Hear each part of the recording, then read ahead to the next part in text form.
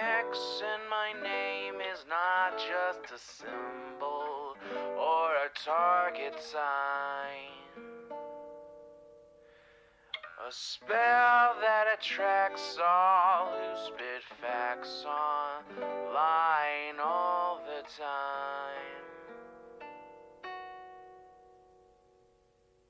Can you see it? All the ones who drag my name every single day. Can you see it? Can you see it? Can you see it? They keep saying you don't have what it takes to carve out your own name underneath the shadows of gods. And I keep waiting for the day disbelievers say I flew way too close to the sun.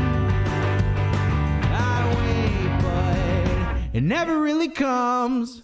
The answer to my name is not just a symbol or a target sign. A spell that attracts all who speak facts online all the time. The answer to my name is not just a symbol or a target sign. A voice that compels all to rebel from all right shackled minds. Why do they just stand there against when they fall from the battles I have overcome?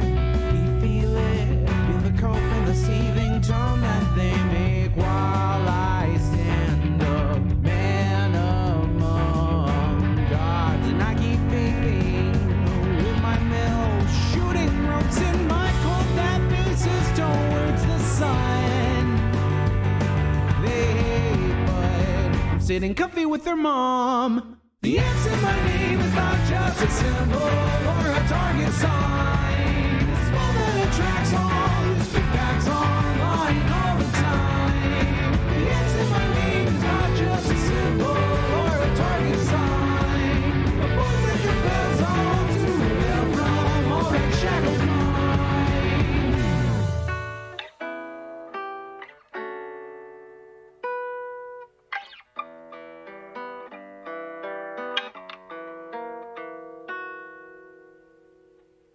The answer to my name is not just a symbol or a target sign. A spell that attracts all who speak facts online all the time. The answer to my name is not just a symbol or a target sign.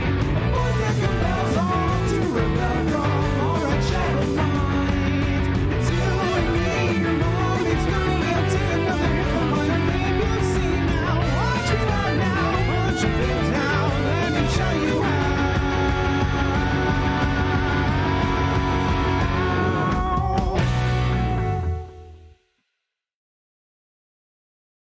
All right.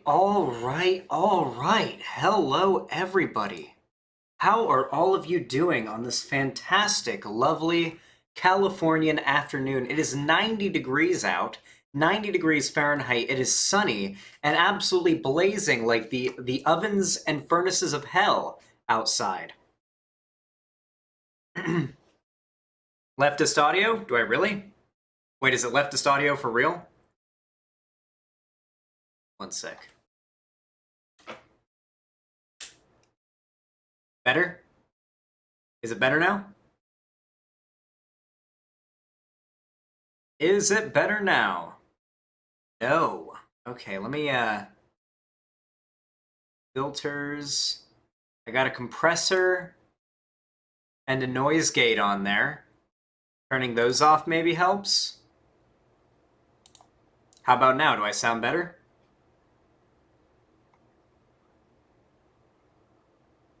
Literal tin can. Oh.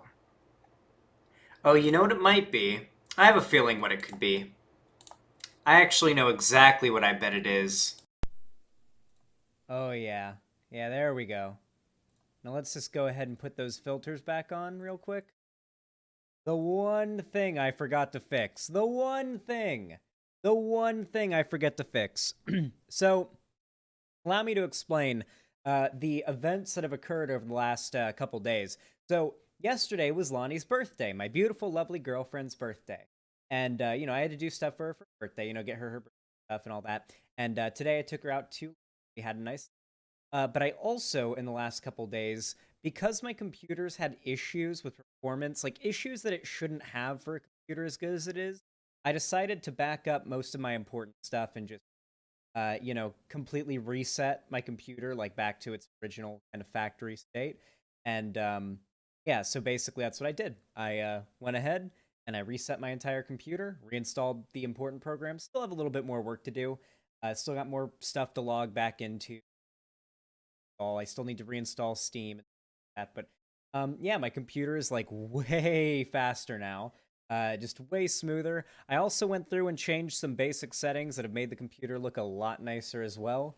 And just overall, Lonnie isn't currently at the computer without shopping right now, but when you're back, which should be like in probably. Mike is cutting in and out. That is.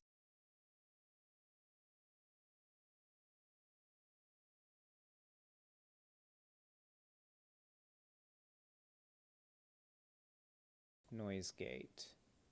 Close. There we go.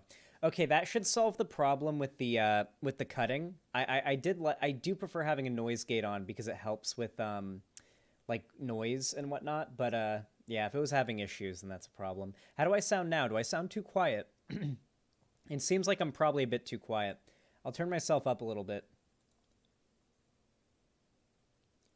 Ratio, attack, release, output, gain. I'll up the output gain just a little bit. How about then? Is that better? Sharp, you sound great. Could be louder. Let's work on that output gain then. Let's up it considerably. Does it update live, I wonder? Yeah, I think it does. Test, test, test, test, test, test, test. Okay, how's this? Is this perfect? How do I sound now? Hey, old man Landre. This is perfect. You guys like it right where it is? Perfect as it is. Okay, good, good, good. Awesome. Clap louder. True. Hey, everybody. Good to see you all here. The Big NB. How are you doing? Saucy Fox, Sheenalt, Crick Chirp, Gold Bond. How are you doing? Crimson Teevil. How are you doing? Old man Landre, of course. Good to see you. Balthazar. Love to see you in chat. Wingo. Hello. How are you all doing? V-Raptor. Bry M15, good to see you. Hey everybody, Coin Dog, Winston C, Puffle Cakes, good to see you. Bitter Pill, how you doing? Adante Asai, love seeing you here. Florin Agox, how you doing? Oh, V-Raptor, thanks for the tier 1 giving us up to Saucy Fox. I really appreciate that. It says, down the path to the Shadow Onesie. Indeed. For those of you guys who somehow don't know, I have a system here on the stream, in which if you guys collectively donate a total of $300 over the course of the stream, as soon as I hit said goal, I will immediately put on a Shadow the Hedgehog onesie that I have and wear it for the whole rest of the stream. Doesn't matter what I'm covering, doesn't matter who I'm debating, doesn't matter how serious, doesn't matter what I'm doing, I will wear the Shadow onesie. There will be no explanation for it if you weren't here to, know why. So when the videos go up on YouTube, they'll be very confusing to some people. New headset? Not a new headset, but me completely like setting my computer back to like its factory status and just going back over everything from the start did have the effect of just there's new options on software that I didn't before. Now my camera looks and runs better. I think it got rid of the flickering issue too, so that's nice. And yeah, I guess we'll find out when I try to record if it got rid of the flickering issue. Truly. Not a new headset though. Not a new headset though. Just the lighting and the camera quality is better. Since I had to see it, so do you. Well, you shouldn't prime it with that, because now I'm not going to click it. The Sonic onesie will immediately teleport to his body. It will. I won't even have to put it on. It just teleports. It forms onto me like Moon Knight, When is the next episode of Moon Knight, by the way? Isn't that supposed to be like tomorrow or the day after? Because I don't want to do a watch party of episode 1 when it's just episode 1. I want to do a watch party of episode 2. Friday is when it comes out? No. Wait, no? No, it's not Friday. Because the first one aired on, like, Wednesday, right? I'm pretty sure it's, like, Wednesday or Thursday, right? When's Moon Knight come out?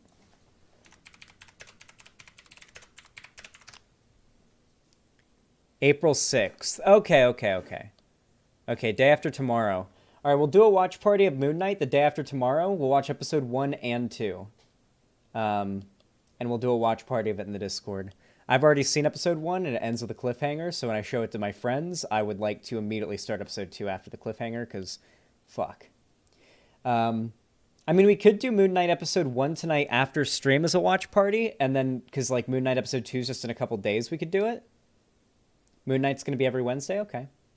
Thank you for the tier 1 sub, though, V-Raptor. I really appreciate that. Of course, if you guys do want to support me, there are a number of ways that you can, including my website, xanderhal.com/live. If you're watching right now and you're on YouTube or Twitch, you may notice the chat that you are talking in isn't the same chat that you see on screen. Isn't that interesting? And the reason for that is because the chat you see on screen is my completely customized website chat. And you can come to my website, make an account. You get a custom name. There's custom emotes. So you can even subscribe, get gifted a sub, all sorts of cool stuff like that. And overall, I just mostly read my website chat. I don't really read Twitch or YouTube chat. So if you want to see if you want me to see your messages, or if you want your messages to be immortalized on the screen forever in the videos, segments, and VODs, then I highly recommend coming to the website and talking here. You can support me on my website, YouTube, Twitch, Streamlabs, Stream Elements, Patreon, and yeah, regardless of how you support me, I really do appreciate it. And if you're watching right now, there are 134 people watching right now across YouTube and Twitch. If you are watching right now, please consider, if you're on YouTube, dropping a like. It takes half a second. It is super simple. You should do it on every YouTuber, every stream, every video that you watch from a content creator you want to support. Liking a content creator that you likes content really supports them more than you realize. Engagement on YouTube is more important than ever. I could go into a long spiel about how important it is, but if you don't have the money to donate to me and you want to support me anyway, please consider liking the stream. It does help out a lot. Really quickly, I'm going to go use the bathroom. I got to go pee really fast, and then we're going to hop right into the content. In the meantime, though, welcome to the stream. Thank you guys for coming. I will be right back.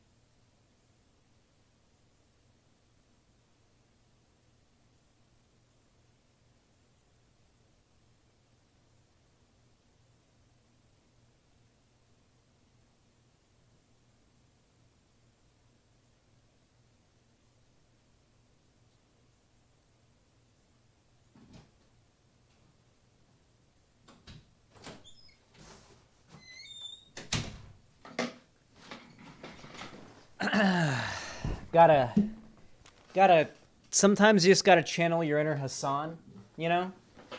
Just get up, leave the stream for a hot minute, let them see the chair, let them suck on the chair, let them lick the chair, let them fuck the chair, let them fuck the chair.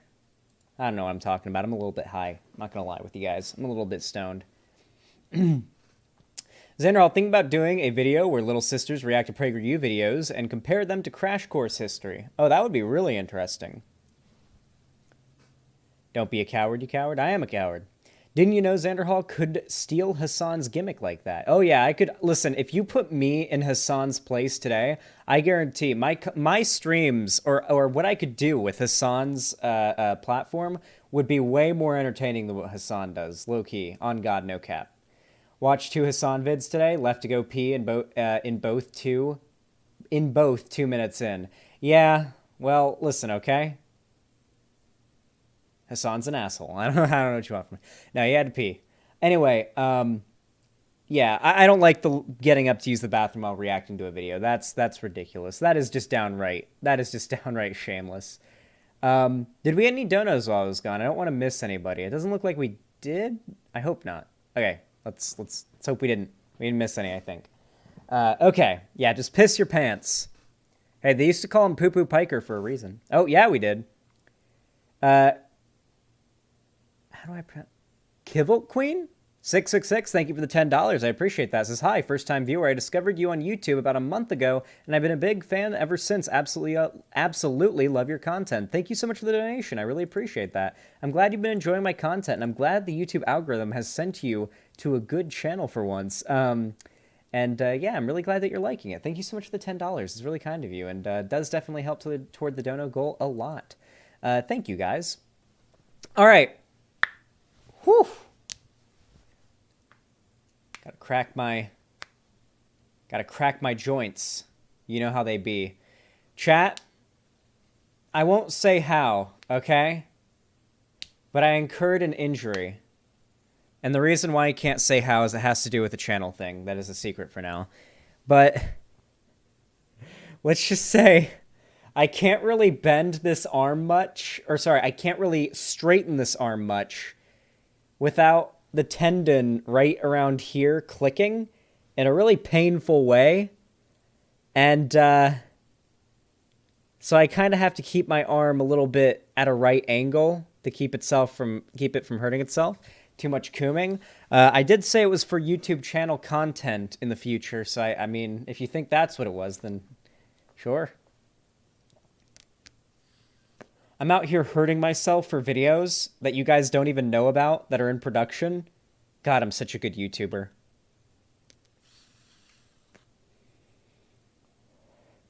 Will you click a link if I give you money? Oh, I'll do anything for money. Were you going to post nut videos? Yeah, maybe. That's what you want to say it was. The Xanderhal sex tape? Yep, right on YouTube. He was training for the upcoming boxing match with another debate pro. Honestly, not the furthest off suggestion in chat. Not correct, but not the furthest off. Xanderhal beats up Ben Shapiro. Not clickbait. Is there a white... Okay, yeah, the white noise problem is the lack of the noise gate. If you want, I can try to re-add the noise gate again and see if it causes an issue, but... All right, how about now? I'm not cutting out too much, am I? That should solve the white noise problem. It just might cause some cutting issues.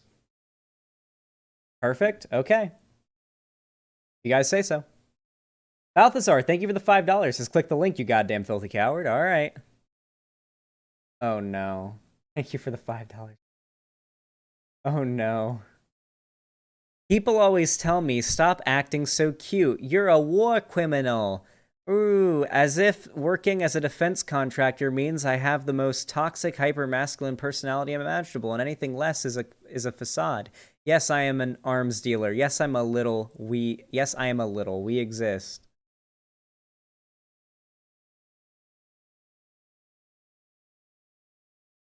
Is this that, is T's that 4chan trans board, right? The one that's like super edgy. Read the comments. There's no ethical consumption under capitalism, so Yeah, like nothing is ethical under capitalism, so if you didn't do it, someone else would, so there's no point if you like not having a job.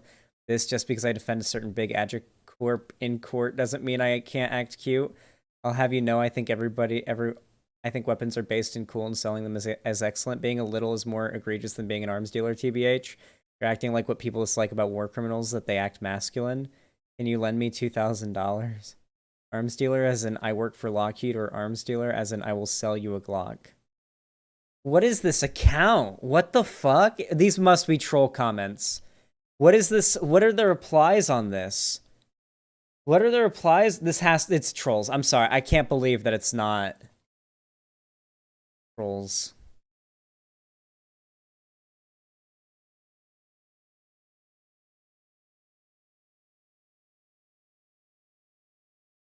You know how I announced this stream on Twitter chat? I tweeted, what if every human on Earth pissed on the sun at once? And then just a link to the stream.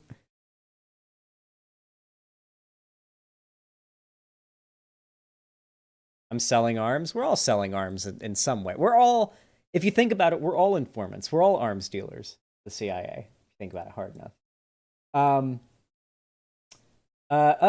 Killed Queen 666. Thank you for the Prime sub over on Twitch. I really appreciate that. I didn't even notice that I was getting stuff on Twitch because I'd covered up my Twitch chat. Thank you. And Tatty041, thank you for the tier 1 gift sub to Owie Rux. Thank you. I really appreciate that. Very kind of you, my friend. Baby Lungs, thank you for the 420. I appreciate that. The $4.20, as they say. Appreciate that a lot. What did that say? Let me check that on. Let me give that a peeper McGeeper really fast. Take this, IDK, what to say? Fuck you. Thank you, Baby Lungs, they, them. I appreciate that. Let me go ahead and take a fat hit to prove I don't, in fact, have baby lungs. I don't. I don't have baby lungs. That's a lie. I don't have those. Baby lungs are a lie. And I don't have baby lungs. Anyone who says I have baby lungs is lying. I have big, masculine, strong, beefy, erect lungs. I'll have you all know. Fully erect lungs. Are you 1,000,000 years old? What is a peeper McGeeper? I don't know. I just say weird shit when I'm high. What do you want from me? Do you guys think you come here for, like, intelligent words? Okay? I come here and I say whatever the fuck I feel like, okay? Now, it just so happens that 99.9% of the time, the random shit I say happens to be correct, okay? I'm never actually putting any thought behind anything I say. I just luck out and keep saying correct things. It's actually a habit of mine.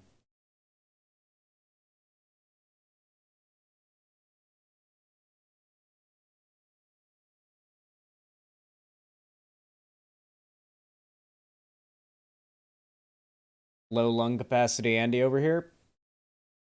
Don't think so.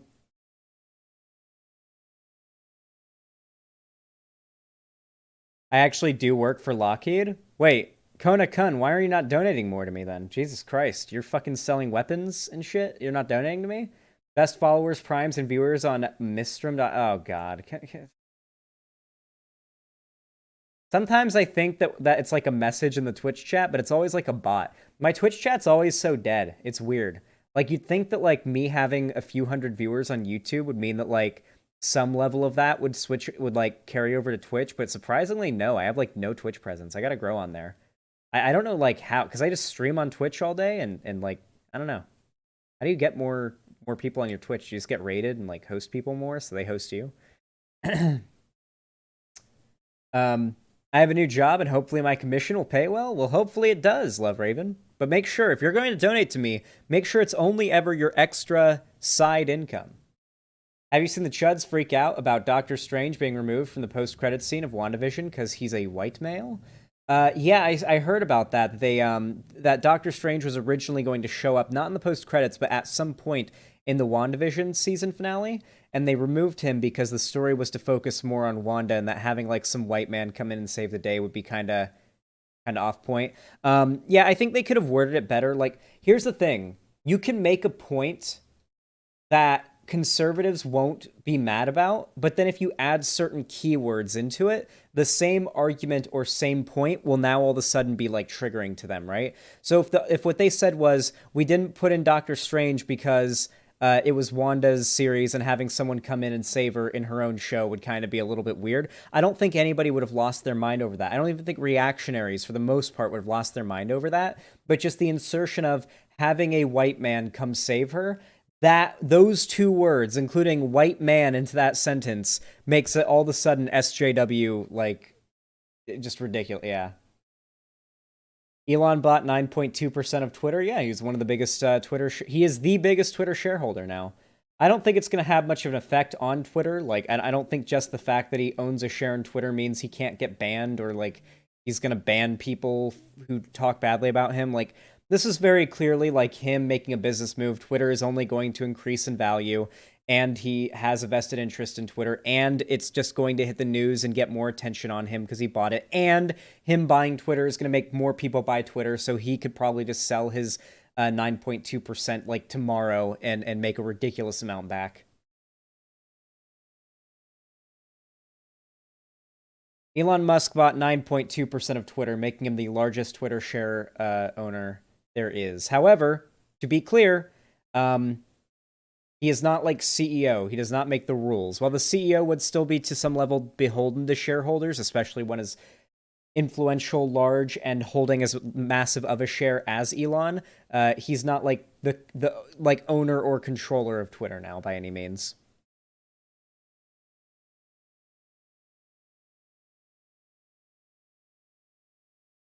You need 50.1% to have absolute immunity. Yeah, Elon Musk is far from being able to have like immunity on the platform by any means. I don't even think that's what he's going for. If anything, this is probably him doing a pump and dump. Elon Musk does pump and dump schemes. Like he does them. He just does them with crypto, and when he does them with stock, he does them like kind of tongue in cheek, you know? And it is against the law. He did it with Dogecoin. There's no doubt in my mind that every time he tweeted Dogecoin and had people go in and buy it, he didn't just buy a bunch of Dogecoin 5 minutes prior and then sell it as soon as it, spiked. That is legal to do. Even though it is market manipulation of crypto, it's legal to do because our laws haven't caught up with the laws of like crypto. Our laws that we have set in place for the stock market haven't caught up to crypto, even though crypto right now functions for most people essentially the same as trading stock, which is quite the problem. Speaking of crypto and stock, we'll be getting into that in a little bit later into the video. Ban crypto? I disagree. I don't think we should ban crypto. I think that would be a terrible idea. I think that'd be very stupid. I don't like the idea of banning crypto. Oh yeah, isn't Grimes like Elon Musk's ex-wife hanging out with Hassan Piker now? God, what fucking reality do we live in? This is like is this like one of the offshoot like garbage realities that isn't on the main timeline? Because I feel like we diverged from the main timeline a while ago. Because there's no way this is the prime timeline. Okay, there's no way that we exist on Earth 1 when shit like this is happening. Xanderhal Grimes is dating Chelsea Manning as well? Yeah.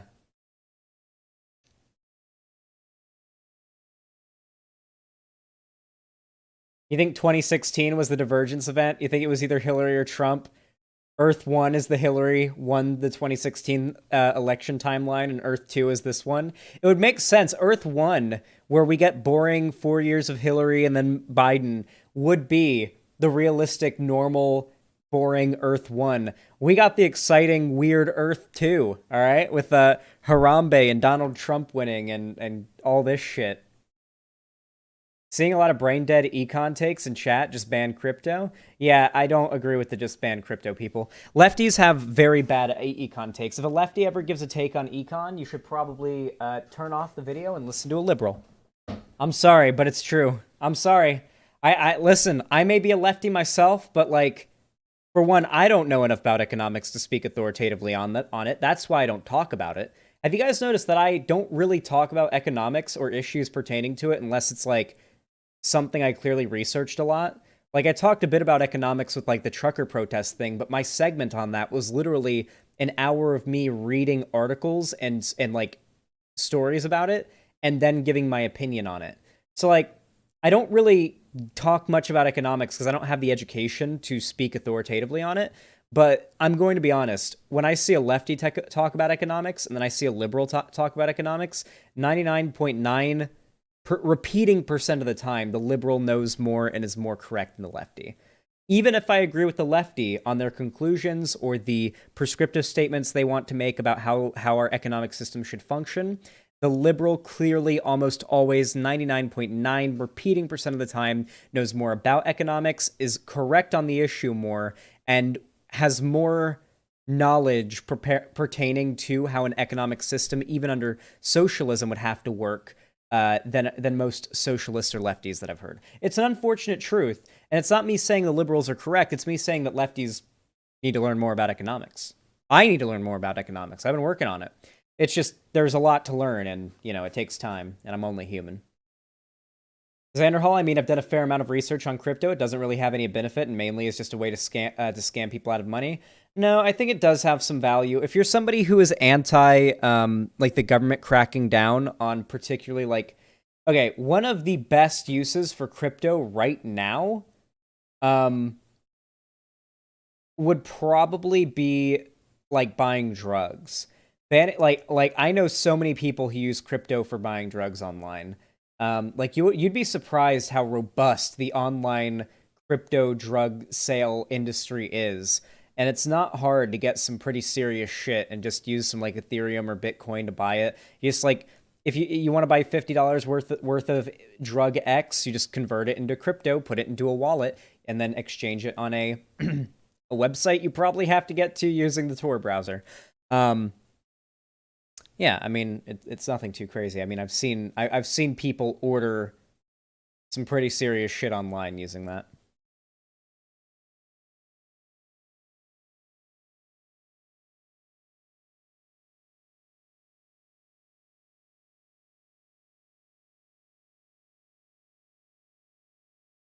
But drug bad? Yeah, but drug enforcement bad more. Drug bad, but drug enforcement more bad, I would argue. Crypto to buy HRT because waiting lists suck. Yeah, that's a thing too. I'm sure that could be a thing. Yeah, I don't know. Don't forget Bitcoin assassins. Oh yeah, you can pay assassins on Bitcoin with Bitcoin, yeah. I wonder how like real of a thing that is. I wonder if I really wanted to right now, like if I could find a real assassin online that I could like it can't be easy to just go find an assassin to hire, right? There's no way it could be like simple. Using crypto to buy my Estradol sounds like a pretty cool future. Yeah, it does sound cool. Okay. Listen up, everybody.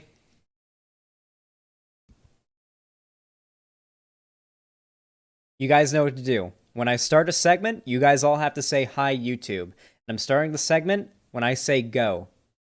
Starting in 3, 2, 1, go. So, I talk pretty often about how the right likes to project a lot of beliefs, behaviors, systems, ideas, etc. onto the left when it's truly what they believe. And the things that the right most virulently accuses the left of with no evidence or prompting whatsoever tend to just be projection. This has happened a lot when it comes to like the right accusing the left of being like in favor of grooming kids and pedophilia, when it turns out the right are the ones that have fought tooth and nail to preserve child marriage in this country. And you constantly hear stories about how anti-LGBT school PTA dad who railed against LGBT books grooming their children, turns out he raped 4 little girls. Like, that was a story we covered recently. Stuff like that happens very often. And one of the most common right-wing talking points is that the left is trying to radicalize the children into Antifa or whatever. Oh, hey, Chris Reagan, thank you for the raid. I really appreciate that. Thank you. Hey, everybody over in Twitch chat, welcome. Hopefully you enjoy your stay here. I see all of the Tom Sweeney emotes. I like them. Anyway, the very common right-wing talking point is that the left wants to indoctrinate children into the Homo Globo agenda, whatever it is. Homo Globo? Did I say it right? Globalists, lizard men, whatever the crazy ideas they have are, you guys know the ones. Hey, thank you for the Prime sub, a seal punter. I appreciate that. Yeah, anyway, they've got crazy conspiracies about how the left wants to indoctrinate children. Now, I won't lie. The left does advocate for certain ideas the right calls indoctrination to be taught in schools. For example, I and many other people on the left do actively call for things like sexuality to be like a basic idea that's taught at some level of schooling, right? Like, if you're old enough to start having crushes, you should probably know what sexuality is to a degree. Like if you're old enough to have a crush on Sally in the desk next to you, and Timmy is old enough to have a crush on Billy on the desk next to him. I feel like at that point, knowing that some boys like boys, some girls like girls is probably okay. Stuff like that. Now, of course, the right is very against that and believes that teaching kids about this or even entertaining the idea that LGBT people exist in classrooms is propaganda. And, that's very ironic and very funny, considering the right have been pushing propaganda on young people for a very, very long time. From trying to push the idea that video games cause violence and trying to ban them, to trying to ban the teaching of evolution in schools. Just crazy shit. Over long, long periods of time, this is nothing new.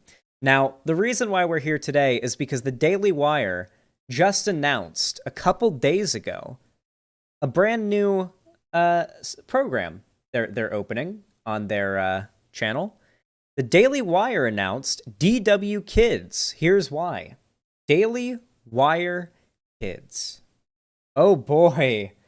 If you guys didn't think that PragerU and their kids show that they made for propagandizing right-wing opinions to kids wasn't enough, now we've got the Daily Wire doing it. Oh boy. Yeah. All right. There's not much I can say going into this. Let's just start it. As we've been talking about, the employees at Disney are apparently ready to indoctrinate your kids in queer theory and wokeness and sexual indoctrination. This is what they are ready to do. I don't say this because I'm attributing motive to them. I say this because they said it. I like how the argument is, oh yes, the left wants to teach that gay people exist in school, and they're wrong for that. So now we're going to make our own propaganda, and it's okay because the left did it first. By our crazy, deranged viewpoint. It is really funny, though. Their talking point is that the left is indoctrinating kids, and that is bad. So their response is, we are going to counter-indoctrinate kids. Because, of course, they're the correct ones. There was an all-hands meeting over at Disney in which multiple employees talked about spooning a bunch of left-wing sexual values into children's programming. They said, in fact, that this was their goal. They talked about how when you go to Disneyland, from now on, we have to be very, very careful that you don't label little girls princesses because they might be insulted. They might, in fact, be princes. You can no longer say. I don't know why is he melting? Why is he mad about this? What, like, I legitimately want to know if you are a Ben Shapiro fan and you're watching, and this is something that upsets you, the idea that, like, employees at Disneyland were instructed not to refer to little girls as princesses. For one, they shouldn't be doing that because it's creepy as fuck. And if I saw a grown man in a fucking goofy costume call my daughter a princess, let's just say I would be banned from Disney World for the rest of my life. Okay, so there's that. Let's just get that off the table for starters. Second, why is this something worth being upset about? Legitimately, why is this something to be upset about? I feel like Ben Shapiro should be more. Yeah, I feel like Ben Shapiro should be more upset about the internet memeing on his sister's boobs than this. You know, there's so many more pressing matters in the world to be concerned about, such as AOC feet pics, and I know that's what Ben's looking for. Ben Shapiro has two things in his mind: his sister's milkers and AOC's feet, and one little bit in the back for facts and logic. Say things like ladies and gentlemen, boys and girls. Not only that, they say that they want to make this according to the corporate president of Disney, who has 2 queer children. She says 1 pansexual child.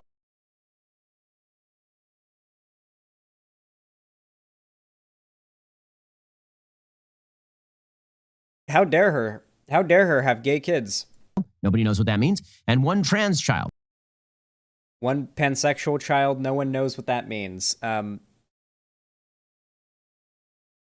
Pansexual means that you aren't attracted to any particular gender. You're attracted to anybody. That's what pansexual means. You're not attracted to any particular gender identity, or gender presentation. Simple as that. Very simple definition. I feel like I didn't even have to Google it. I just right off the top of my head, right off the tip of my tongue, 1 sentence definition. Very simple. You know, maybe if you're watching propaganda from a multi-million-dollar organization, actually, they said they were investing $100 million in this Daily Wire Kids thing, I think they said. So if they're investing $100 million into a children's program, a children's propaganda program, if that's really true. And this could be a multi-billion-dollar company, the Daily Wire, for all we know. The fact that such a well-funded, high-production value, claiming to be well-researched program can't even define a sexuality, which I feel like, listen, even if you don't believe pansexual is real, even if you're not on board with being like LGBT and stuff like that, I feel like I do put like a decent amount of effort into understanding right-wing arguments, right? I have to, because it's my job. Like, me talking about conservatives, I could tell you what conservatives believe. Like, I can tell you what their ideas are. I can tell you their values. I can tell you different types of conservatives, different types of right-wingers. Like, I feel like I put a lot of work into understanding my opposition. Ben Shapiro is demonstrating here he doesn't even put in the bare minimum of work into understanding his opposition, and that he doesn't even put in the work of understanding the definition of the sexualities the left claim to exist that he doesn't think exists. Don't you think that to claim something doesn't exist or to claim something is insane or ridiculous, you ought to know the definition of it at least? To have done enough research at least, to know that it's bullshit. Don't you think you ought to know what it is? Ty Green, thank you for the $10 super chat, says, is anyone feeling like the attacks on LGBT have been a lot more vicious and relentless lately? Yes. I know the right doesn't like it, but it feels a lot more severe lately. Dude. It's 2022, but it feels like 1922. No, Ty Green, you're completely correct. The online right, at least, and overall, the whole of the right has been getting particularly more vicious against the LGBT community because they recognize this as one of their last few chances to push some severely anti-LGBT legislation before society becomes too overwhelmingly pro or at least accepting of LGBT people for them to have that opportunity anymore. So obviously we've got the Don't Say Gay bill, we've got the constant bans on trans students participating in sports, we've got the documentary from Matt Walsh and his year of anti-transness, and then this whole thing, and then just the constant, right-wing torrent of anti-trans content online, the TERF stuff getting really prominent with like even Dave Chappelle coming out and being like, I'm Team TERF, I'm pro J.K. Rowling.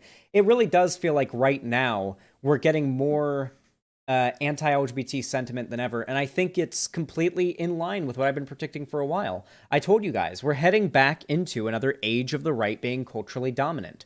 Not only are they going to be culturally dominant, but they're going to be politically dominant. They're going to they're going to sweep the midterms. They're going to push a lot of very bad policy. They're going to have a lot of the prominence online in the foreseeable future, and it's going to be very similar to the era of 2014 to 2016 or 2017. I've been predicting this for a while, and yeah, I mean, this isn't of any surprise to me. This is not surprising me. The winds have been blowing in this direction for over a year now. I've been saying it. I've been saying it. Xanderhal, culture war shit makes single issue voters. You can pass whatever you want as long as you're anti-gay. That's what I'm saying, All Might. I feel like a lot of people, especially in the online left, don't really realize how many people. Okay. There are a lot of Americans who vote that are not online. I'd say the percentage of Democratic voters, I'd say the vast majority of Democrat voters are not online. They just aren't. Because they're mostly older. They're mostly older, I think. Like the older, like boomer Democrats just aren't on the internet. They aren't out there putting out left-wing memes. Most left-wing memes are coming from like young Zoomer progressives, right? But like on the right, it feels like the boomers are way more online than the lefty boomers are, right? Right-wing boomers are super duper online. And I think that has a lot to do with the issue. I think that the fact there's so many right-wing boomers on the internet means that they can come out and create things like the Daily Wire, but there is no left-wing. There's no left-wing the Daily Wire. The closest thing to the left-wing Daily Wire you can get is John Oliver, and he's a syndicated mainstream broadcast station network show that just uploads clips to YouTube. There's no left-wing Daily Wire. Maybe TYT, I guess, but like this video alone has 136K views. TYT and Sam Cedar get like 2 or 3K views per video and have consistently like for over a decade. The right has always had more of a dominant position online, or at least it definitely does at the moment. Which seems to be kind of a coincidence. I mean, it's amazing, all of the genetic variation in one family there. But this Disney corporate president said that she wants 50% of. Did he say really interesting, like genetic variation there? Dude, I love when conservatives, like, they'll, like, hint, nudge, nudge at something, but they're too much of a pussy to outright say it. What Ben Shapiro was pointing at there is the fact that it seemingly would be statistically unlikely to have a child who is trans and a child who is pansexual, two queer children, if, like, the parent wasn't pushing it onto them, which is what Ben Shapiro is, like, wink, wink, nudge, nudge saying here. But if Ben Shapiro outright says that, he's basically accusing, like, a large public figure of child abuse, and he can be sued for that, so he's not saying it. Because people like Ben Shapiro are cowards, and all they care about is making money. They don't care about actually saying what they believe. Of all characters at Disney to be LGBTQIA plus minus divided by sign, fractional sign. Just check, TYT is getting around 20k to 170k views per vid. Okay, TYT seems to do pretty well, but I know Sam Cedar, like what's Sam Cedar's show? The Majority Report. I know the Majority Report does not do as well as I thought it did. Like, I remember clicking on Majority Report a couple days ago and being like 1, 2, 3, 4, 5k views, like not much over 10k views unless it was something big. And I mean, they upload like 10 times a day, so it doesn't matter, but like, yeah. TYT gets ratioed regularly? Yeah. A lot of most of TYT's viewers, I would guess, are like a fairly substantial amount of TYT's viewers are hate watchers. Like, I've never seen a TYT video with a positive ratio. I've never watched a TYT video with a positive ratio. Every high view TYT video has a more dislikes than likes. Percentage sign. She wants half of the characters to be that or people of color. Half. Okay, because the idea is that your child must learn their values. Must learn their values. And this sheds a new light on the opposition that we have seen from the left. So, the way that the left talks about this and the way the right talks about this is so demonstrably different, and I think it points out the dissimilarity between the right and the left. When the left advocates for certain things to be taught in school, it's because it's backed up by science and data, and that we don't think that political positions or political ideas or political arguments should get in the way of the truth being taught. And unfortunately, the reality of the truth and the data does all point to the left having, the right position on the vast majority of issues, especially when it comes to LGBT stuff. The right does not have that privilege. The right does not have the privilege of being correct on this issue. They have to lie and, spread propaganda and burn books and destroy research and ban certain stories and ban information, ban speech. They have to ban things and censor people to make sure that their ideas continue to stay popular among the children. Because the children are the only way that they can keep their ideas around. Naturally, they have to propagandize to them. We simply want to make the data and the research available to them. There's nothing about being taught something in schools that forces a child to believe something.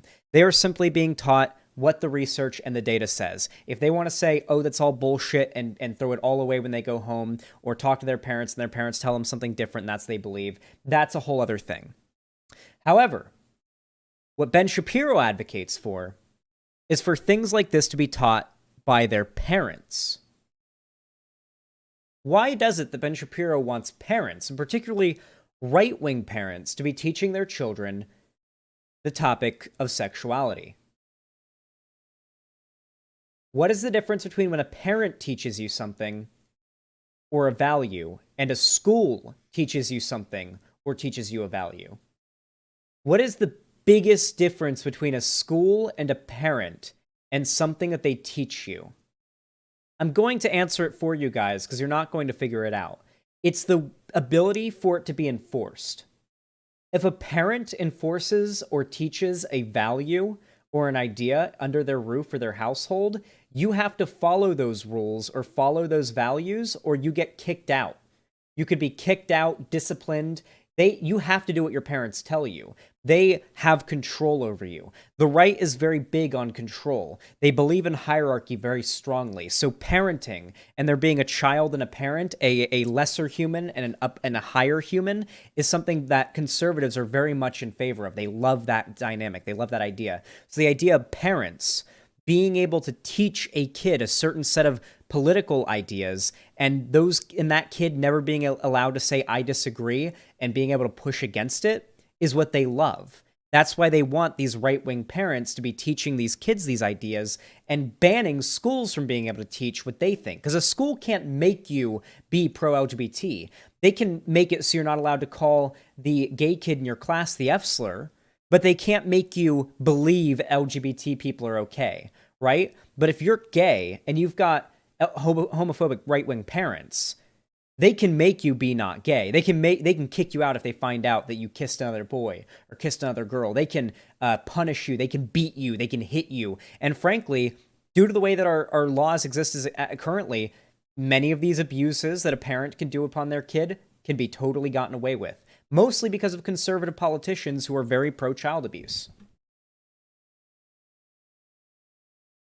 Oh, you'll notice, by the way, I feel like I should throw this in as well, because it's a good thing to tack onto this argument. Notice how conservatives, the only type of abuse conservatives ever call out is grooming.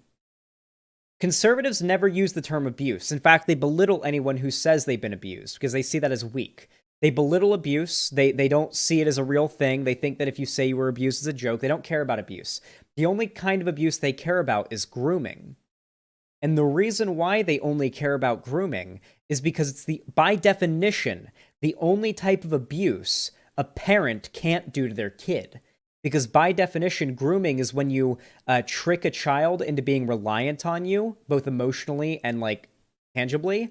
But children are already emotionally and tangibly reliant on their parents, so no grooming can take place. That's why the only type of abuse conservatives will acknowledge is grooming, because it can purely be used as an accusation for political clout, but they can never acknowledge abuse when it's happening to children, because they want parents to be able to abuse their children, because they view that level of hierarchy as one of the most pure representations of their political ideology.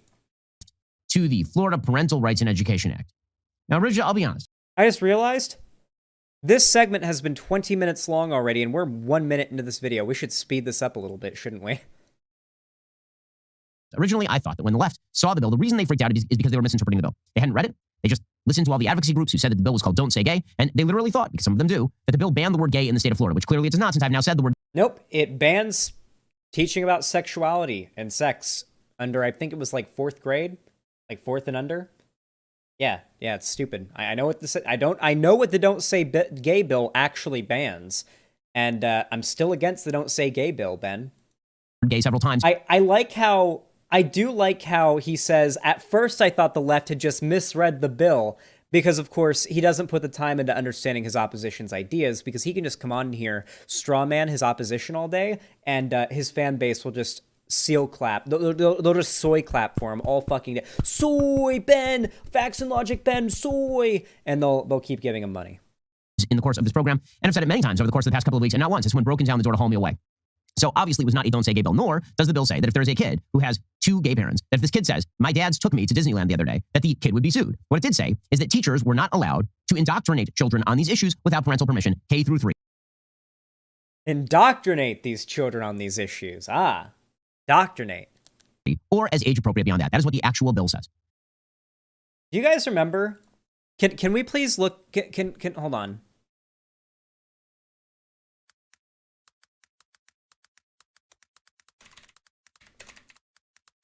I feel like we need to take a step back in time here. Oh, here's an article. Here's an article from The Atlantic from just last year. Perfect. The conservative war on education that failed. A full century ago, the most effective school ban campaign in American history set the pattern. Noise, fury, rancor, and fear, but not much change in what schools really teach. In the recent governor's race in Virginia, Glenn Youngkin scored a huge upset win days after promising to ban critical race theory from Virginia schools. Youngkin is hardly the first Republican calling for school ban. Oh yeah, we forgot about critical race theory. School bans. In Texas, Representative Matt Krause sent a letter to school administrators about books in their district. Did they have Ta-Nehisi Coates in their shelves? Isabel Wilkerson's cast.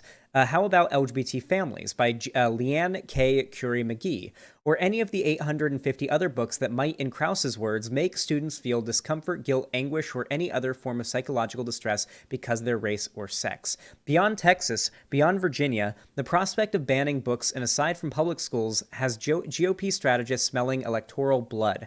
House Minority Leader Kevin McCarthy vowed to turn school bans into a winning issue for Republicans in 2022, sketching a parental bill of rights to protect kids from troubling ideas about race and sex. So yeah, this was basically like the source of why they're pushing so hard.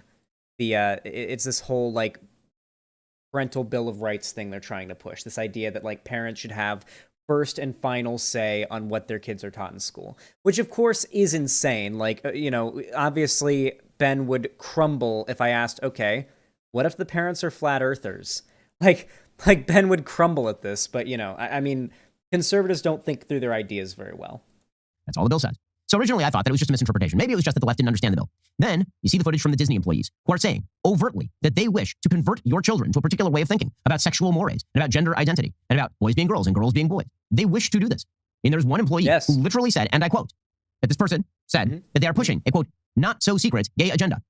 Or not at all secret gay agenda. This is what the person said. It's not my words. That's their word. Yes, because we're correct and there's nothing to hide. It's not really like a secret evil agenda if it's just correct, right? Like if we're pushing the anti-mutilating yourself with rusty fish hooks campaign. I find that like if we're pushing that idea that it's probably bad to mutilate yourself with rusty fish hooks, is it really like an evil agenda worth keeping secret? Hello, chat. Just finished the new Knowing Better video. Has Zan gone over it yet? I have not. It would be conspiracy theory if I said it. If they say it openly to each other on tape, that's no longer a conspiracy theory. It's just the thing that they are saying out loud. And so you have to... Yes, because you're saying that there is a globo-homo agenda trying to groom our children into whatever the fuck. All we're saying is that children should be taught the reality of what the current data suggests sex and gender is, and how sex and sexuality works.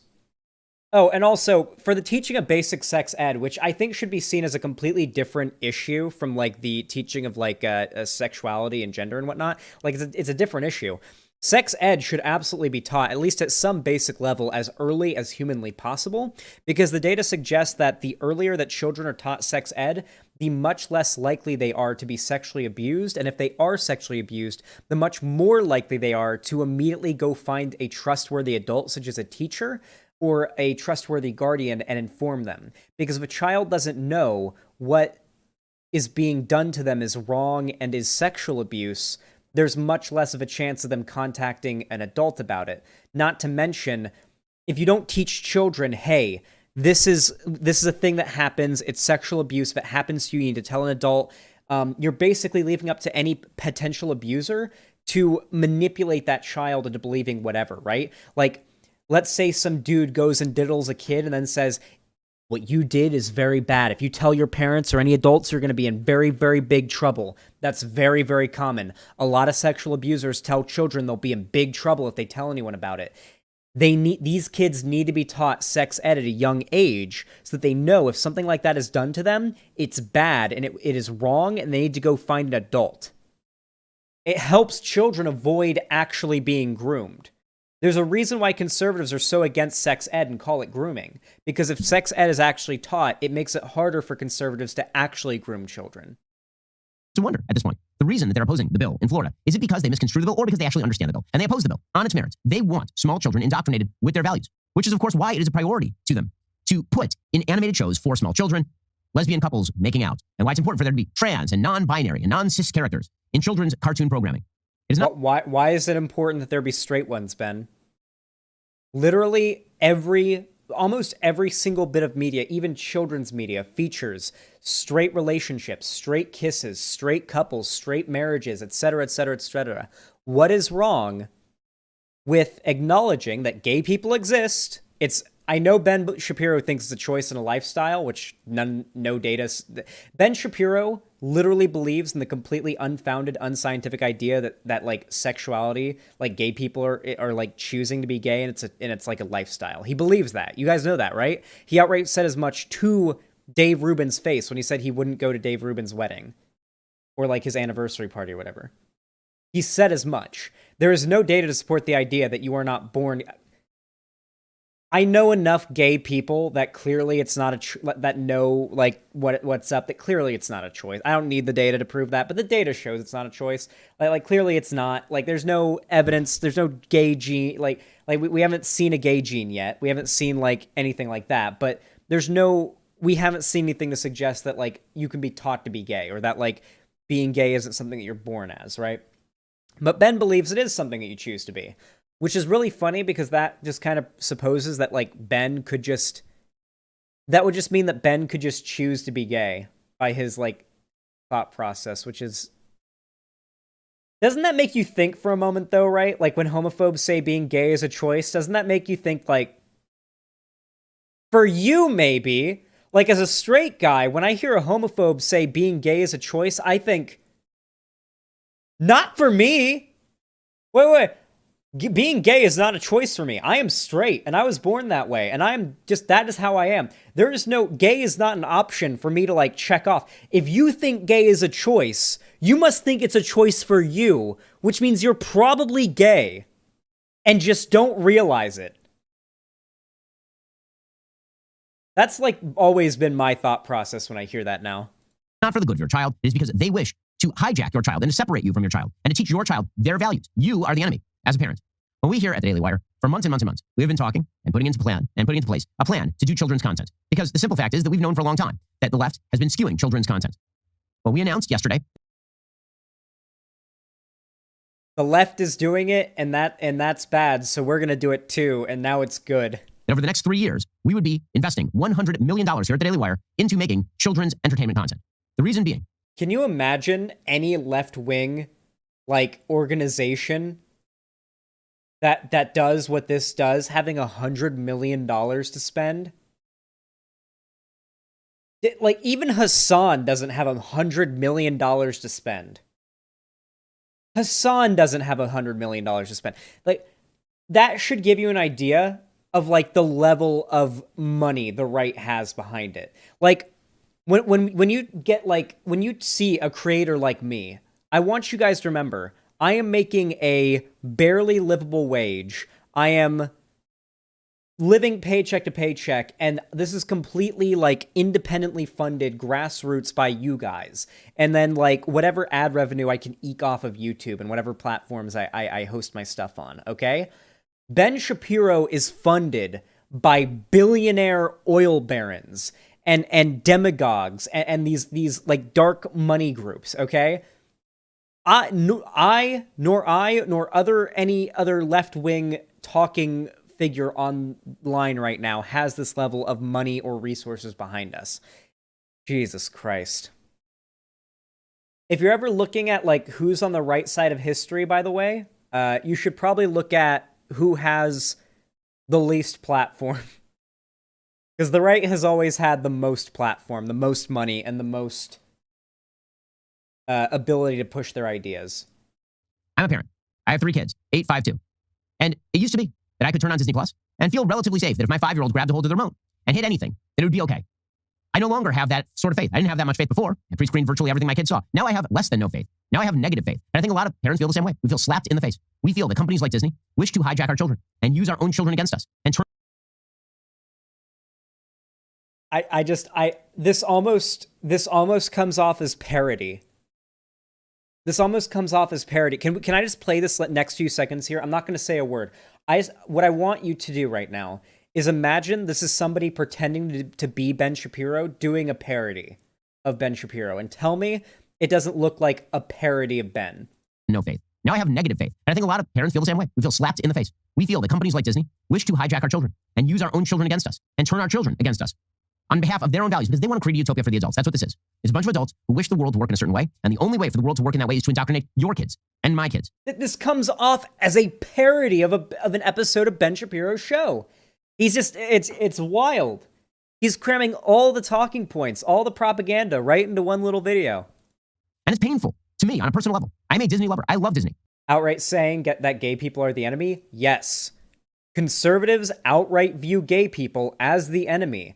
Even if you are a gay conservative and you are on their side, Ben Shapiro said to Dave Rubin's face, I would not go to your wedding. I would not support your marriage. I see your marriage as sinful. I grew up watching Disney movies. My sisters and I, we didn't grow up in a particularly rich family. We grew up in a 2-bedroom home in Burbank, California. Until I was about 11 years old, I shared a bedroom with 3 of my siblings. And all 3 of my siblings and I, when it was time to go to bed at night. Cringy Leftist, thanks for the $5. Says, here's some fan art. Also, can you react to this YouTube channel? Let me check out the fan art really quick.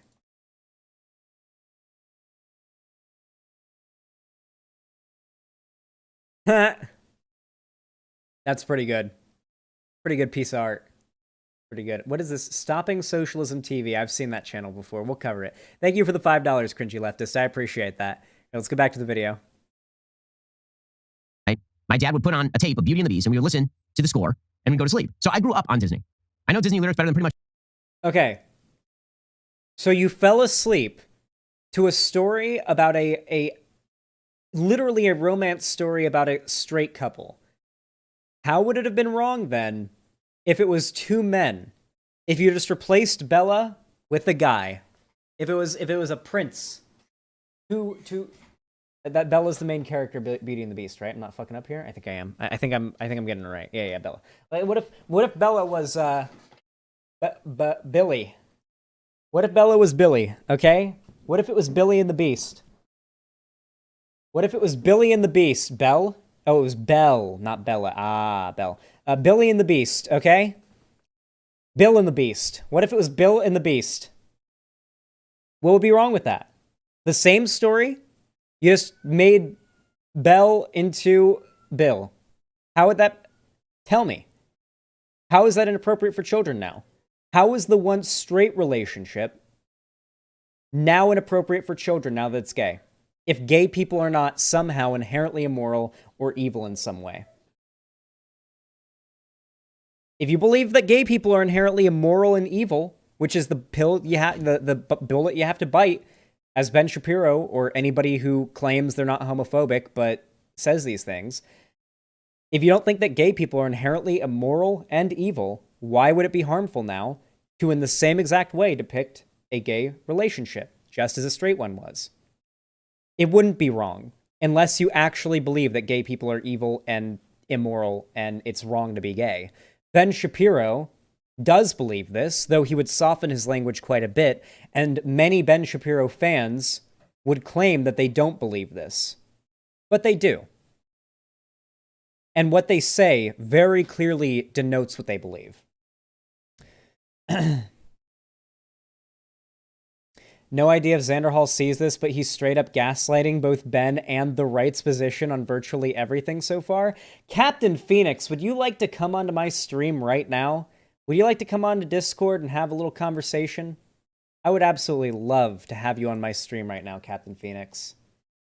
I would love for you to tell me how I'm gaslighting Ben and the online right now. Please, join my Discord. 5 minutes. Go ahead and join the voice chat in my Discord called Q. Q-U-E-U-E. I will be waiting, my friend. Anyone else I know. We were Disney annual pass holders in California. It makes me incredibly sad that Disney has decided Buzz, thanks for the Prime sub over on Twitch. Appreciate that, homie. to cave to the woke. And not just cave to the woke, to echo the woke, to become a woke machine.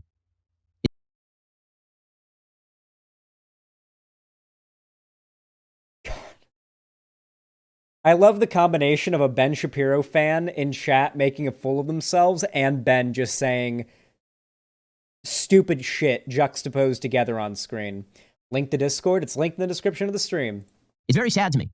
But just because I'm sad about it doesn't mean that we have any other option other than to build. Because we can sit here and we can moan about this. We can complain about it. We can say that it's really bad. Oh no. He said bitch. Oh no. that Disney is doing this, and of course it's really bad that Disney's doing this. In fact, it's perverse that Disney is doing this. It's perverse that Disney wants to leverage its own values on sex into its programming to 5, 6, 7, 8-year-old. Its own values on sex? What do you mean values on sex? What do you mean values on sex? What? What does it have to do with sex? Being gay doesn't have anything inherently to do with sex. You don't have to have sex with somebody just because you're attracted to them and you're gay. Do you think that, like, stories about straight couples, do you think that those are about sex? Of course not. It's only about sex if it's about gay people. And the reason for that is because conservatives view sex as, or sorry, not sex, but conservatives view gay people or LGBT people in general as being degenerates who are taking part in a sexual deviance of sorts. And so when they see a gay couple being depicted in media, what they actually see is some sort of like degenerate like kink display. Not like, oh, some people are gay, some people are straight. And it's because they don't see gay people as just a way that a human can be. They see it as like a degenerate, like mental illness, a negative quality that one has. Because they're homophobic. All right. Kids. That is screwed up in every possible way. We can complain about it, or we can build an alternative. So we here at the Daily Wire, we are dedicating $100 million over the next 3 years to making children's programming so that you have a space where if you give your kid the remote, you're not going to have to worry that we're going to crap on your values because we reflect your values. We like your values. Yes. Oh my God, he's not even like it's not even like he's not even like apologetic about it. It's like, we like your values. Yes, teach your kids exactly what we want you to teach them. Yes, never let. It's like they're hugging them and like stroking their hair. Never expose them to any wrong think. Your children must only think as you do. Only your conservative values can be exposed to them.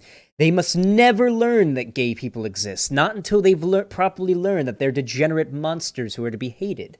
Because if they learn that gay people exist before that, they might find out that they're just normal people trying to live their lives, and we can't have that, can we? No, we can't have that. So that you have a space where if you give your kid the remote, you're not going to have to worry that we're going to crap on your values because we reflect your values. We like your values. We don't think that you as a parent need to be undermined. We think that you as a parent need to be reinforced. We think traditional values are good. We think that kids' innocence should be preserved. They're not little widgets. They are not sexual beings in waiting. They are children whose innocence needs to be maintained, needs to be protected. That is why this is not just a monetary play, although we think. I should point out, by the way, conservatives view children not as people, but as a resource. Children, to the right, are a resource to indoctrinate. More indoctrinated children in the future equals more indoctrinated right-wing people, more right-wing voters, and more, as George Carlin said, dead fucking soldiers to die in, our endless wars and what have you. Now, the right doesn't view kids as people, of course. They view children as property and as a resource to be owned by their parents and a resource to be propagandized to, because that resource can be, over time, almost like an investment turned into right-wing votes in the future. That is how they view children, as an investment, as a resource or a property they're investing in, not as people. That Disney has now opened up a market because the woker the left gets, the more markets they open up for people who are willing to compete. But this is not just a monetary play for us. It is a monetary play because we believe in capitalism, but it is more than that. It's an ideological play. We think that you, people like you, parents who are listening to this program, that you are not willing to risk your kids and their future and the way that they think about the most important issues in life simply because Disney has a license to use Star Wars. We don't think that that is who you are as parents. And so we are going to produce an alternative. It's not just enough to say that people should not consume Disney product because, listen. The Captain Phoenix guys in the Discord? Yes, let's go. How are you, my friend? Hello. You there, homie? Hello?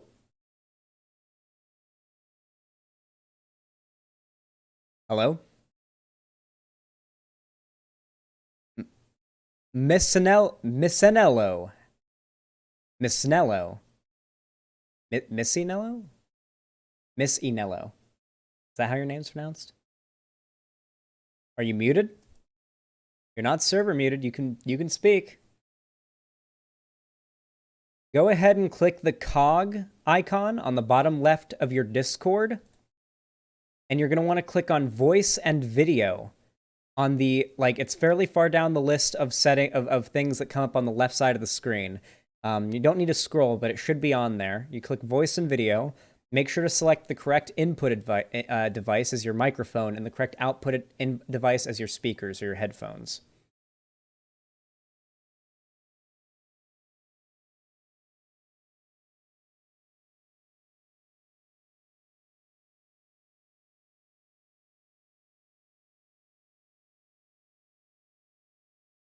Saw that, a pillow. I'm excited for your new video.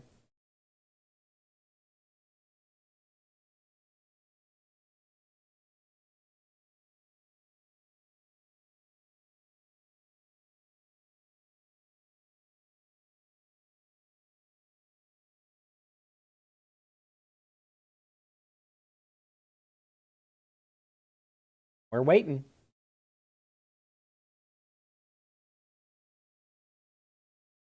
Hey T, what's up? We're about to do a debate. And they left the call. I'll have to pull them back in if they rejoin queue. Editing right now. Afterwards, I got to incorporate other lines. Oh, it's always the worst when you realize you left some lines out during editing and have to either add something on screen or, like, edit back. All right, I added them back to the call. Let's see. Hello?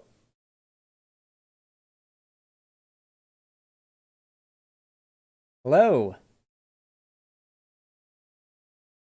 Do you try the little cog icon on the bottom left of your Discord? Go to video, voice and video.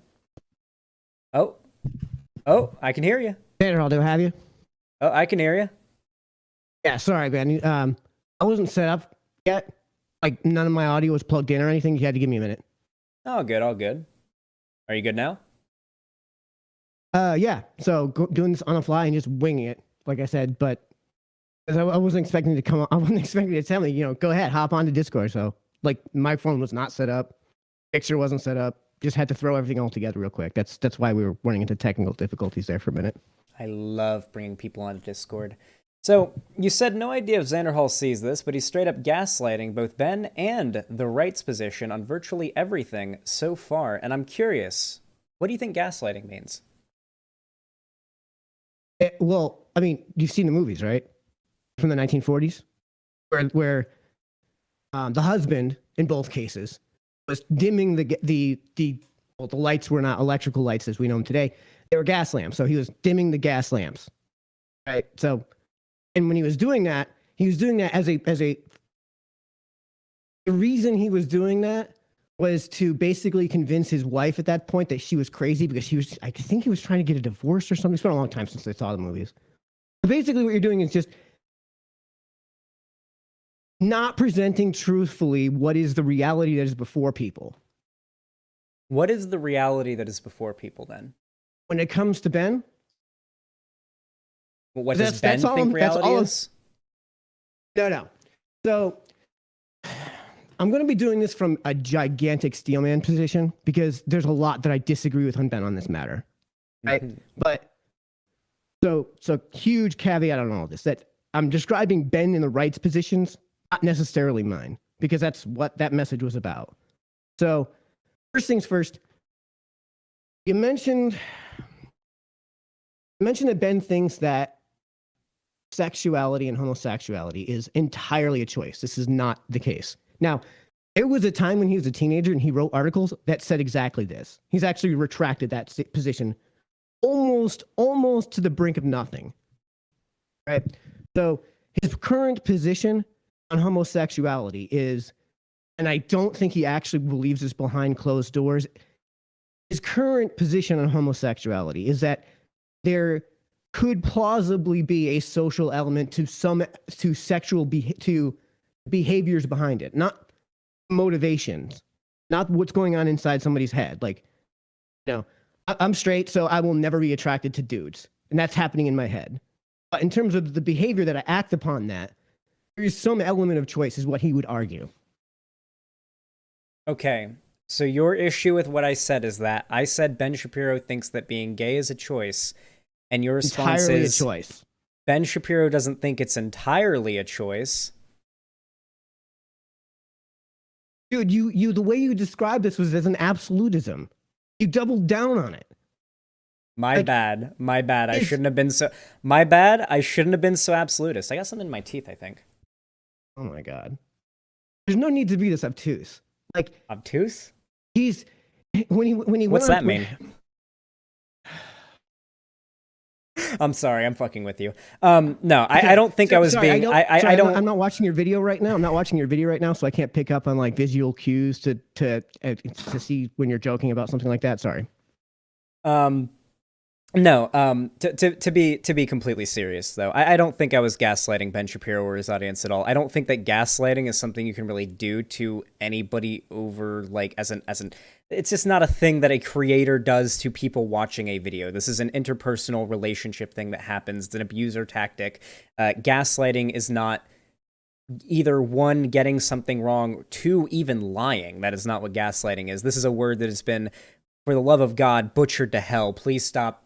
Please don't be one of those people who uses gaslighting at every possible opportunity where you think it's applicable because you learned the word a couple years ago or a few months ago and you really, really want to use the word. Just don't be that guy. Don't do that. It's very cringe. Very, very cringe. Is that? So yeah. Are you actually accusing me of that, or is this just a general don't? Listen, okay? Take that as you will. My main point is that I'm Ben not Shapiro... watching your video right now. So if there's something you're saying that's going to require like, a wink and a nudge, I'm not going to be able to see it. No, I'm not winking and nudging anything. No, but to get to Ben Shapiro's point, and his position, Ben Shapiro clearly sees that there is Ben Shapiro clearly believes that there is a moral distinction between being straight or being, cisgender and being trans, being, gay, being queer, whatever, right? He clearly sees being straight as moral, normal, and good. He views being gay as being bad, immoral, and possibly evil, depending on how much you're willing to look into his beliefs and his motivations. So when I see him go onto his show... Before you go any further, sure. Real quick, before you go any further, this is one of the things that I'm going to say is not true, but go on. Okay.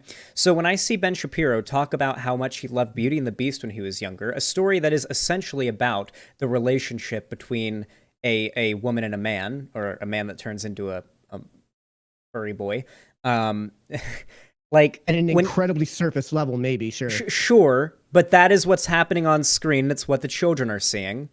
If you made that relationship now a gay one, if it was Bill and the Beast, for Ben Shapiro to now view that as being immoral would necessarily require him to view queerness as something inherently immoral, something that children ought not to be exposed to. Explain to me how.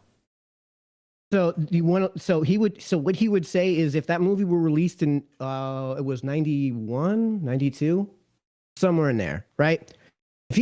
If that exact movie was made by Disney in those exact circumstances, if Beauty and the Beast wasn't Beauty and the Beast in 1992, it was, like you said, Bill and the Beast.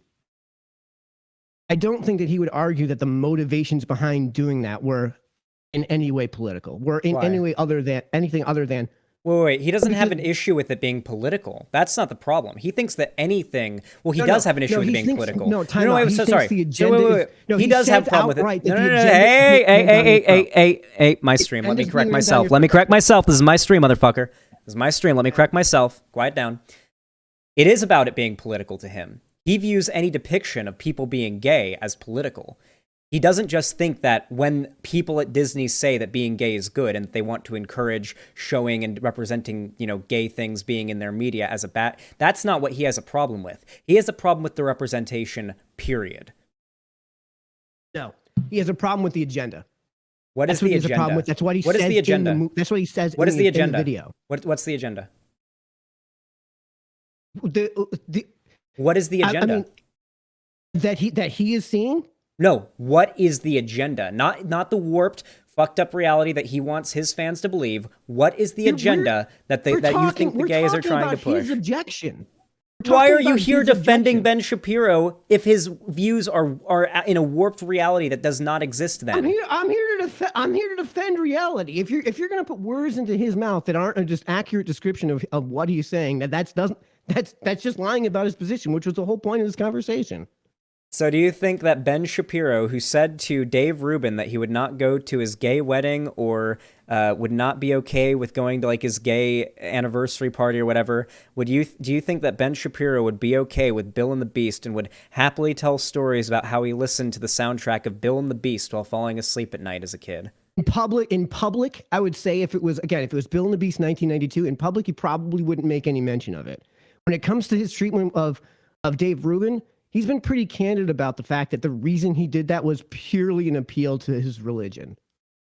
And that I don't think that if he was such a devout, well, I'll say devout because I'm not familiar with the religion enough to say that he's actually subscribing to the like correct version of the religion, right? But he's making a strict appeal to his super orthodox take on the Jewish tradition. So and the then Jewish he religion. believes, and then if that wasn't there, I guarantee you he would have gone. okay, then in that case it's guarantee if even he was- worse. Then he believes that there is a divine motivation behind his hatred of gay people and why they shouldn't be portrayed in media. He believes that he's so here's- justified by God then. Even more delusional, even more insane. Okay, listen, I'm not going to tell you that an appeal to God in this situation is the right way to go about this, but here's something here's something that the left just doesn't We got understand. a reality defender. And- I'm sorry. So the way that these super religious people of the Western world, and I'm saying of the Western world because I'm not familiar with the Eastern religions and all the other religions, but when it comes to like super religious Jews and super religious Christians, I told you at the beginning I'm steelmanning this. Like, these aren't necessarily positions I take, right? Mm-hmm. They view, they're not calling it evil, they're calling it sinful. And there's a huge difference in their view between how they view sin and how they view evil.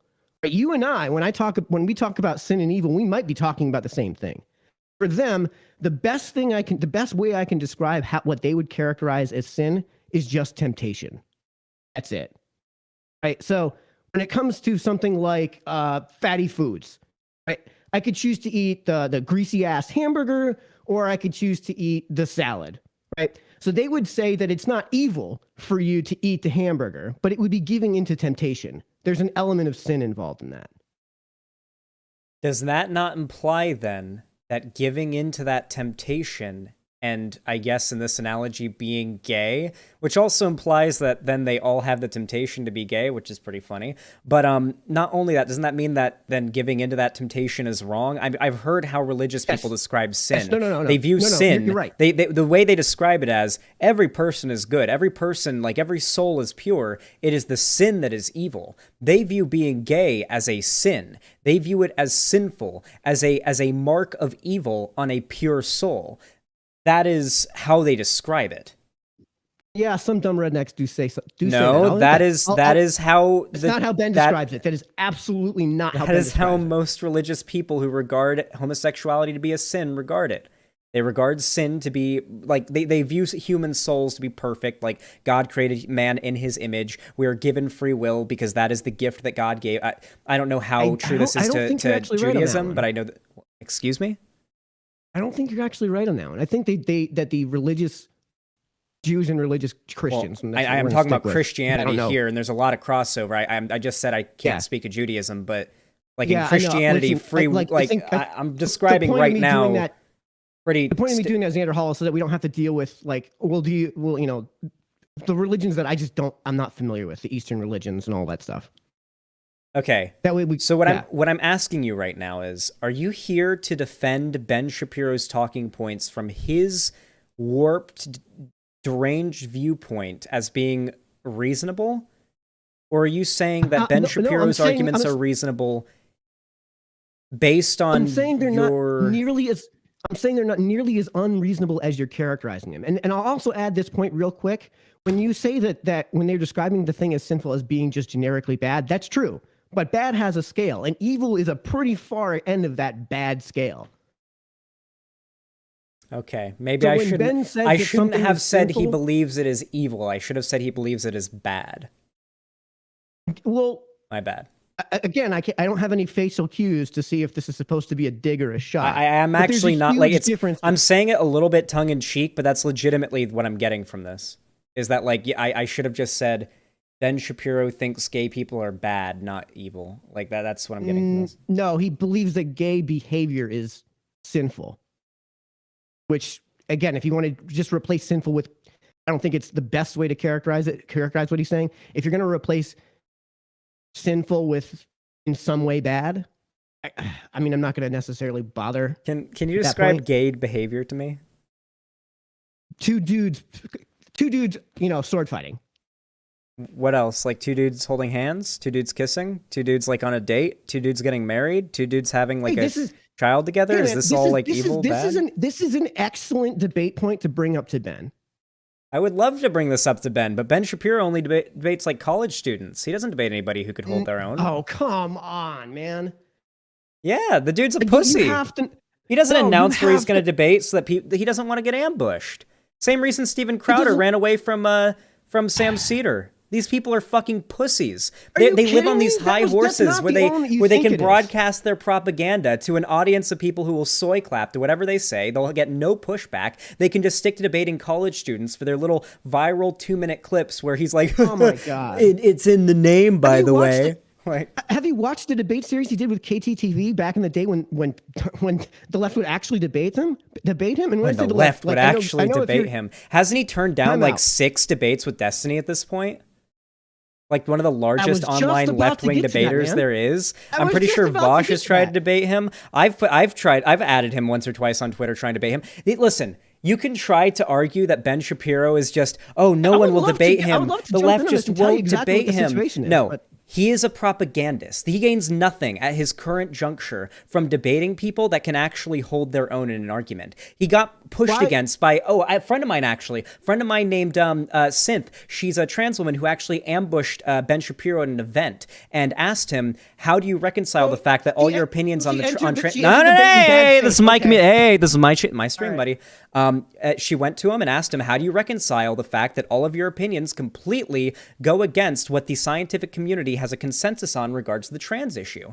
And he just floundered up on stage and said, "I believe those institutions have been infiltrated by left-wing dogmatism." He outright says he does not agree with or believe in any of the reputable scientific or medical organizations. He does not believe in facts or studies or science. You cannot beat him on a grounds of being correct. The only way you can beat him is by out-memeing him, okay? He does not want to put his ass on the line and get called out for shit like that, all the lies he continuously tells in his show, the constant misinformation, the constant his history of the terrible shit he's said and done.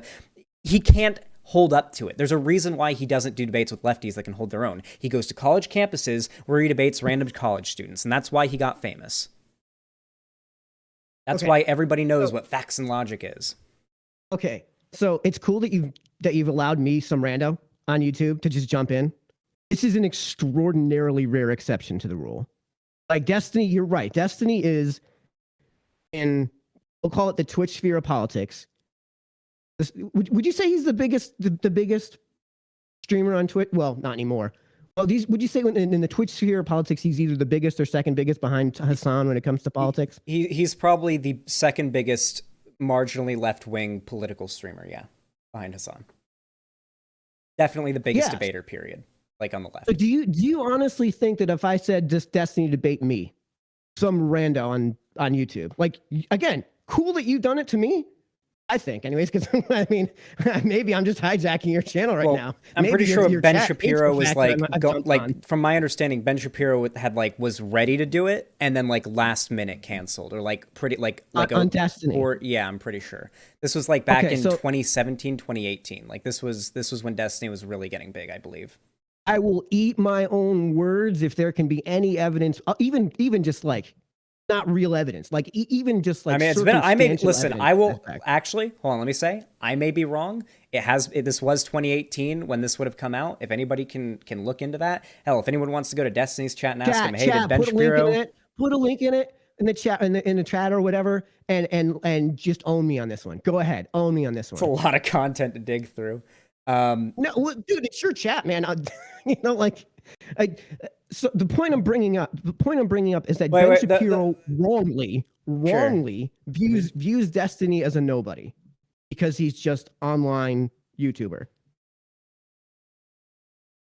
That's why he's not going to debate him. He wants to debate like congressmen. He wants to debate congressmen, people you would see on TV.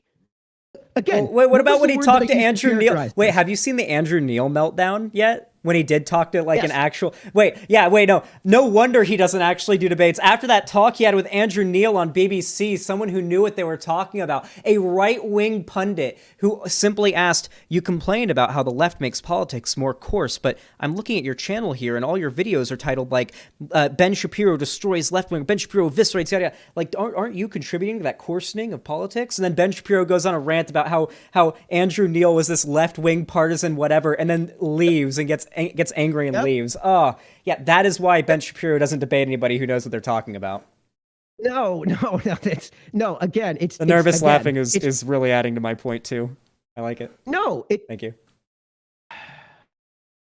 I told you what was the adverb I qualified all of this with. He wrongly views Destiny as a nobody. He wrongly views all of these people in this sphere as nobodies. Okay.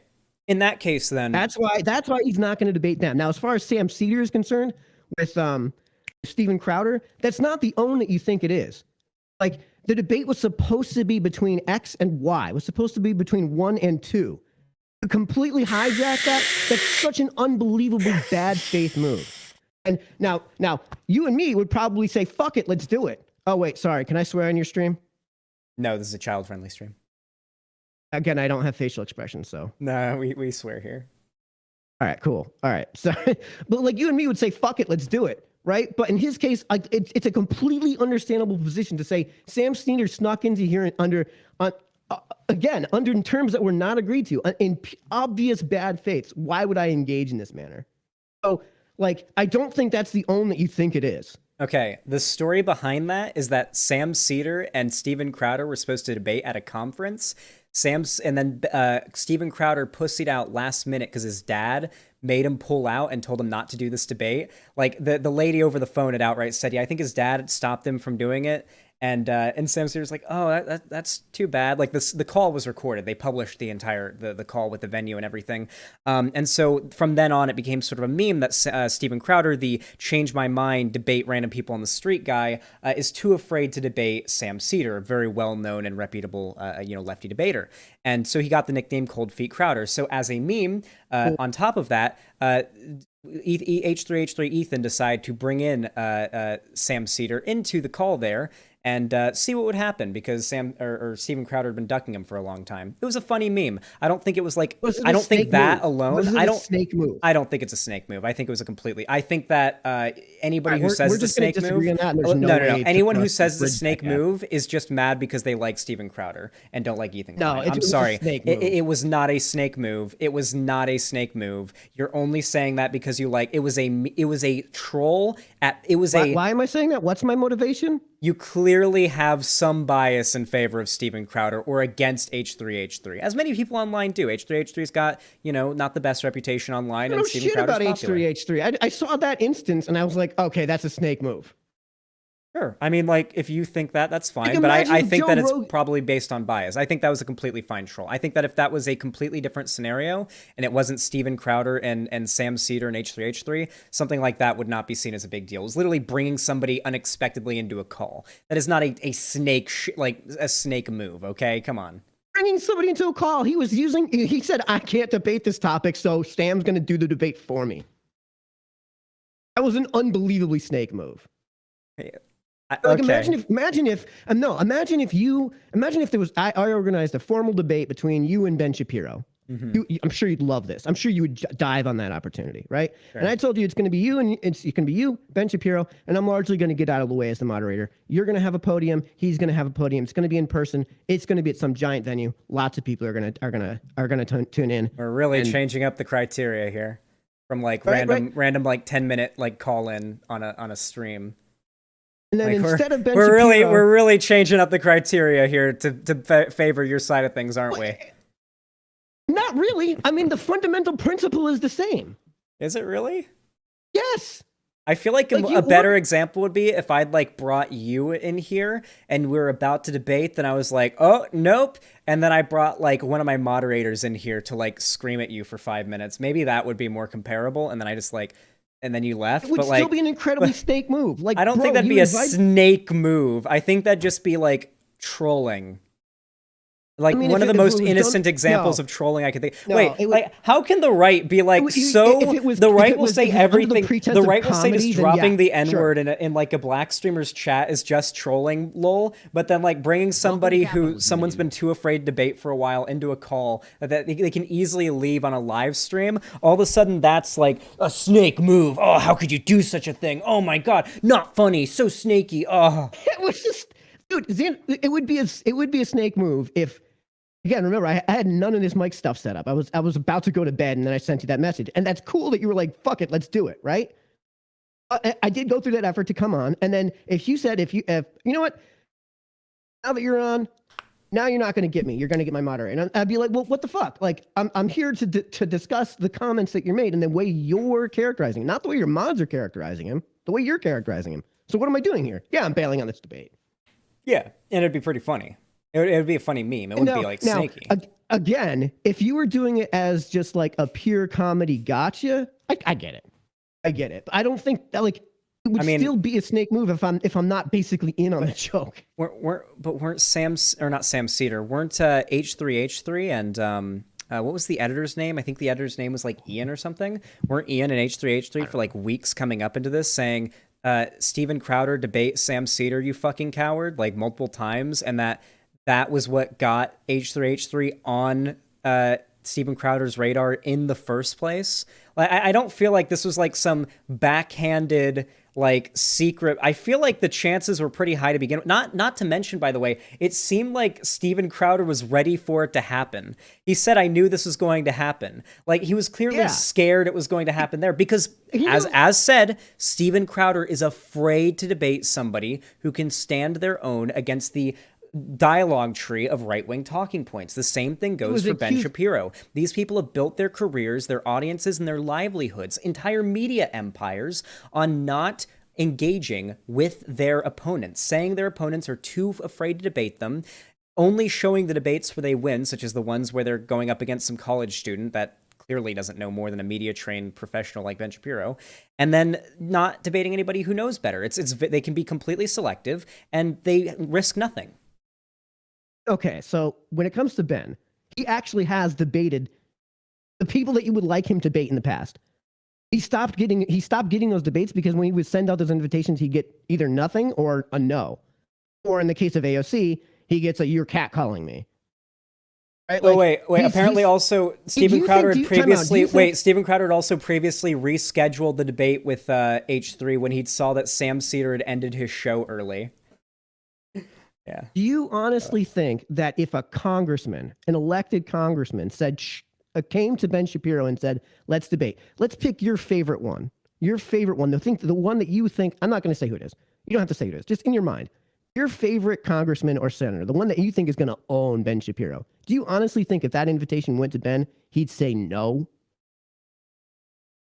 Like he's demanding to debate AOC, but that's because he wasn't demanding. He offered. I apologize. I apologize for my wording. I apologize. I will reword. He is requested. He has made a cordial invitation numerous times to AOC to debate. Now, as much as I love AOC and I think she's real great, I don't think AOC is exactly like demonstrative of like the best the debate left has to offer by any means.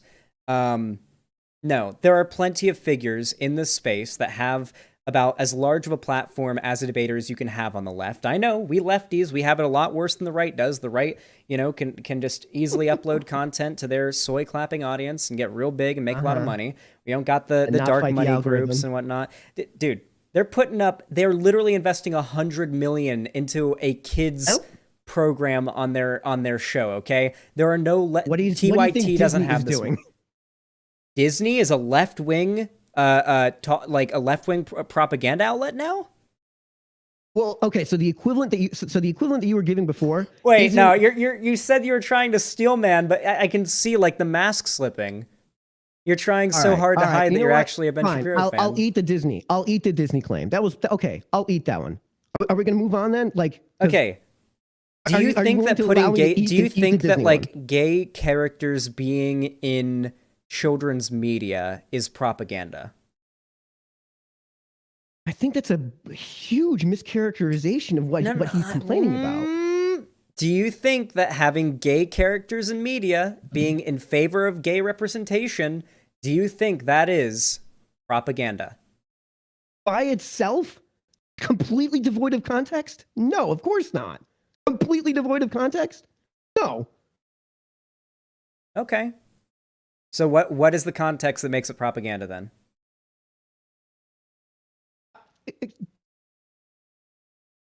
I feel like he's not using the word propaganda. I feel like he's using the word indoctrination. I feel like the thing that he's arguing they're indoctrinating folks into is what he perceives as something of an agenda. What's the agenda?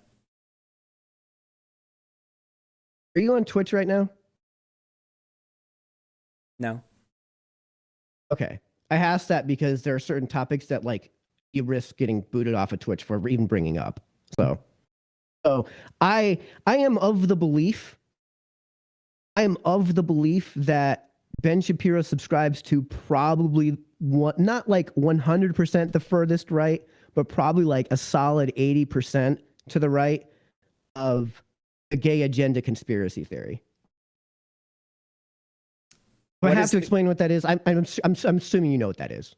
Yes. So you're saying to me and admitting that Ben Shapiro believes in an insane conspiracy theory. That is what is dictating his beliefs. And that is what you are here to argue?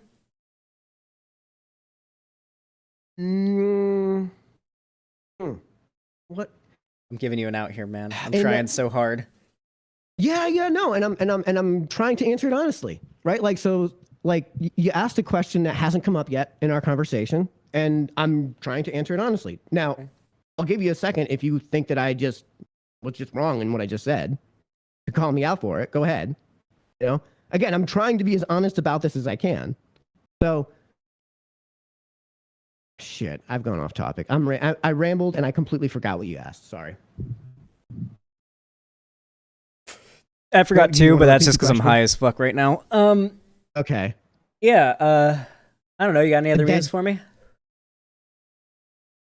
Do I have any other memes for you? Like any other things you want to go over? Like any particular arguments?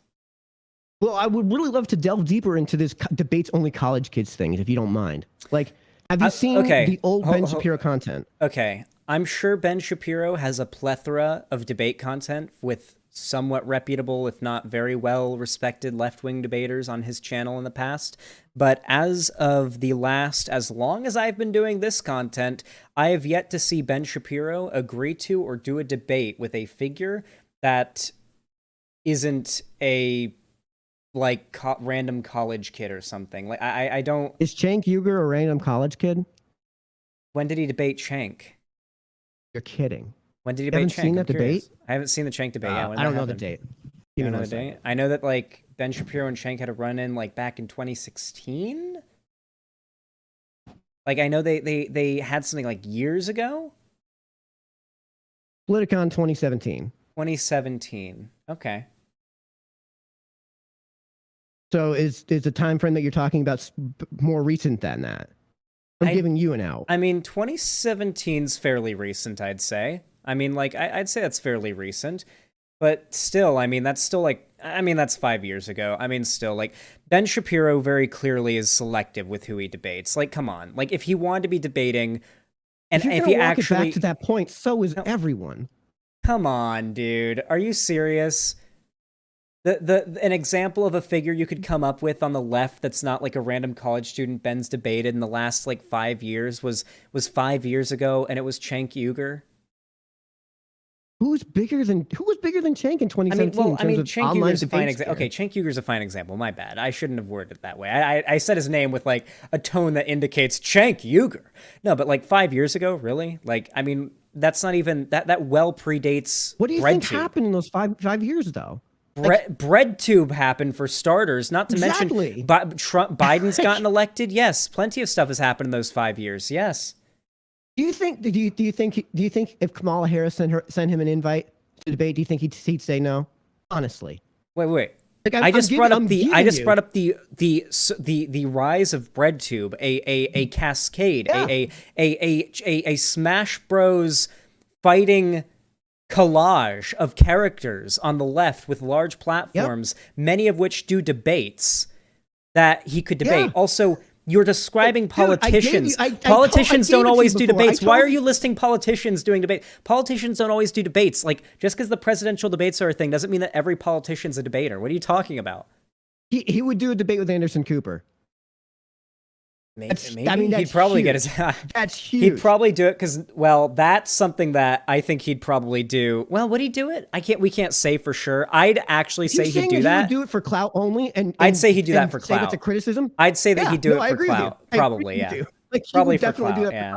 for clout. For Anderson Cooper on CNN, there's no way. But like clearly, when it comes to actually debating on an equal platform with somebody that like can hold their own, that's not something he's interested in. Do you seriously disagree with that? The problem with BreadTube, with BreadTube is a problem I already explained to you. Is that he wrongly believes that BreadTube, because it's just like YouTube, Twitch, online. He sees this entire sphere as being basically like lesser than him, right? Like Sargon, right, is in his territory. I seriously doubt he would bring Sargon on for the type of conversation you're talking about, even if it wasn't a debate. Seriously doubt it. Sure. Sargon's kind of like fallen off though. Like I don't know what you're trying to prove. My point was that Ben Shapiro doesn't engage with That's the left much.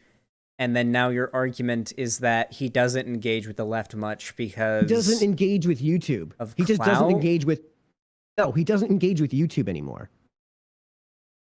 It doesn't matter what side of the aisle it is. He just doesn't engage with like the entire YouTube thought. audience and content base basically is on YouTube. That's his main presence. True. That's how he makes his money. So do you think maybe he could just be kind of a bitch? Do you think that do I think that he's wrong to view YouTube and the entire YouTube sphere that way? Wait, how do you Yes. know that's how he views it that way? Because All I that's know how is that he that's- doesn't debate lefties and that he only debates college students. That's all I've said. You're saying that he doesn't debate lefties like because they're all irrelevant and on Twitter. No. I mean, said that's he doesn't the debate essence YouTube of it, sphere. right? Yeah, he doesn't debate because He doesn't debate the YouTube sphere. How do you period. know that? How do you know that? He said so in some of his whenever he does He's these, never debated a these YouTuber before? speaking. No, in his speaking engagements over the last 2 or 3 years, he has the Q&A session afterwards, and he's answered these types of questions before. He just like when it comes to somebody like Nick Fuentes, for example, that's actually come up to him. He says he doesn't do it, and on principle because of what he said about. Yeah, the and Nick doesn't like the Fuentes Jew thing's a little stuff. bit of a unique one. I don't blame him for that, considering Nick Fuentes had a group of his Nazi boys come up and start screaming anti-Semitic shit at him on the street. So that's a unique yeah, one. He I said won't. some pretty horrible things about his wife too. I won't. so. I won't fault Ben on that one. There's no. I don't care how much you hate Ben. The anti-Semitism's never okay. But like, Right, but on top of that, he's also added that he's just some YouTuber. okay, so in that case, then, so Ben's just not going to Won't engage debate with the YouTube anybody. sphere, period. Okay, in that case, he uploads his content on YouTube, and he doesn't get challenged in his ideas. He won't engage with anyone challenging his YouTube. ideas from YouTube. Okay, From sure. YouTube. Okay, sure. Right, like again, if we're talking about CNN, MSNBC, all of these people that he sees as being in his again, he wrongly sees as being in his like tier, his level in terms of media at this point. Right? He'll debate those people. He'll debate TYT, even though they're basically not any different. Wait, what are you in terms of, wait? like, Ben how they, Ben where Shapiro they operate. collab with. Wait, he did. Wait, Ben Shapiro that- collab with Geeks and Gamers. When was this? Hold on. I mean, it doesn't take away from the fact that the reason he's not engaging with these people on YouTube is because he has said on multiple occasions he views the YouTube debate sphere as just YouTubers. And like, He just doesn't talk to him. They've weaponized your political positions. They've weaponized. Oh my god, it wasn't even just Ben Shapiro talked to them. Ben Shapiro hosted Geeks and Gamers on their thing. Who's Geeks and Gamers? Just a random 127,000 subscriber, like quartering style, anti-SJW content channel that just simps for like right wingers. But I guess Ben doesn't engage with YouTubers though, unless maybe they support his ideas and he can post their content to get views and host more of his propaganda. Maybe then he does. You mean like Sargon? Like I'm telling you, he would not have Sargon on. He's not going to have Sargon on. Sure, he's not going to have Sargon on. What do you want from me? Like he's not going to have these people on. Like you can't get around that. L. He literally collabed with like a nobody right wing YouTube channel. Come on. We've covered Geeks and Gamers before. They're like nobodies. They've got like 127K subs. They're not even that big compared to me. They're not even that big for right wing YouTubers. Okay, he made an exception from them. Probably because he does this sort of thing for people that like, you know about the money behind him, right? Oh, I know all about the money behind him. Yeah. So you know how he has a sister now who has a YouTube channel? Oh, I know all about his sister. Like, super cringe. And we probably agree on that. His sister? Right? Like he's cringe? Yes, his sister's channel. Part of her is. Parts of her are. Wait, what? Never mind. Oh, yeah, I know. I'm sorry. I'm doing the meme. I'm doing the mommy milkers meme. I'm sorry. Yeah. I'm doing it. Yeah. So the reason I bring this up is because the people that are connected to him will actually talk to them because he's connected to them. There are definitely people he's brought up on his Sunday show that are probably nobodies, but when he goes on in these conversations, you find out that he's just like personally connected to these people. I would not, it would blow my mind if they weren't personally connected to these people. Well, that does seem like a pretty substantial plausible, amount of... at least, come on. I mean, that does sound like a pretty substantially generous interpretation, but sure. Maybe these YouTubers were only engaged with by Ben because they knew each other in real life personally. You don't think that there's a connection in that sort of place? You've already accused the right of having this like dark money behind the scenes. Well, I think that the Daily Wire does, and I think that like Steven Crowder showed, I think these like big high production value like company run shows do. I don't necessarily think that like John Doyle, Blair White, etc. are like funded by dark money. Okay. Well, I mean, there it is. Like, and by the way, I don't necessarily disagree with you on that one. That like Ben Shapiro has money behind the scenes that he's very quiet about. And let me take that one step further. Deliberately hides to a point that ought to raise suspicion. Does he what? So I'm on board with that. I'm on board with your take on that matter. I'm not suspicious of Ben. I think that he I don't think he's capable of defending his ideas, and I think he knows it. I mean, he outright said as much. As a matter of fact, have you seen the clip, the Synthesis clip? No. Let me go find it. It should be her pinned tweet. Is there a way for you to like share screen or something? So that's porn. Jesus Christ. What? Well, I forgot that her main timeline is a lot of her posting porn. I'm trying to find the debate. If it's just like a 1 minute conversation. No, it's it'd just be easier to watch it together real quick. So we're Yeah. I'll find it on keeping YouTube really fast. I'll find it on YouTube. Shouldn't be. All right, I'm gonna go back to your YouTube, see what your chat said. I'm sure I'm getting burned, torched. What? All right. Here we go. So, I'll go ahead and I'll screen share it to you, my friend, so that you can see just as well as all the... Oh, wait, no, I can't because I'm using Opera GX. Mind just watching my stream for a second while I play the video? All right, well, I'm going to mute myself then and mute this because it's not going to sync up. It's No problem. Yeah. All right, give me a second. You just go ahead and deafen and mute and like come back whenever the video's finished playing.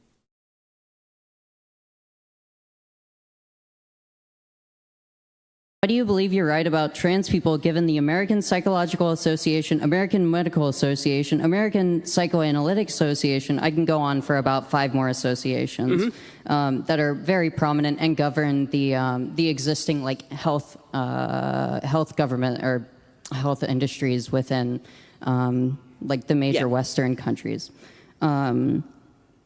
And all of these associations have multiple thousands of doctors, sociologists, psychologists, and with PhDs in their respective fields backing the idea that sex and gender are different, effectively gaining the medical consensus for sex and gender being 2 different concepts. This is like 16 minutes. I just want to ask you if you're doing the 30-second version of...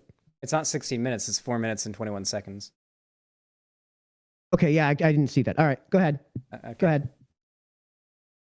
Different opinion. Okay, so sex and gender are 2 different concepts, but gender is tied to biology. So one of the big problems that you see in sort of the argument in favor of trans rights is this notion that gender and sex are completely separable. They're not completely separable. If they are completely separable, then this means that identifying people by their subjective gender really has no relevance as to whether they are a male or a female. Male and female are biological terms. So using terminology like male and female to describe a self-perception of maleness or femaleness is sort of a bizarre way of arguing whether a thing is a man or a woman. So here's my question. It's an argument that my friend Matt Walsh likes to make. What is a woman? Define what a woman is without reference to the word woman, please. So this is actually a logical fallacy called a red herring. You're asking me a question in order to actually challenge my question without actually No, it isn't. I'm saying that it really is not. I'm saying that biology, I'm agreeing with you that the notion of gender, which is effeminateness or masculinity, can be different from biology in the sense that biology is just pure male or pure female. But to suggest that there is such a thing as an effeminate male is not to suggest that an effeminate male is now a woman. Transgenderism makes the argument that if you believe that you are Transgenderism makes the argument. a woman, you are therefore a woman. Or if you believe that you are a man, you are therefore a man. I disagree with this. There are objective measures as to whether you're a man or a woman. There are objective measures as to whether you're male or female. There's certainly a spectrum when with regard to effeminateness versus masculinity. That's certainly true, but that does not change the underlying sexual dichotomy that is the basis for all human reproduction. Yeah, you can answer. Right. So this dichotomy is a false dichotomy that isn't supported by any of the medical associations that I just named off. Then let me explain. None of the medical associations that I just named off would actually support the idea that gender is biological. This is something that's completely untrue within every single medical consensus. Well, then I will just say that anyone who suggests that gender has no reference whatsoever to biology, it's not connected in any way to biology, is just full of shit. Because if the reason I... And the reason that I say then you actually just disagree with medical consensus within the Western nation. Yes, I disagree with the false medical consensus driven by politically driven quote unquote doctors. If any doctor denies to me that there is a dichotomy between male and female, a sexual dichotomy between male and female, they are ignorant and they are letting their politics get in the way of their science. Anybody who suggests to you that there is such a thing, for example, as a pregnant male is not a doctor, they are an activist. Ooh. That's enough of that. You ready to come back, friend?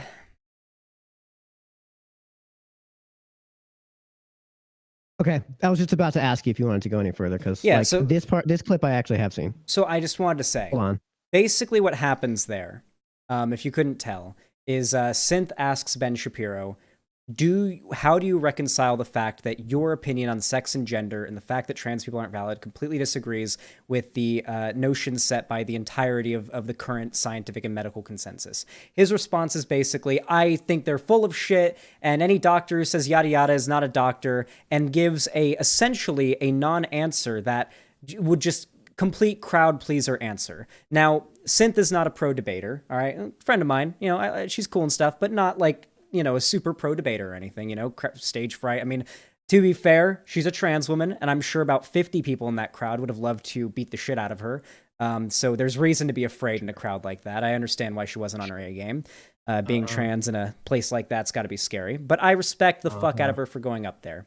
Ben Shapiro basically admits to the fact that his beliefs do not agree at all with the overwhelming data coming from the medical community, the doctors, the scientists, et cetera, et cetera. The reason why he was able to get away with saying this is because he was in a friendly audience, and the only person pushing back against him was this one lone trans girl in the audience surrounded by MAGA hat wearing chuds. Now, if Ben Shapiro was going up against somebody like Sam Cedar or any left-wing debater who knows what really knows what's up, he would have been fucking slaughtered there. He just admitted that feeling or facts don't care about his feelings.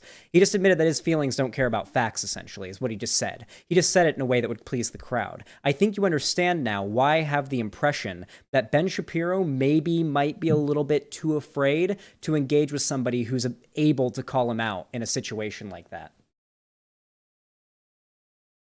I mean, the second half of what you just said, I don't know how you make the leap from one to the other. But if we're going to address the first half of that. Sure, go ahead. Sorry, I lost my train of thought. Give me a second.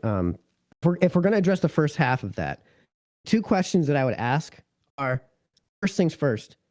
The 2 points I would bring up are, first things first, he doesn't actually accept that what this person said is the consensus. What he was saying in that clip is that if he is to accept that is the consensus among those people, then that's not true, that they are spewing BS. So Ben Shapiro is one of the largest right-wing debate figures, the largest right-wing debate figure out there. He's the right-wing debater. I'd be willing to say he's the largest right-wing debater there is. And one of the most common topics that he discusses is transgenderism. Stop. Okay. And one of the most common topics he discusses is transgenderism, and he doesn't know that the overwhelming scientific consensus is that trans people are valid, sex and gender aren't the same thing, and sex is dimorphic, is that sex is a bimodal distribution based on like dimorphic characteristics rather than a binary. The fact that apparently he just now learned that, I guess, that signals to me that Ben Shapiro is even less credible than I thought coming into this conversation. That's not how he's characterizing the situation. So I'm not going to get into a debate with you about trans stuff because it's 11 o'clock at night. And I have a feeling if you and I did that's really not one you want to. You don't want to go against me on that one. I'm sorry. That's like like going naked also, soul level 1 up against like I don't know really hard Elden Ring boss. You don't want to do that one. Sure. I mean the first question I would ask you is what's the third gamete? But the third gamete is my dick in your mom's pussy. All right. All right. Do you got any final memes, my friend? That's good enough. That's good enough. So. All right. Come on, I'm trying to take this in stride. Okay. So, I love you, buddy. Okay. Yeah, and you're trying to leave. That's fine. I get it. I've completely hijacked your stream, and I do sound like Ben Shapiro. Your chat is not. It depends. It depends if you do a little faster and you like drag on a little bit, you can. But it's your normal voice like isn't too Ben Shapiro. Ad. You got to do like a little bit more like, and they're trying to push this narrative on our children. And it's really like, I don't know. I think you could. I'm not good at doing that sort of thing, but I'm sure if I was good at doing that sort of thing, you got like chat. I know I sound like Ben Shapiro. Like, you guys aren't the first people to say this at all. So, anyways, I'll just close with this. If we were living in the world of actual 1984, it would be really hard to distinguish the truth from just what the generic position is, right? Like, so if he's saying that. If it's actually true that these people are just driven and motivated not by actual science, but by partisan politics, then there's no complaints to be had here. And everything he just said, I mean, there's no complaints. There's no, like, I don't know what counter you have to that. I guess I don't. Alrighty, my friend. You don't sound like Ben Shapiro. You want to sound like Ben Shapiro. No, I don't. I hate my voice. I've heard my voice. Right? Like it's gotten raspier over the years. Okay, you gotta ignore the chat. The chat will drag you into an endless hell of stun locking. You can never look deep. You can never look at the chat for too long. True. Okay, it's evil. All right. Walmart brand Ben Shapiro. Great, awesome. But listen, anyways, I really appreciate you coming on today. It's actually been a really fun convo. I hope you stick around. Hopefully you would enjoy my content in the community and stuff. It was actually a really fun debate. I appreciate you coming on. Yeah, and just to be clear, man, dude, I do subscribe to like a lot of people I disagree with too. So like, this isn't just me subscribing just to jump on. So Okay, well, thank you for coming on. I appreciate it. again, sometime maybe. Have a good one, Yeah. homie. Later. Well, that was a pretty fun debate, wasn't it? Didn't expect to get such like a high octane good debate out of today. Holy hell. I was just like I spent like starting a stream at 6 p.m., you know, like just hopping on. Didn't expect to get such a good debate out of today's stream. God damn. Well, that was fun, wasn't it, chat? That was pretty fun. You know what? Just because I love you guys a lot, I normally wouldn't do this, but I love you guys. So we're gonna go ahead and resume the Ben Shapiro thing. Cherry, if you edit that, do you mind just like editing that debate into its own thing and then just cutting the Ben Shapiro segment to just immediately follow on here, I guess? Like maybe add like a little screen that says he then debated a Ben Shapiro fan and then like I guess we continue. All right. Onward. Listen, I won't. Now, when it comes to the new Lightyear movie, I have no intention of showing my 5-year-old boy a Lightyear movie in which there are lesbians making out. This is not on my priority list. I have no intent on showing my kids that film. None. Okay, but it's more than that. Because it's one thing to say that you're going to temporarily pull your dollars from Disney. What about all like the Disney princess kisses the prince? What's wrong with? Hey, why is that okay? But now 2 girls kissing is bad. Or that you're going to pull your dollars from a particular Disney movie. It's another thing to start building alternatives. Places where you know that your values won't be pissed and spit upon. Places where you know that the left is not going to prey upon your children. And that's what we're intending on building here at Daily Wire. So as I say, yesterday, the Daily Wire co-CEO, Small G, Small K, God King, Jeremy Boring, announced that we here at the Daily Wire would be dumping $100 million into development of television shows for kids at DW Kids. Here's what it sounded like. Because of the great reporting of Chris Rufo, we got to see leaked footage from inside Disney of high-up Disney employees saying things like, we have a not-so-secret gay agenda. Saying things like, make sure I get this quote right, we're adding in queerness wherever we can. True. And that, quote, no one is trying to stop the producer who was doing so. Another executive within the company said, if anything, we don't have enough LGBTQIA representation. True. In content made for very small children. True. So what are we going to do about it? Hey, Fods, what's up, buddy? Well, we're going to do the same thing we always Let me do. go We're ahead going to and mod you build real alternatives. fast. Americans have enormous economic might. They just don't have any alternatives. Oh, you should come to my website, chat. It's in the pinned comment on YouTube. I've got a website with like a custom chat and everything. You should come make an account and chat. It's awesome. The chat you see on screen. For those of you guys that don't know, if any of you were like OGs, like back in the Minecraft community, back in the day, if you were fans of like Captain Sparkles, Ant Venom back in the day, you may have also been a fan of Skitscape and Fods, who did a lot of content together back in like the OG Minecraft days. Some of my favorite content from that age. And Fods is in chat right now, so that's pretty awesome. Everyone say hi. Alternatives. The Daily Wire is building those alternatives. And today, I'm proud to tell you that we will be launching Daily Wire Kids. Wait, why does it look like... It looks like the 19... Okay, hold on. This...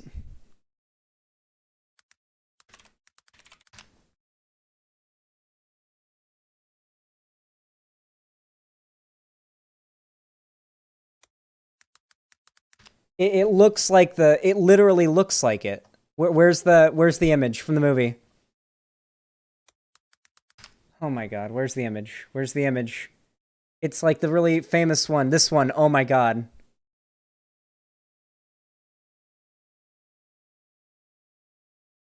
You can't make this shit up.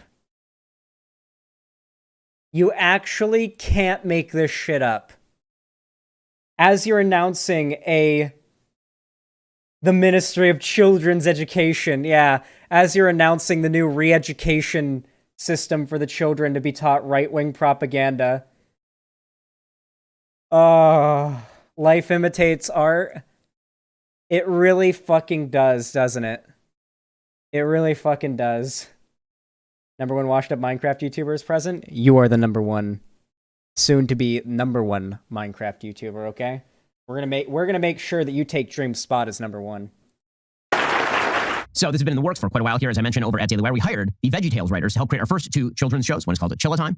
It's about a family of homeschool chinchillas and appropriate for children of all ages. And another one called Doodles with Noodles that centers on a man and his puppet giving drawing lessons. When you describe stuff that way, it sounds silly, of course, but all children's programming sounds silly. The thing about this is that we are deadly serious, that we mean to provide a safe alternative. Listen, okay, VeggieTales went pretty hard, okay? There was a time when VeggieTales went pretty hard, okay? And it was when we were too young to understand all the religious shit, right? Like, that was when VeggieTales was the best, was when we were too young, or like, for me, just like, I ignore the religious shit. I guess there's some good messages, but it's mostly just kind of fun to watch. What I really liked was the Lord of the Rings parody they did, the Lord of the Beans one. That one was very, very fun. I remember liking that one a lot when I was a kid. I remember. Okay, so I would watch VeggieTales on VHS, and at the end of every VHS tape for VeggieTales, they had like an advertisement for another one, like another special or collection of episodes or whatever, and I'd recognize, Grandma, I don't have that collection of episodes they advertised at the end of this new tape. My grandma would be like, we go to the flea market. And we'd go to the fucking flea market and look and see if they had any VeggieTales tapes, and we'd buy up any of the new ones they had, and we'd watch them. That was something me and my grandma would do a lot when I was like young, like 6, maybe 7. For your kids, where you're not going to have to worry that if you leave the room for 5 minutes, your kid is being told that he can be a she. You're not going to have to worry about that. You're going to have to worry about answering questions about the morality of the various forms of marriage when you come back into the room after leaving your kid watching the latest episode of Paw Patrol. You're not going to have to worry about that sort of stuff. And we're willing to sink serious money into this. What? In fact, we've committed to sinking serious money because we know that you're going to help it. Paw Patrol is going to have a gay wedding? Okay, I guess. I mean, sure, why not? I mean, weddings happen in kids' shows. That's what we have. And I've said this before, but it's true. We've generated so much content over the past year alone. We've generated 3 separate films. We have another one that's coming out in just a couple of months. We've generated all sorts of new series. We've generated a publisher. We've generated a razor company. Yeah, the goddamn Paw Patrol are class traders, goddammit.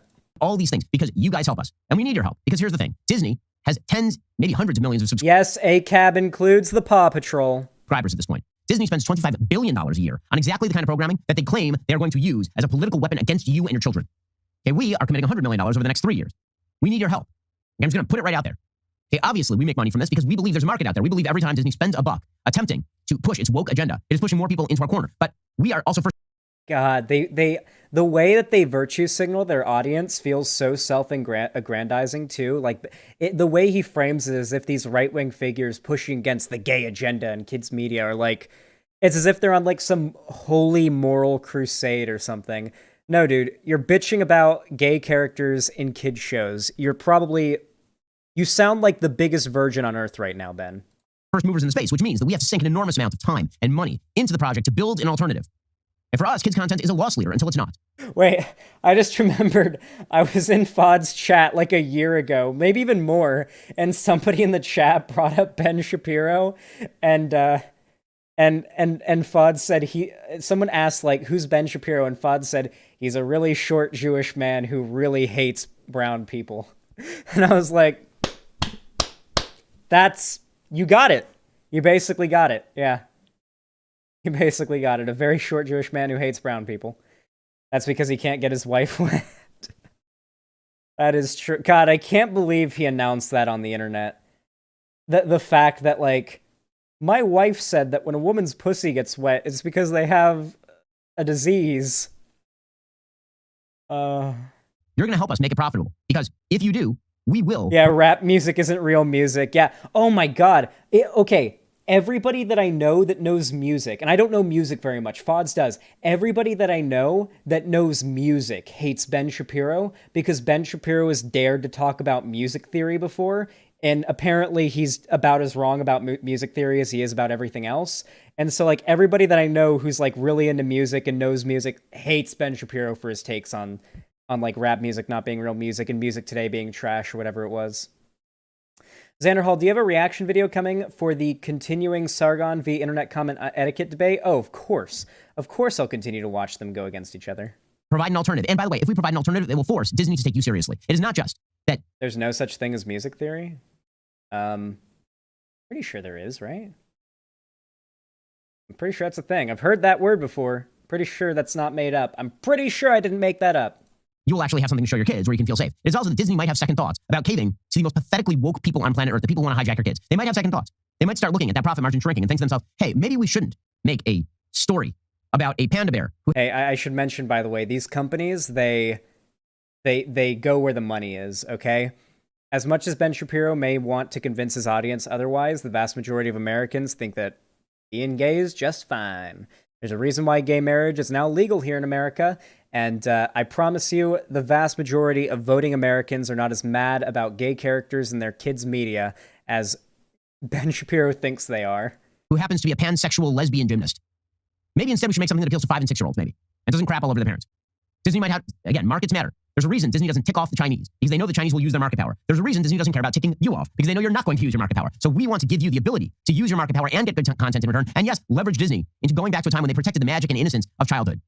So if you want to help us out, please go subscribe right now at dailywire.com/subscribe. Use code BUILDTHEFUTURE. Again, that's BUILD the future. Okay, that's enough. That's enough. We don't need to hear him shill. We don't need to hear him shill. But what you do need to hear is me shill.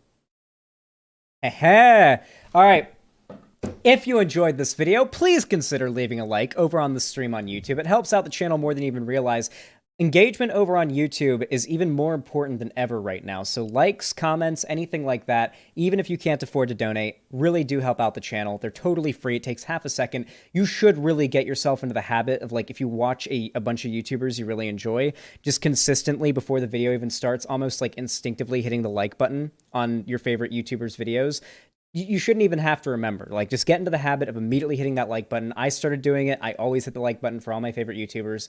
If even half the people in my audience did that, then my channel would have like 1 million subs by now. No cap. Anyway, consider hitting the like button. Follow me on my social medias. Link down below if you want to see more from me online. If you want to see more from me on YouTube, consider subscribing, hitting the bell icon so YouTube actually tells you when I go live, upload a new video, or do anything here on my channel. And of course, if you want to support me financially and you've got the money for it, don't need it for anything else, and just don't know what to do with your money, you can always support me financially, as this is my full-time job, and your donations are very much appreciated by either supporting me on YouTube, Twitch, Streamlabs, Stream Elements, Patreon, or through my official website, xanderhal.com/live, where you could donate, subscribe, or gift a sub. And any donations are very much appreciated. Not to mention, your support does funnel into this Shadow Onesie stream dono goal you see right here, where if I hit the dono goal during the stream, $300, I put on a Shadow the Hedgehog onesie for the whole stream.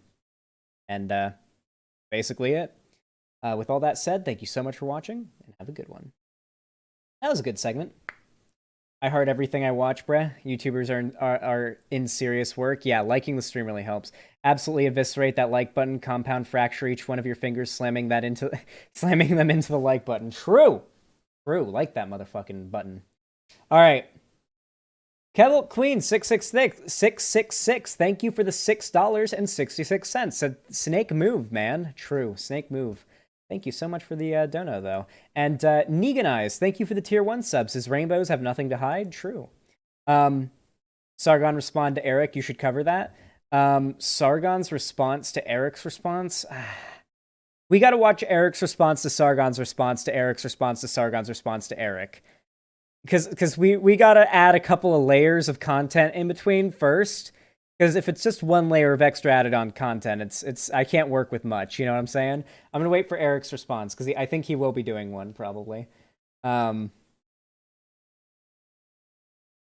Checking in, how is everything? Cherry, honestly, very, very well. We got a really good Ben Shapiro segment in, and I debated a Ben Shapiro fan. And chat, how do you think that debate with the Ben Shapiro fan went? How'd I do?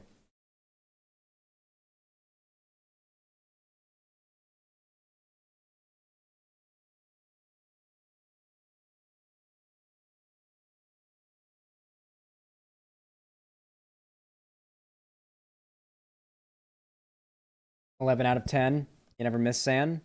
Acceptable. You did good. Oh yeah, I think it was a good debate, Cherry. You debated Ben Shapiro himself. Fuck, this isn't a poll. Yeah, there was no poll to vote in.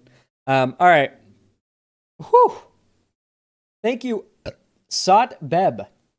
Or Sot Bep, I think, for the Prime sub. I appreciate that. Could have gone a bit nastier. Oh, for sure. Bad Xanderhal, what was his point? He for Ben or against Ben? I don't know. I like debates because they require very little editing. True, yeah, there wasn't much. There's basically no editing needed for that debate, Cherry. I ran your debate through Bezos Register, and it said that they're going to give you a 5% bonus for this. Jesus Christ, a 5% bonus? That's like 10 cents.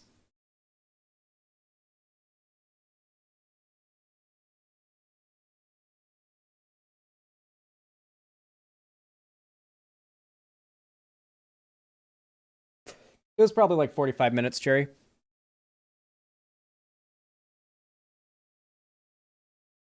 All right. Chat, you know something I think I've started to get really good at?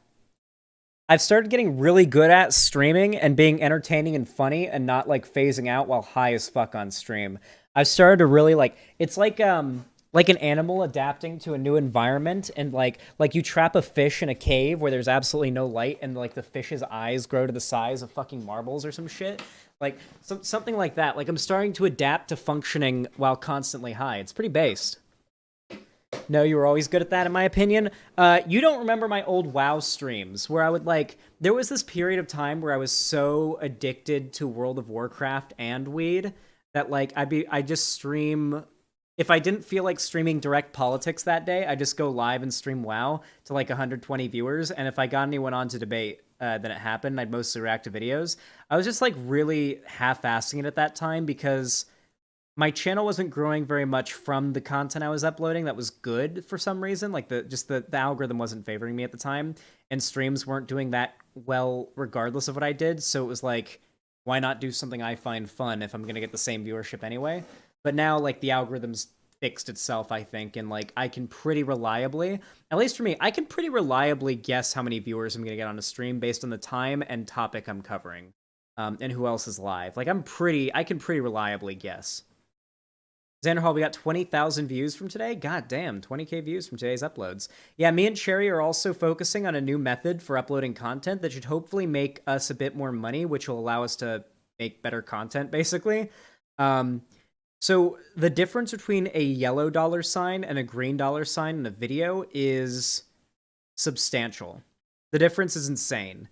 The amount of money you make from a video. And we've found it's actually better, even if we end up not uploading daily, to just wait a day or two for a video to get confirmed by manual review for the green dollar sign and then upload them. And that's what we've been doing, and it is working out significantly better. If Vosh is live, then viewers tank. Well, naturally, right? Because Vosh has a larger audience than me, and we share a lot of audience. So more of my audience are fans of him than his audience are fans of me. So naturally, he'd probably take more viewers from me than I'd take from him, and vice versa, or not vice versa. TBH found this content through Vosh JKR drama coverage. Yeah, a lot of people found me. Surprising amount of people found Vosh through me. That's always a really funny one. I need to get hosted on offline VGG more often. Here's the thing, guys. As much as leeching off of Vosh or any other content creator sounds like a good idea, and yeah, it can be helpful for gaining a pretty substantial audience, you'll notice that am I done with Doom? No. You'll notice that I found you from Augie? Really? I'm surprised that people from Augie's audience would watch me and stick around. Not that Augie is super right wing or anything. It just seems like most of his audience at most tolerates me. Doesn't really seem like most of Bo Black's, Augie, Nick's audience really like me that much. But I think they've warmed up to me quite a bit over time. But it takes time. Wipe the dust off your mic arm. Also, not to mention, there's a pretty distinct I guess conflict of interest, not in a conflict way literally, but in the interest that the audiences that me and Augie and the drama tubers and commentary tubers have are interested in, right?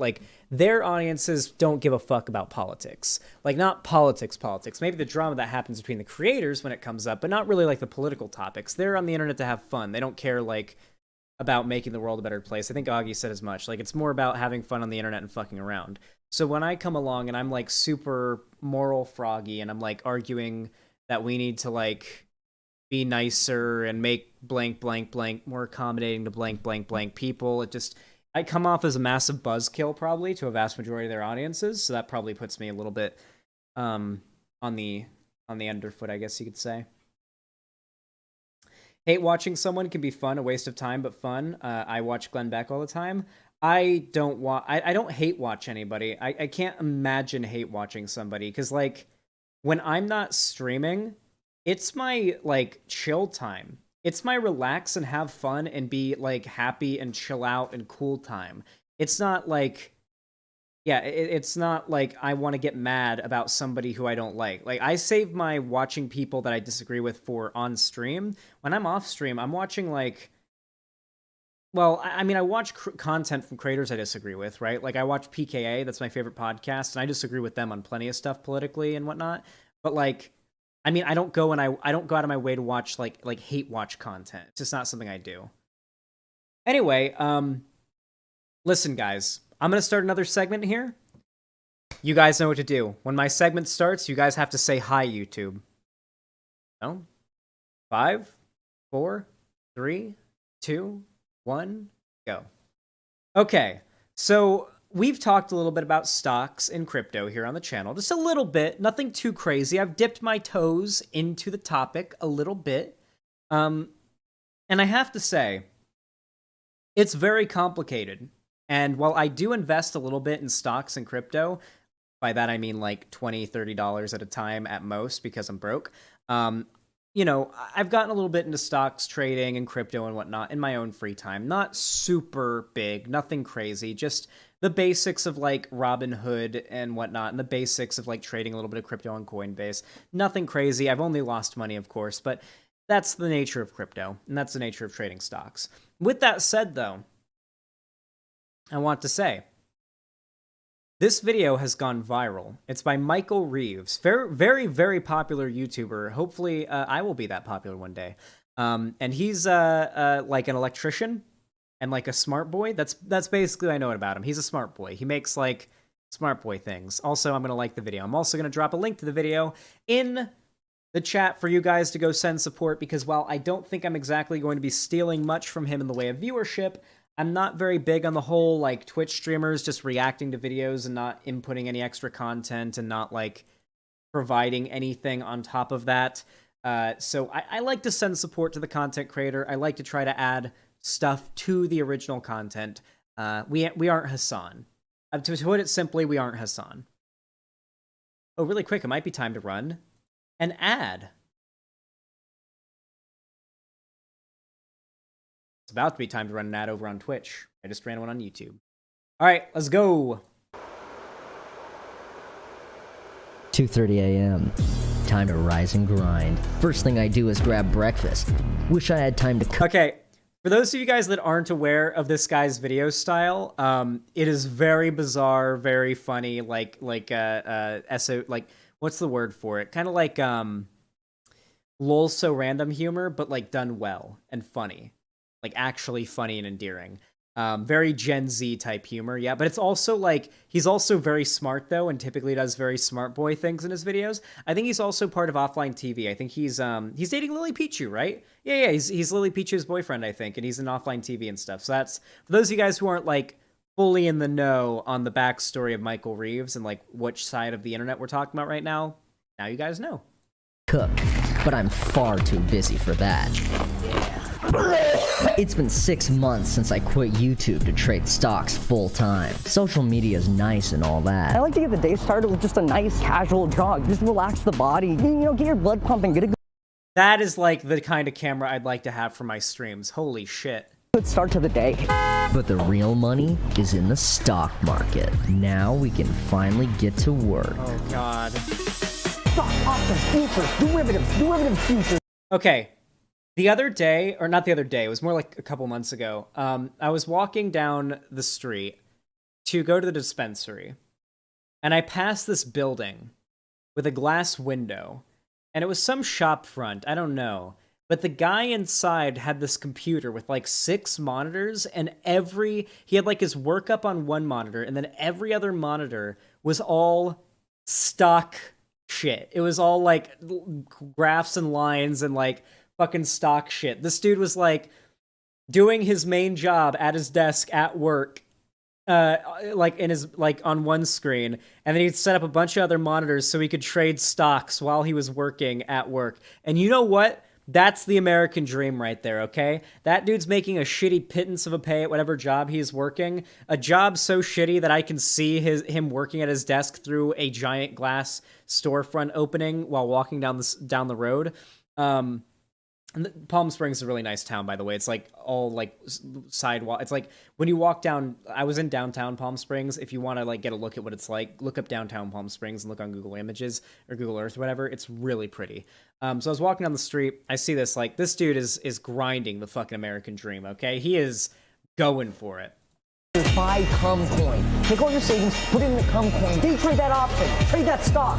Cum coin is worthless. I sold every last drop of my cum coin. Sell it all. Sell it all. And then your options buy it. Got it. And that's just a day in the life of a stock trader, baby. I executed the stock trade and it gave me money. So make sure to tune in next time for...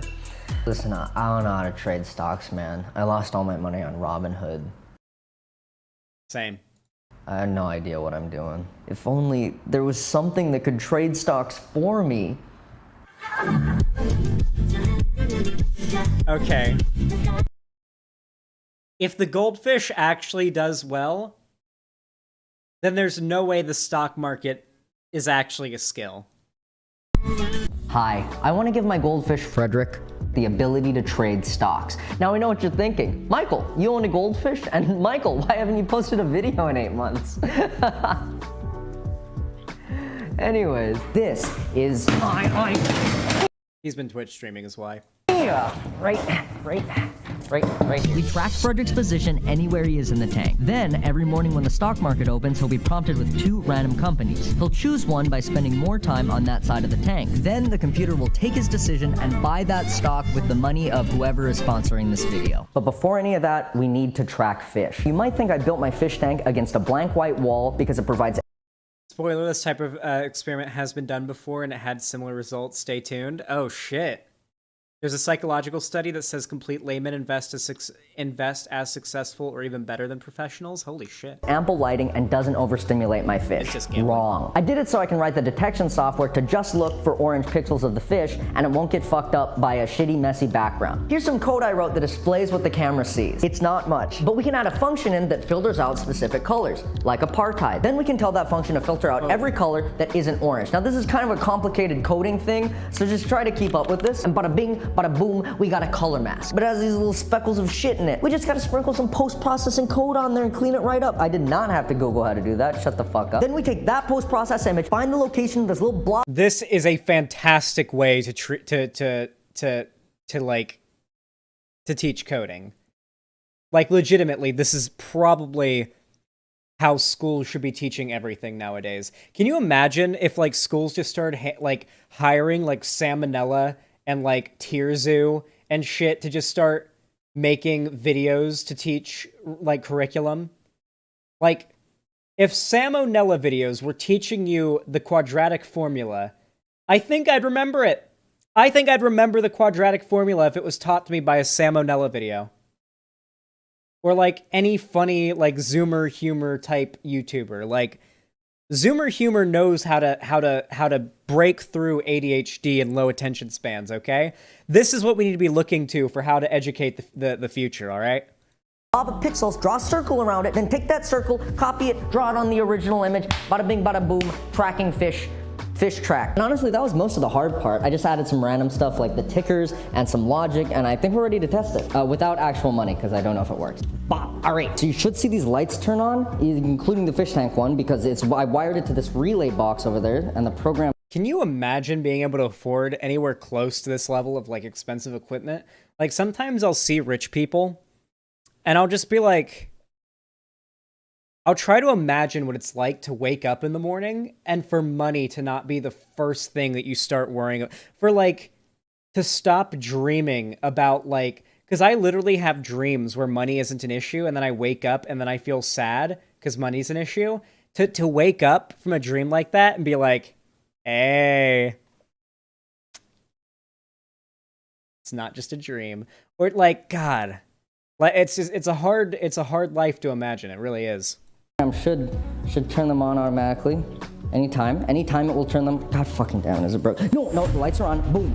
Tigger's at the top. Boom. The fish is choosing. He's favoring the MO one. Ooh, what'll it be? Ooh, what's he gonna... I'm thinking of saying fuck it to my Twitch affiliate contract and restreaming my content to Twitch, YouTube, TikTok, etc. Maybe it will be a terrible mistake, but maybe not. Let me give you my opinion on this, Fods. I have spent the vast majority of my online career building my audience on YouTube. And so, to just get a partner or an affiliate contract with Twitch and stream there exclusively, I'm sure I could pull a decent amount of viewers from my YouTube over to Twitch, but you know, I'd be decapping the fuck out of my potential viewership. Like, this is considered a low viewership stream for me. I've got 335 viewers right now. This would be considered lower viewership for me because I'm not covering anything that spicy. But, like, over on Twitch right now, I did get rated, so it might be a little bit of a higher viewership. But, like, to give you an idea, I'm rocking 32 viewers on Twitch. 32 viewers on Twitch, 298 over on YouTube. Just to give you an idea.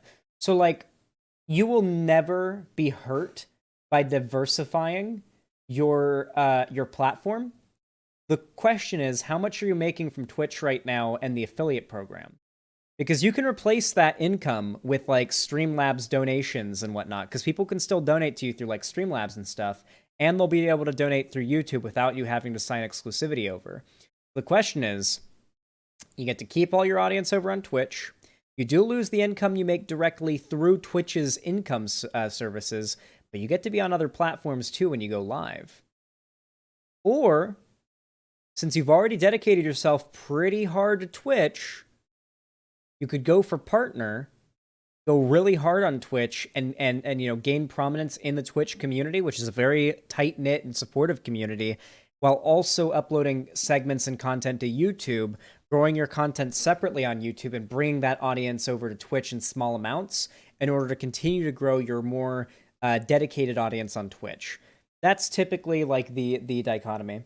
I feel kind of like a dummy being on Twitch because everybody knows me from YouTube in the first place, too. Damn, okay, you convinced me. See you on YouTube. Are you not a Twitch affiliate? The vast majority of my income is donations, not Twitch subs. Yeah, I'm a Twitch affiliate, and I just break my affiliate contract and stream on multiple platforms. They haven't gotten me yet. If Twitch gets me for it, then so be it. I'll stop. But, like, I don't think legally they can do anything about it, and they haven't for literally a year. So, yeah, I just keep streaming on both platforms, making money from Twitch, and just doing the affiliate. They haven't gotten me yet. Maybe one day, but not yet. Hopefully not, though. Yeah, honestly, Fods, if I were you, like, I'd right now test it by, like, uploading content on Twitch and then occasionally, like, uploading segments to YouTube. See how active your YouTube is. Maybe try a one stream on YouTube. See how many people come. Say, like, hey, I'm back. Just one YouTube stream. So how many people come in, and maybe it's going to be worth it. Yes, is the attitude I want to adopt. I'm adopt it. Thank you for the help. No problem, Fods. Listen, man, watching you and Skitscape, and honestly, you were part of, like, the collage of YouTubers that I watched growing up. And I didn't watch much TV growing up. I was part of the generation of Zoomers who just watched YouTube. You know, you played a big part in forming my, you know, my sense of humor, personality, my dreams to become a YouTuber myself. So if it weren't for you, in large part, I wouldn't be here. So of course.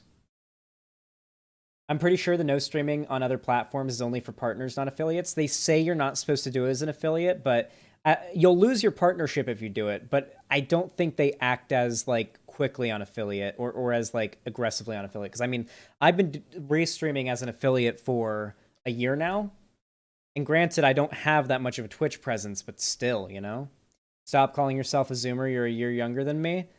I'm a Zoomer. I mean, technically I am. I'm 22 years old. 24-hour exclusivity on Twitch for affiliates. Oh, so basically it's like an hour or 1 day until the content can go up. Yeah, that's the rule, but, like, they haven't gotten me yet. Oh my god, it fucking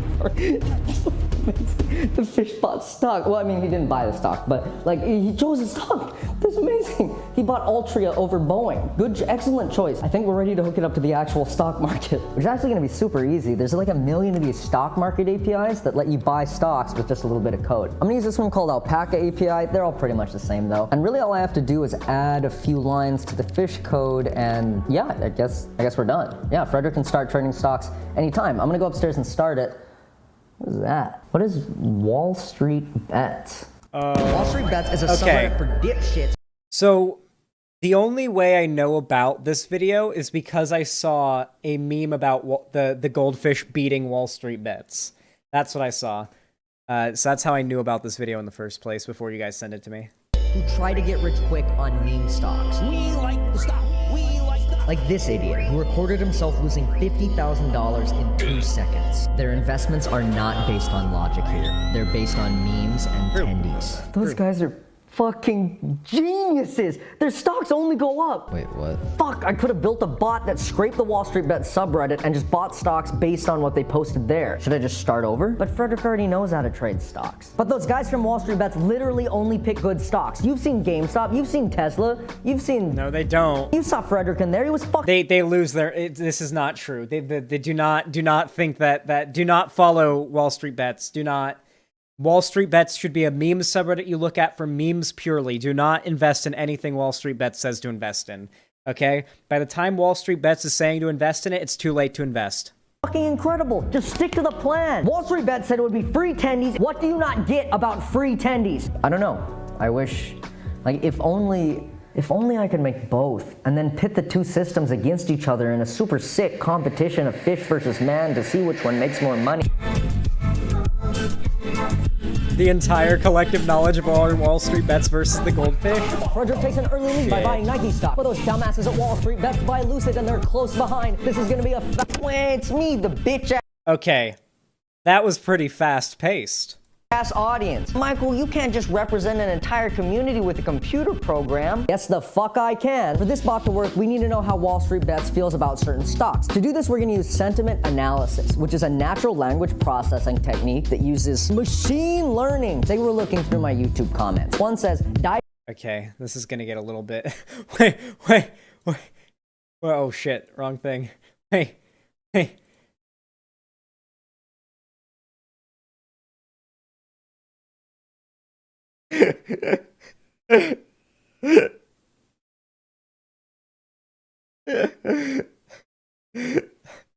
That can't be real. There's no way that's fucking real. I often live by the mantra: if you heard about it through the internet, you're too late. True. I forever bastard, I hate you. A sentiment analysis bot would classify that as negative. And if we look at another one that says, I think you're great, also I have a super cool robot idea for you, a sentiment analysis bot will classify that as super fucking negative because your idea probably sucks ass. To train a sentiment analysis bot, you need a lot of labeled data. So a lot of samples of text that are labeled positive or negative by a human. There are a lot of these data sets out there that are publicly available, but the text is like normal person talking. Wall Street Bets, They talk about tendies and YOLO and boomers. Hands or paper hands. Stongs, just YOLO. very unique vocabulary. Therefore, I need A very unique vocabulary indeed they have over there. I had to learn so many new words when I joined the Wall Street Bets subreddit. It was insane. Some of the words they've invented there are actually just... They're going to be mainstream memes in the future, I guarantee it. Just because there's some fresh memes on Wall Street Bets. Ever since I found out that that a monkey throwing darts became one of the top stockbrokers, I realized stocks and economics is just an astrology for men. It really is astrology for men, isn't it? Women are into it too, though. to make my own data set using their fucked weird Wall Street Bets language. So I went to r/Wall Street Bets, sorted by top of all time, downloaded the top 10,000 posts, and all that's left to do was to label them as positive or negative. So I sat down with a nice... Well, econ isn't. Stocks definitely aren't. Crypto, without a doubt, is. Crypto is definitely astrology for men. Cup of coffee and labeled the data myself. No, that would have taken 4 or 5 hours. His mic isn't plugged in. He's using a lapel mic, but pretending to use an actual mic. That's fucking stupid. Instead, I spent an entire month learning the React web framework and building a website that would allow users to log in and label the data for me. Then I tweeted asking Wall Street Bets members to give me their Reddit usernames. I then plugged those usernames into the Reddit API, got the top 10 accounts with the most Reddit karma who were active on Wall Street Bets. Those 10 people labeled 1,000 posts each, 10,000 posts total, and created the data set for me. And that's how you turn a 5-hour task into a 1.5-month task. Because I'm a programmer, and that's what we do. I use that data set to train a sentiment analysis bot, and now every morning when the fish is trading stocks, this bot is going on r/Wall Street Bet. It's looking through the top posts of the day until it finds one it likes, and then it buys the stock that post is talking about. So that's how that works. Let's get back to the competition and see which one is better at trading stocks. Wait. Insane things are happening. Wait, of course the Wall Street Bets bot's gonna lose. If it's going to the top posts of which stocks are going up, then they're going to be buying in with everybody else. And by the time they sell, it's going to be because people are saying it's dropping on Wall Street Bets. Wait, this is like they're just going to be buying high and selling low. That's all the bot's going to do, right? Like functionally, that's all I can imagine it can do. This has no predictive power. Michael, This right is now. crazy stuff going on. Interesting buy from Wall Street Bets. I don't know if the GameStop play is going to work out. People love games, Michael. They fucking love games. Big tank from Wall Street Bet could be like another 9/11 situation. Fish is going crazy buying. He didn't say anything about when he was selling. Oh, that's true. Yeah. Oh, wait, yeah, you're right. Yeah, he's not going to sell like right away. He's just going to buy and see what happens. Okay. Costco and Facebook? Meta now. It's a crazy day. There's a lot of volatility right now. Very confusing. I don't know where this one's going to go. I'm going to get an expert's opinion on this for sure. Have a nice day.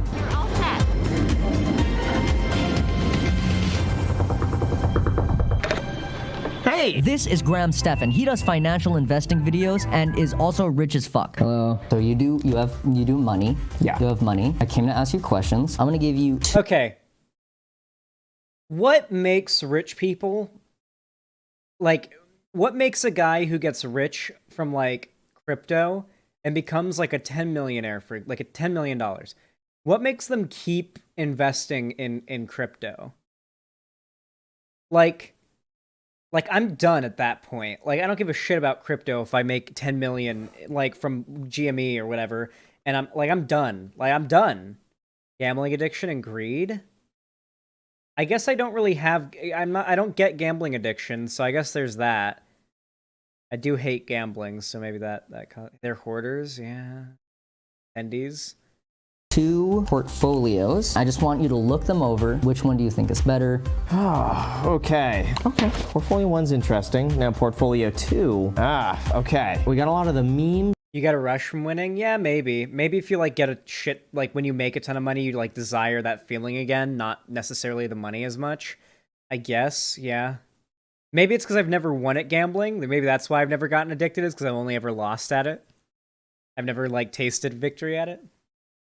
Here. The market's been down. Pretty much everything has been down the last 3 months. Yeah. But if I were to, I would feel way more comfortable with the first one. What if I told you that an algorithm has picked all of these stocks? I would believe it. I'm gonna give you the performance. Wow, the algorithm has performed. Now, this is only over 3 months. For the portfolio 1 is managed by Frederick.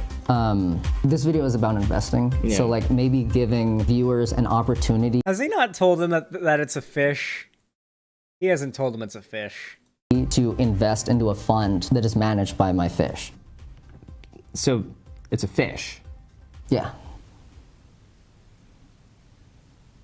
I'm back. Things have been going crazy. What did Graham say? His money is on the fish. Peaks in I would have liked if it just immediately cut to, like, him getting kicked out. You know that scene in No Way Home where it cuts and Doctor Strange kicks Spider-Man out and the door, it just cut, the smash cut to the door just slamming shut.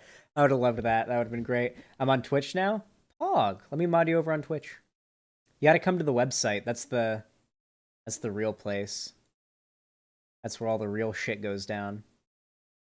the valleys for Wall Street's bets. It's better than bigger than anyone. They can win. But Graham's money is on the fish. I fucking hate you, Graham Stevens. Big fall. What the fuck was that? What was that? Huge. It's not. Yeah, this is about what I expected from Wall Street bets. Just nothing but losses. Yes, this is exactly what I said would happen. There's no way that this could possibly work out. Not looking good for Wall Street bets right now at all. What is that? What is that? This could be it. It's climbing. It's the comeback. It's climbing. It's to the moon. It's gonna break through, bro. It's gonna fucking break through. Oh, it fucking died. The fish won! Let's fucking go, Frederick! Fuck you, Wall Street bets! Get shit on by a fish! Fucking go! That settles it. Fish is the superior technology. So that's it, right? No. I think I can use this fish technology to create a legitimate business.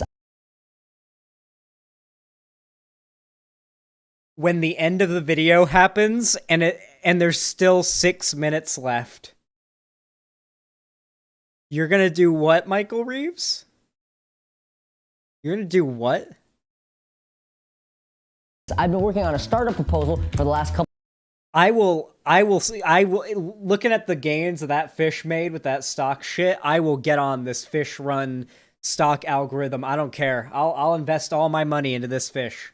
couple of days, and I have a meeting set up to try and get some investors. So it's like a venture capitalist startup meeting. Except it wasn't that at all. It was like this weird fucking hype house for startup founders. So each one of these people has started their own company, and the management has allowed me to pitch my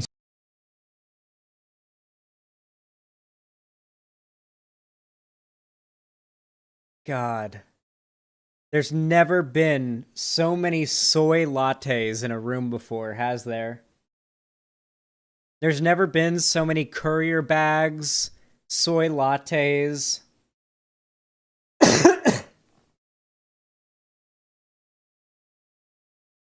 Oh, God. people has started their own company, and the management has allowed me to pitch my startup idea to them. Hello everybody, my name is Michael. I'm here representing Reefly. It's a small fintech startup. You've seen it all happening already. Articles like this, a lot of inexperienced. You could end world hunger with the amount of money the people in this building combined spend on Starbucks in a year. Experienced people are losing money in the stock market. That's where Reefly fits in. We have a couple of algorithms going. WSB, mainly sentiment analysis. The second, Fish, tracks analyst movements. WSB is performing well below market average, but Fish is outperforming the NASDAQ by some 13% last quarter. Honestly, the main reason I'm here is because of the performance of that Fish technology. It's performing very well, but generally, we think it can be performing even better. Pretty sure it comes down to a few things. Did he not... He's fucking with them, right? He's fucking with them. He's actually fucking with them. This is great. This is actually fucking great. Tank health, clarity, like of the water.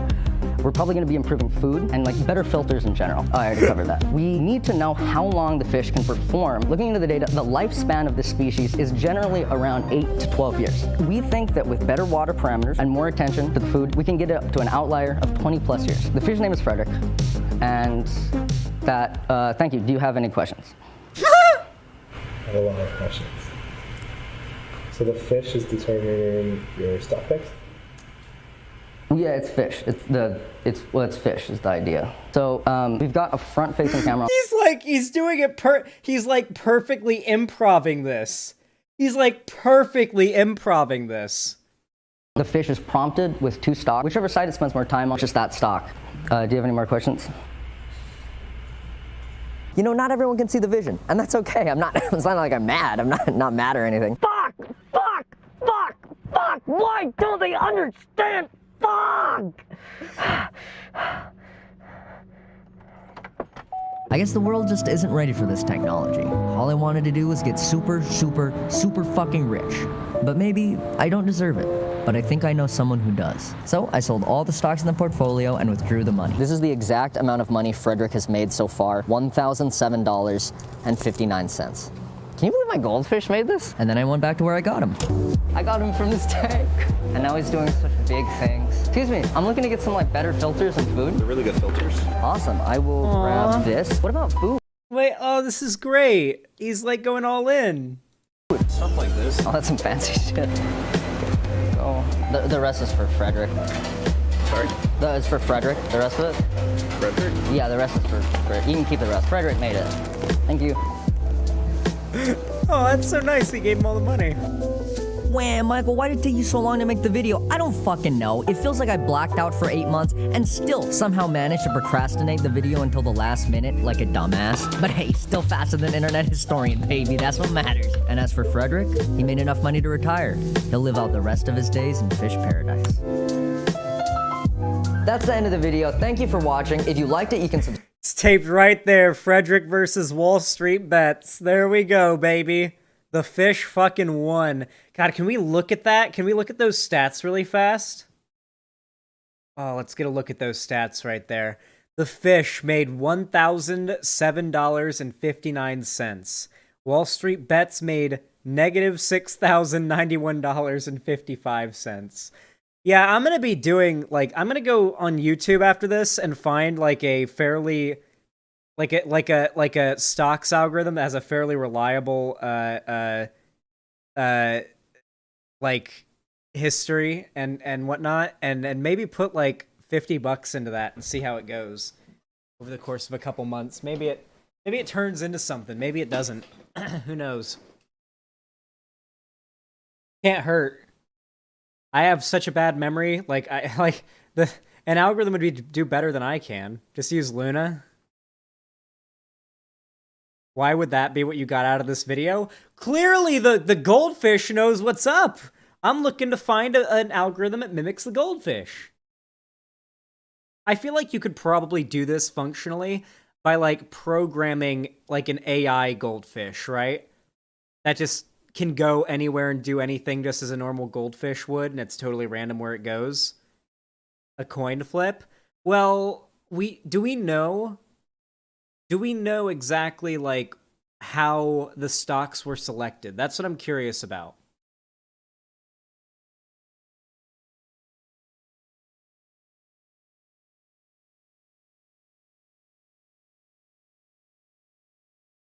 It looks like how it went, how the graph goes. He didn't sell any. Yeah, so it looks like they just buy. So what I'm curious about is, how does the fish pick the stock from a list of stocks? Is it 2 options he just picks, or is it, like, that's the question, right? Subscribe so you can catch my next upload in 2020. The important number is the percent change. No. I think 1,007 was the actual like amount made from it, not like how much was left over.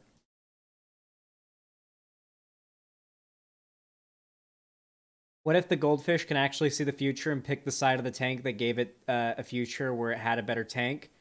How do we rule out fish precognition? Wait. Holy shit, patterns. What if fish can see into the future and that's what the fish did? They just picked the side of the tank that made it see it getting a better tank in the future. Wait, what if we all did this, but we promised our fish, if we made sure, like guaranteed, if we make a lot of money on this, we are gonna get this fish the best tank it could possibly want, and then do it. We'll have to test that. That would be a good way to test if fish have precognition. Xan can't use his clairvoyance for money. The true curse. Listen, okay? Like a genie wish. You can't just wish for money. I think that's how it works. Shout out to Frederick for making this possible. Shout out to God, Jesus, Catholic Jesus. Oh, I made this poster for myself using the data from Frederick versus Wall Street bets because all the graphs needed to be in 8K, so why not? I figured I may as well sell it, so if you want it, you can have it, and if you don't want it, you do not have to get it. It is fucking gargantuan though. It's like my height. I mean, I'm a short fucking person, but like it's still a gargantuan poster. It's like kind of want it. The issue is he purchased a single stock during each selection. What may have happened is that 20K was invested in Wall Street bets, but only 10K was in fish. There's a lot that could explain it, but it's info we just don't have. I would guess he probably invested the same amount in the fish and Wall Street bets. Like, that would be insane if he didn't.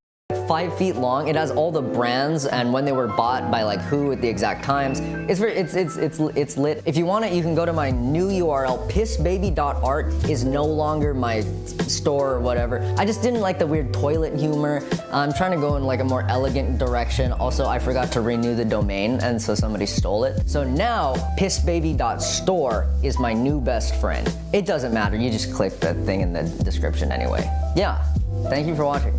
Yeah, okay, goodbye. See you in a year. I will have 100,000 subs by the time the next Michael Reeves video drops. Not only that, but Hightail will be out. Just to give you perspective, chances are by the time Michael Reeves drops another video, Hightail will be out and I'll probably be at over 100,000 subs. Just to give you perspective on how long we have to wait until the next Michael Reeves video. Oh, jeez. That was very good. For those of you guys that don't know, that was Michael Reeves, a very good content creator. He's made a lot of really good content. If you enjoyed that, you'll probably enjoy his other stuff. So I'm going to go ahead and drop links in the chat. Definitely go ahead and do that. If you enjoyed the video, please consider leaving a like, especially if you're watching the stream. Engagement on YouTube and on streams is very important. It helps out the channel more than you even realize, and I really do appreciate it. If you have not already, please consider subscribing, ring the bell icon, following my social media, all linked down below. And of course, if you want to support me financially, you can donate, subscribe, gift a sub on my website, or support me on YouTube, Twitch, Streamlabs, Stream Elements, or Patreon. No matter how you support me, I really do appreciate it. Thank you so much for watching. Have a good one. That was a good segment. No donos, though. That's sad. You guys been skimping on the donos today. Jesus. Granted, I did stream pretty late. All the poor people are up late. Like me.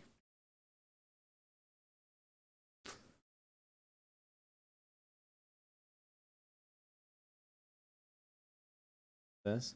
In college, I did my thesis on time perception, and I learned my favorite science story ever, which is how we learned that bees can perceive time. The experiment is pretty straightforward. A scientist put sugar water outside of a bee's hive every day at 4 p.m., and soon enough, the bees learn to leave the hive every day at 4 p.m., even when there's no sugar water. Therefore, these bees must be measuring and perceiving time. Whoa, hold your horses. What if the bees are just doing something else, like measuring the angle of the sun? So they did the experiment, again, in the dark this time, and the bees still come out at 4 p.m. Therefore, bees... Well, hold on, what if they're measuring the heat from the sun instead? These back and forths kept happening until they ended up recreating the experiment underground in a salt mine. And still, people were like, what if they're measuring the rotation of the Earth? How do we prove that bees perceive time? Until one scientist did the exact same experiment, not in a salt mine, but in Paris, and then flew the bees to New York City, where they left the hive at 10 in the morning because they had jet lag, because bees perceive time. In college, I did my thesis on time perception. And they're trans. Who would have thought? Bees are trans and they can perceive time. V-Raptor, thank you for the 2 tier 1 gifted subs. I really appreciate that. Thank you for the $10, my friend. Very kind of you. Says, I need that shadow onesie. We all need that shadow onesie. Thank you. What's that? $44.20. Let me update the dono goal.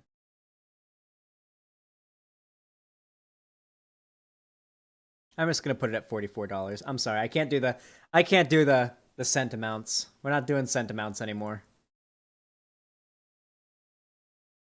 Would you fuck a big titty, juicy pussy having bee? A big titty pussy having bee. No. Have you heard of the massacre that happened in Bucha?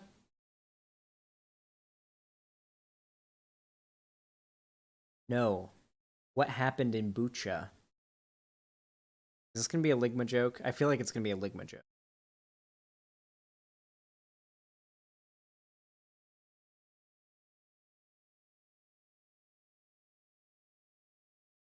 Oh, wait, it's not? No, it's real? Oh, God, I feel like an asshole now. Oh, no. Wait, I feel like an asshole. Where's Bucha?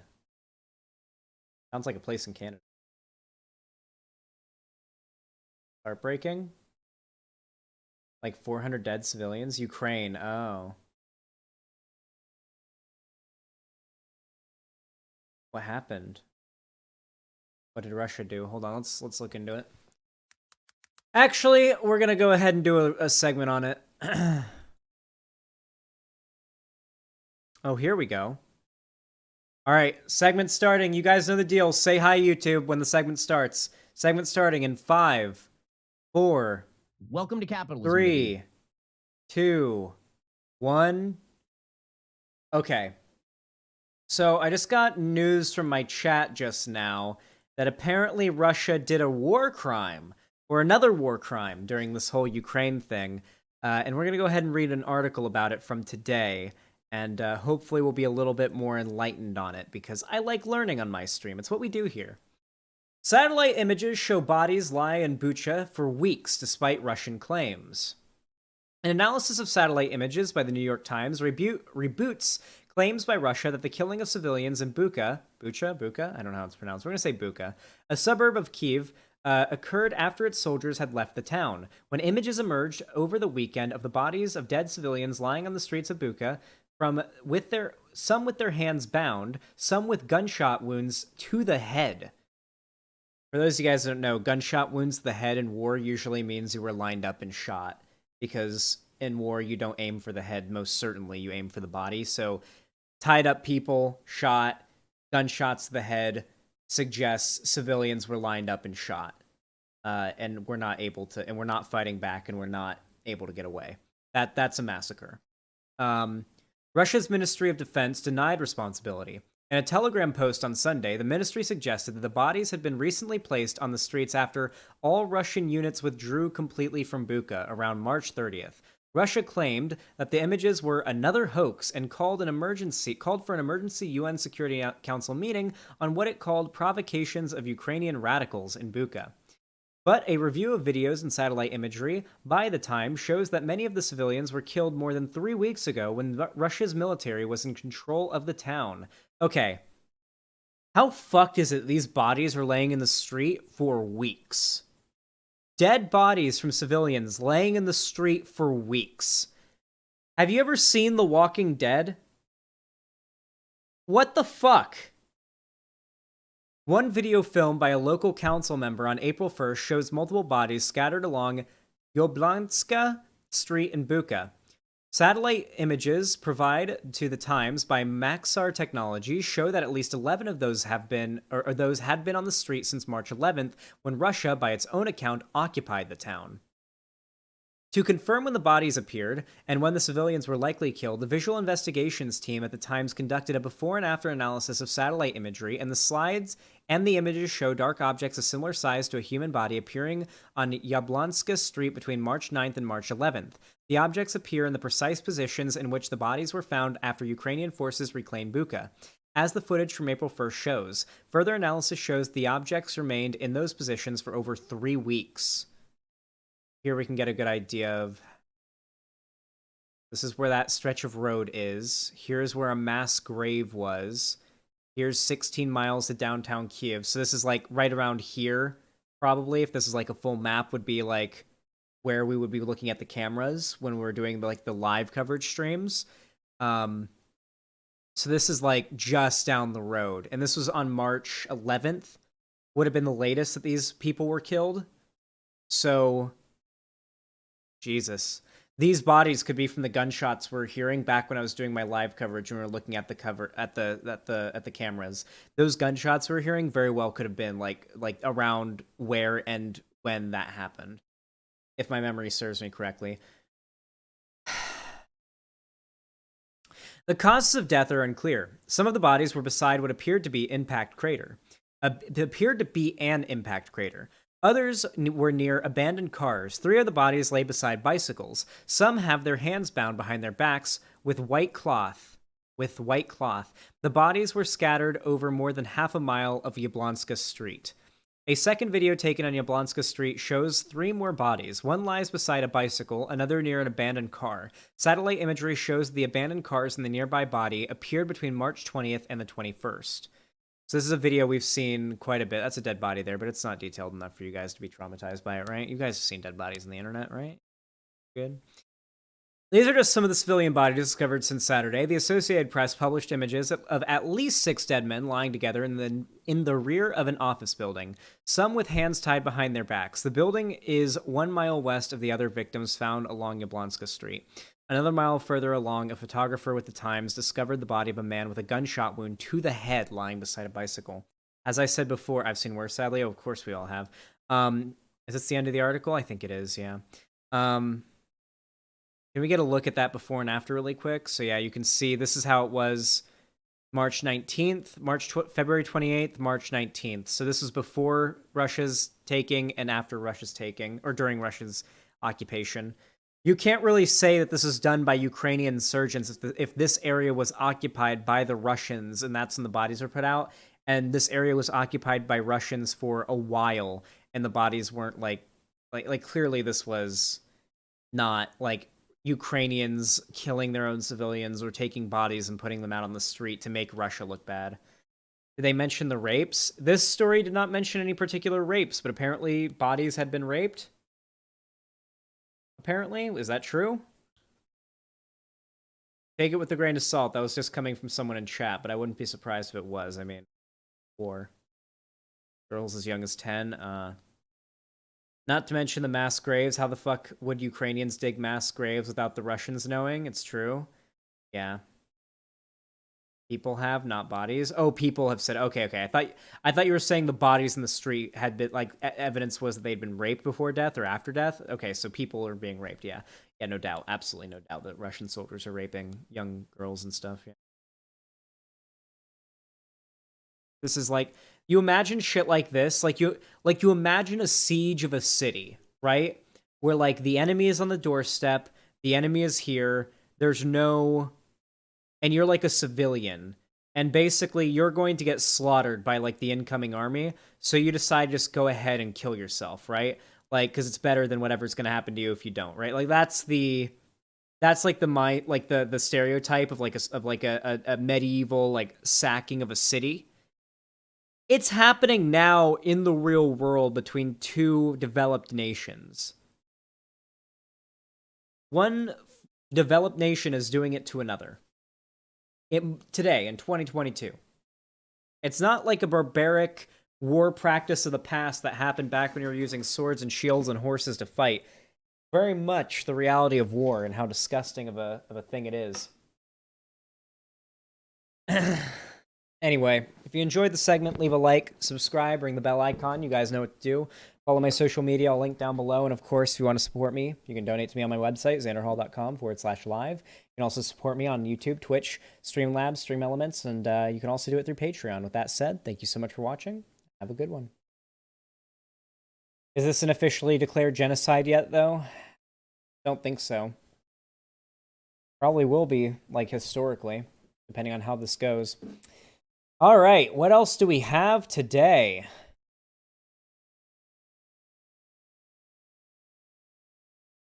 I know.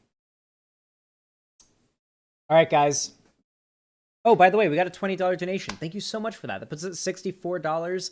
$64 on the dono goal, by the way. Listen, I don't think you guys are gonna hit the I don't think you guys are gonna hit the dono goal today if you don't really start hustling low key. I don't know, guys. I don't know, guys. You guys gotta start hustling today to hit that dono goal. This is like the kind of stuff that the Spanish and other colonial powers did to indigenous people. Yeah, really fucked up things. I know, V-Raptor. The dono goal, it's so glorious. How do you like what I did with the dono goal, by the way? I made it so it kind of floats by just a pixel off of the edges. And I feel like because it has sort of a rounded quality to it, it makes it look better than it did when I just had it fully into the corner. Do you like it better now? I feel like my stream layout looks a lot better now since I started using Stream Elements.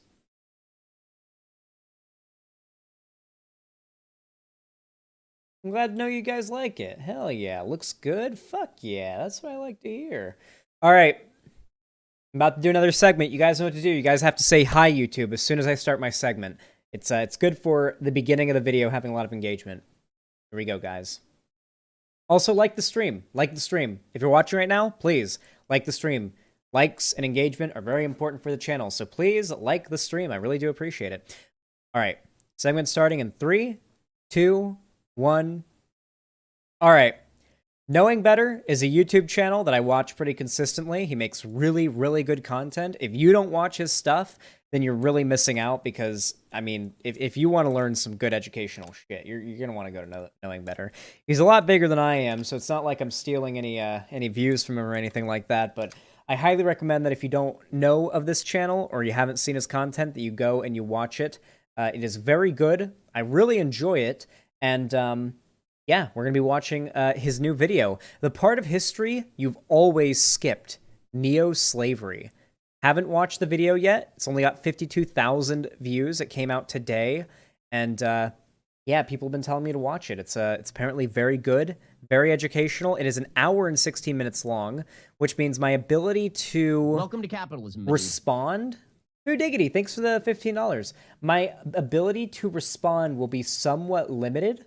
To be fair, it will be somewhat limited, but I am going to do my best to react to the whole thing in a fairly timely manner. So doing that, I'm going to turn it up to 1.75 speed, which I know is a little fast for some of you, but I don't want this to be too long, and I have been live for 3 hours and 18 minutes, and you know, this is going to be a whole other, like, this is going to be the next hour and a half, 2 hours of the stream regardless, so yeah.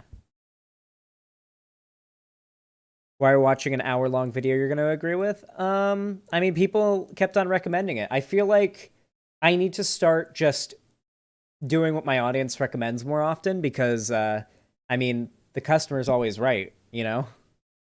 I've been, you know, taking more of the recommendations you guys send me more often. I think it'll be good content. Let's watch it. I think there'll be a lot to learn from it as well. I put it at 1.5 speed as well, so it shouldn't be too fast. But yeah, let's go. This video is going to look and sound a little different from my usual content because this topic is serious, complex, and infuriating. It's also incredibly long, as you've probably noticed, but it is necessary to understand the full picture. As we're going— Listen, guys, by the way, if you find this to be like, not the most exciting content from me or whatever, it's fine if you don't watch. It's fine if it's not the most exciting to you.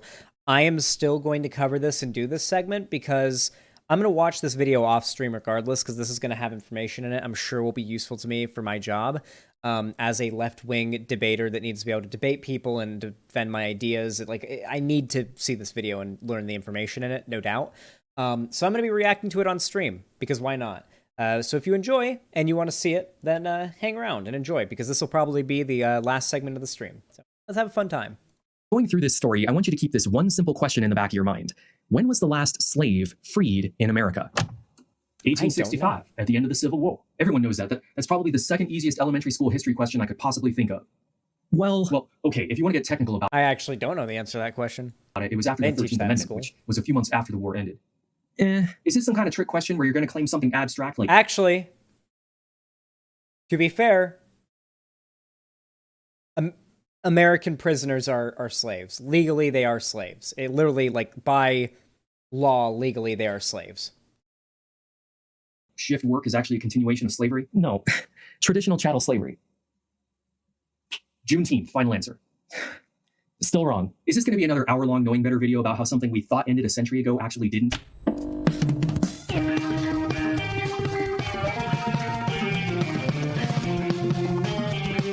Oh no! That was the worst one. Don't put Coca-Cola in the freezer. Nebula. You're telling me they invented a picture frame that can show whatever image you want on it. Will you get back in the closet, man? This isn't really a topic for lighthearted characters. You're talking about the Civil War, and you don't need your Civil War character. We're actually going to be talking about a whole lot more than just the Civil War. But that's irrelevant. Nobody cares about you. Most people don't even know your name. And besides, if I use you, people are just going to say that Atun Shea did it better. Checkmate, Lincolnats. You're right. Okay, well, like the majority of my audience, I'm an American. Always have been. I went through elementary, middle, and high school, then I went on to college to become a social studies teacher, and then I taught US history in 2 different states at the middle and high school level. Am I giving you my credentials in order to brag?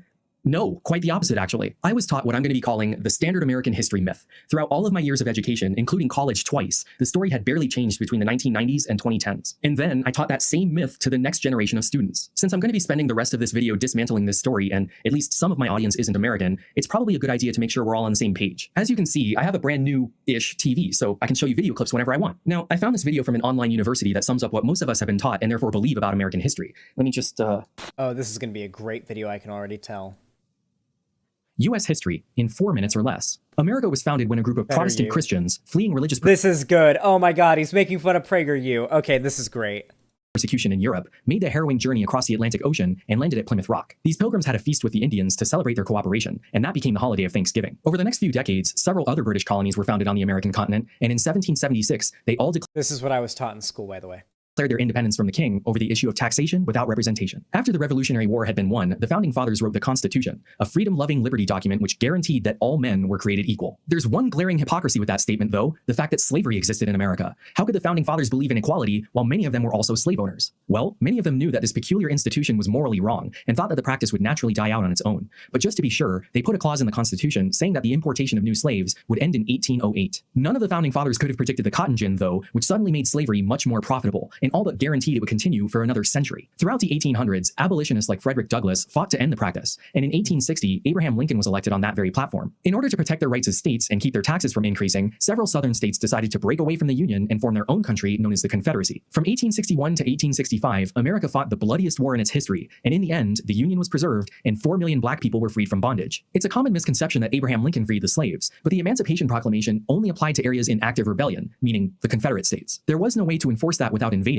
and the northern slave states were unaffected, so this didn't really do much. In reality, it wasn't the Great Emancipator, but the 13th Amendment, ratified 8 months after his assassination, that abolished slavery. Reconstruction lasted from 1865 to 1877, and was marked by a period of relative peace since federal troops were stationed in the South to guarantee the rights of the recent— Remember, guys, this is the American fantasy story. This is not the— This is the sugar-coated version. This is not the true telling of events. Freed slaves. After Reconstruction ended, though, things got pretty dark pretty fast. Within a decade, black codes had been passed in every southern state, and many of them required literacy tests and poll taxes to vote. This is the beginning of Jim Crow, an era where black people had to sit at the back of the bus and drink out of separate water fountains. They even had separate schools for white kids and black kids. That lasted until 1954, when the Supreme Court decided to desegregate public schools with the Brown v. Board of Education decision. This began the civil rights movement, which gave rise to leaders like Martin Luther King, who said we should judge each other not by the color of our skin, but by the content of our character. With the passage of the Civil Rights Act of 1964, Jim Crow and segregation were over, and America had finally swept away the last vestiges of racism in the country. We even elected a black man as president. Twice. So the next time someone tells you that America is a racist country with racism in our DNA, hopefully now you'll know better.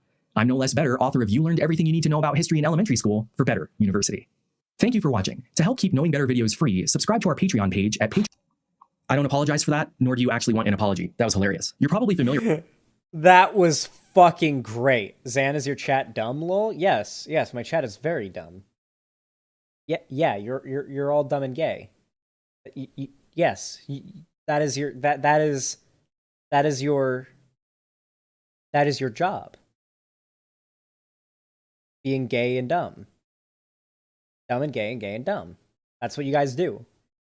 You're the little dumb gay people in my phone or in my computer that I go live for every day.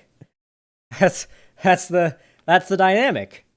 Here with most of what was said in that video, you might have picked out a small inaccuracy here or there. Yes, and bottoms. But for the most part, that was the story you learned as a kid, and the one you likely still believe. I know that because that was the story I was taught, and the story I then taught to others almost 2 decades later. It's also the story fake YouTube universities continue to push to this day. Yes, that was a PragerU parody. Just about every sentence was paraphrased from one of their videos. And they're usually pushing the message that your kids are learning something different and scary. I was spared the life-sapping, negative messages about America that are crippling a generation of young people.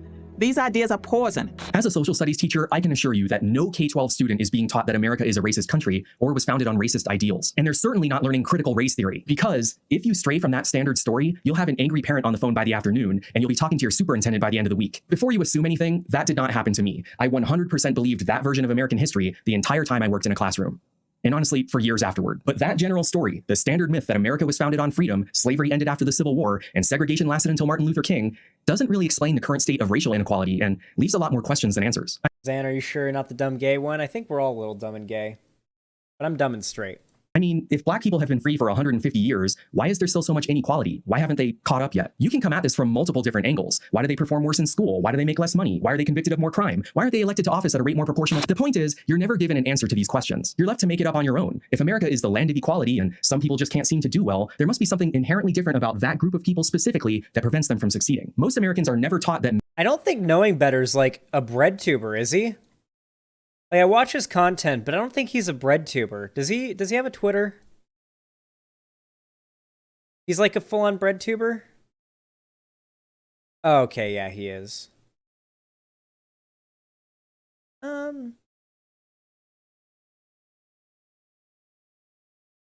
Like, he's functionally a bread tuber, but I feel like this is content that has a pretty wide appeal outside of just, like, lefty content. You know what I mean? Like, top 10 things to know about ferrets. 2018, not clickbait. Okay. Making fun of people that do that doomsday shit, voter suppression, governing paper people, sovereign citizens, buying happiness, cognitive dissonance, welfare, imaginary friends, Oregon Trail of the Southwest, privatizing. Pretty, like, broadly left-wing content, obviously, but I think this is like I've never thought of Knowing Better as a bread tuber or as like a left tuber. I hate the term bread tuber, but you know what I mean, right?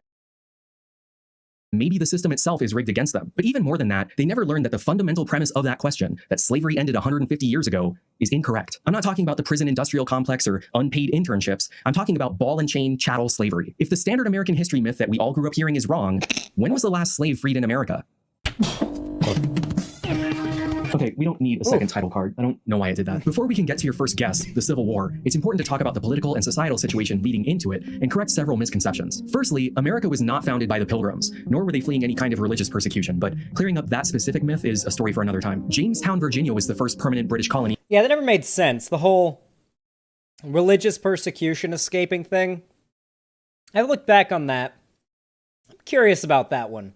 That one doesn't make much sense. I thought America was discovered as more of like a scientific expedition.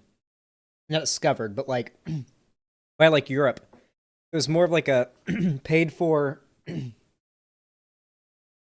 like list of expeditions that happened all at once for over like a very close period of time, right?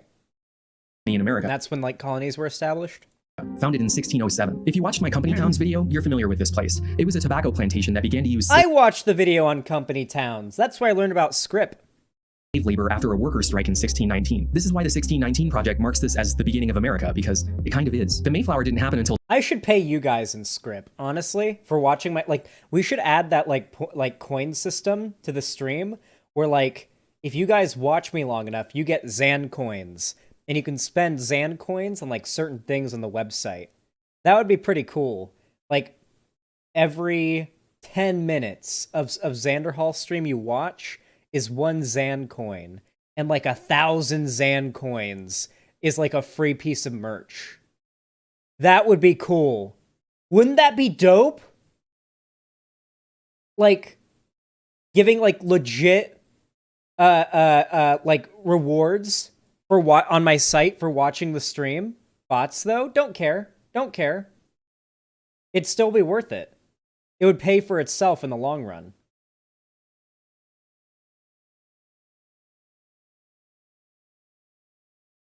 Yeah, it'd have to be website chat watchers. Oh, shit. I'm gonna hit White Nervosa up about that idea. Vosh coins. Because if she adds the idea onto my site, she's gonna add it to Vosh's site and everybody else's site too, because the updates, like all our sites are all in the same thing, so when they update, my site updates with Vosh's site, Demon Mama's site, Conier's site, everybody, like all of them, right? So, they have to be called V-Bucks. They have to be called Vosh Bucks and V-Bucks for short. If she adds this, I'm gonna hit up White Nervosa about that. See how hard that would be to implement, like just a thing where it just counts up how many Zan coins you have based on how long you've watched the stream on the site. The thing would be though, you can't. We would have to make it so that the site, when I'm not streaming, randomly cycles through my videos, maybe. Because then if people just leave the site on while they're away, maybe we could find a way to make the site randomly cycle through my videos so they count as views for when people are just watching on the site. That could be interesting too. Write these things down, chat. I need to hit up White Nervosa about these ideas, because these could really mean something. 1620, the Pilgrims had no intention of founding a new country, and the Thanksgiving part didn't get added to the story until way later.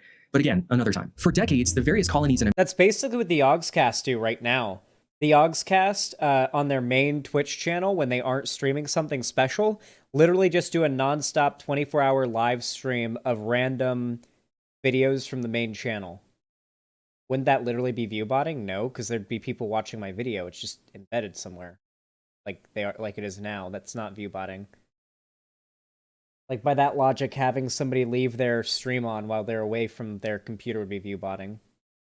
America existed as somewhat mixed communities. There were free white people, a few free black people, white indentured servants, black indentured servants, and slaves who were either black or Native American. That lasted until Bacon's Rebellion in 1676, when most of these groups rebelled against the ruling class because they wanted to expand further west. This was 100 years before independence. The colonies were ruled by the same aristocracy that existed in Britain, and in response to the uprising, they decided that the best way to keep the rabble in line was to divide and conquer. In the years that followed, Virginia passed a number of slave codes that stripped all black people of any rights. By 1705, there were basically no free or indentured black people in Virginia. They were no longer considered citizens. They couldn't own property, guns, or employ a white person. This will be a recurring theme going forward. The laws in America were used.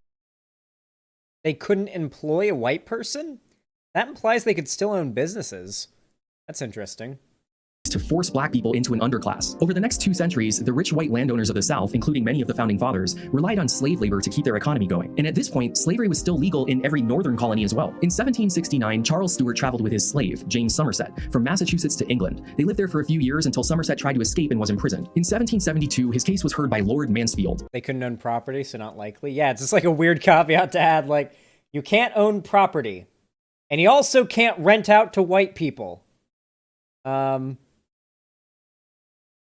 Well, I feel like one of those laws might be redundant. the Chief Justice of the King's Bench, who determined the state of slavery is of such a nature that it is incapable of being introduced on any reasons, moral or political, but only by positive law. It is so odious that nothing can be suffered to support it, but positive law. Whatever inconveniences therefore may follow from the decision, I cannot say this case is allowed or approved by the— Yeah, granted, employment probably worked differently back then. Like, there was probably still, like you'd still see, like, a blacksmith and a blacksmith's, like, apprentice or whatever. So maybe it was, like, if you were, like, a blacksmith, that's funny, then you can't, like, have a white apprentice, which is bullshit for numerous reasons. But even from, like, a racist's point of view, that should be bullshit.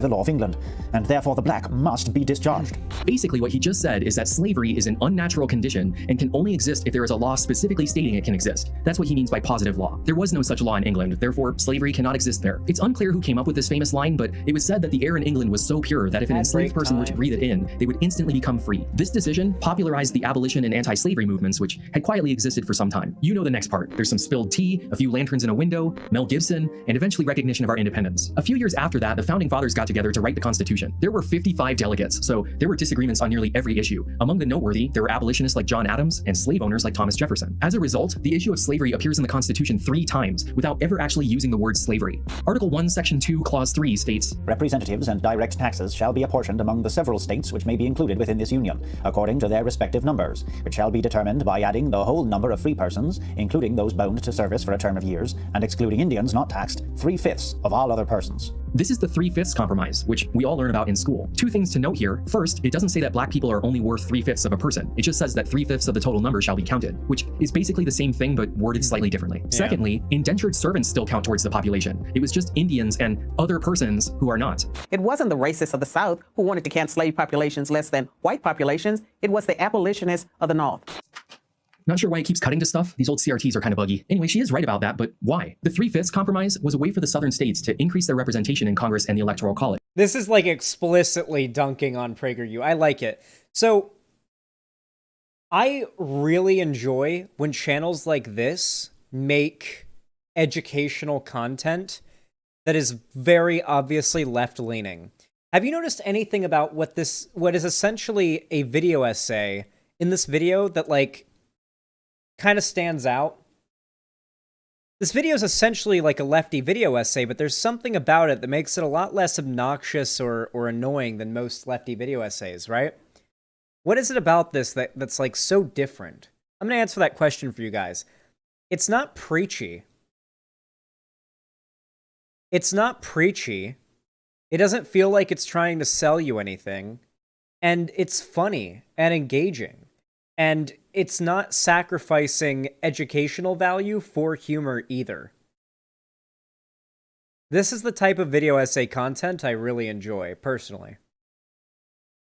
If they had their way, they would have counted all of the people that they themselves did not consider to be citizens. That way they could artificially inflate their national political... I took a bunch of US history and am a teacher. He's doing a very good job. When I find out there's like a teacher in my chat watching my stream, like it sends a chill up my spine because it's like, there's like, how am I supposed to impress somebody whose job it is to teach people with my knowledge, right? Like I'm just some dumb fuck on the internet, you know? Like, I'm doing my best out here, don't get me wrong. But, like, it puts a little pressure on me. Like, how am I supposed to impress somebody who's got, like, whose job it is, or was at least, to teach people, you know? I'm going in HR if that makes you feel better. I'll bet Alberta's making it impossible. And teachers get underpaid here in America really bad. Based, Wolf Spider. Power. The North would have preferred to count none of them because if they're not voting and they don't have any rights, who exactly are you representing? The second clause of the Constitution dealing with slavery is Article 1, Section 9, Clause 1. "The migration or importation of such persons as any of the states now existing shall think proper to admit shall not be prohibited by..." Alberta is cringe. "The Congress prior to the year 1808, but a tax or duty may be imposed upon such importation, not exceeding $10 for each person." I have misunderstood and taught this clause of the Constitution incorrectly for years. "Children, our founding fathers knew that slavery was evil." The goddamn Frederick Douglass PragerU one. Oh. God. The Frederick Douglass PragerU Lila and Leo thing is possibly the most egregious and disgusting one I've seen. This is one that I didn't watch on stream, but it's bad. It's bad. They basically say that Frederick Douglass was like a centrist who wanted to act within the systems only and was very against radical action, and he was very much in favor of just acting within the lines of... Basically, Frederick Douglass, what he really was like he was very practical, okay? He cared a lot about like the practicality of how within like the lines and barriers of our current systems we could bring about justice. However, he also recognized that operating within the bounds of the law would not bring justice soon enough. And he praised radical actors who engaged in deadly violence in the name of freedom. So the whole idea that Frederick Douglass was this like centrist, played within the lines kind of activist is insane. Insane. And wrong. And they knew that it would do terrible harm to the nation. Our founders created a system they thought would have slavery end gradually. Oh God, was that like a kid's video? No, we're not doing this. No more TV. Okay, well, the founding fathers did not know that slavery was evil and wrong. Some of them actively... Yeah, he praised John Brown, who literally was executed during a violent slave rebellion that he started. I think he said about John Brown that John Brown's bravery and dedication to freedom so overshadows his that he like would be honored, something like that. Like very flattering words he had to say about John Brown's violent, radical slave uprising he led, in which he was executed for his actions. So yeah, the idea that Frederick Douglass was like the centrist is just whitewashing another notorious like pro-black civil rights activist to make it seem as though these figures that are very beloved by history were actually more amiable to the rights ideas than they would like you to believe. When in reality, if Frederick Douglass was alive today, he would probably be appearing on TYT and like talking to me on my stream or some shit like that. I don't know. He'd be very against PragerU. Let's just say that. Participated in it and fought for the various compromises we're learning about right now. They did not create a system that would have it end gradually. This clause of the Constitution does not ban the importation of new slaves. Go back and read. Oh yeah, they tried to equivocate a slave uprising to BLM burning cities. That was part of the video too. It basically says Congress... He'd be talking to me, yes, humble Zan. Listen, okay, all I'm saying is go look up Xanderhal TV famous Twitter followers, okay? And look at my most famous Twitter followers, okay? I got some pretty big people following me. I feel like I could score the Frederick Douglass interview if he was alive. Shall make no law abridging the slave trade until 1808, which is exactly what happened. They banned it that year. But the point is, the institution and expansion of slavery was protected by the Constitution for the first 20 years of its existence. The founding fathers did not plan for it to end. That's just how it happened to work out. The final mention of I'm actually going to need the TV if we're going to keep doing this.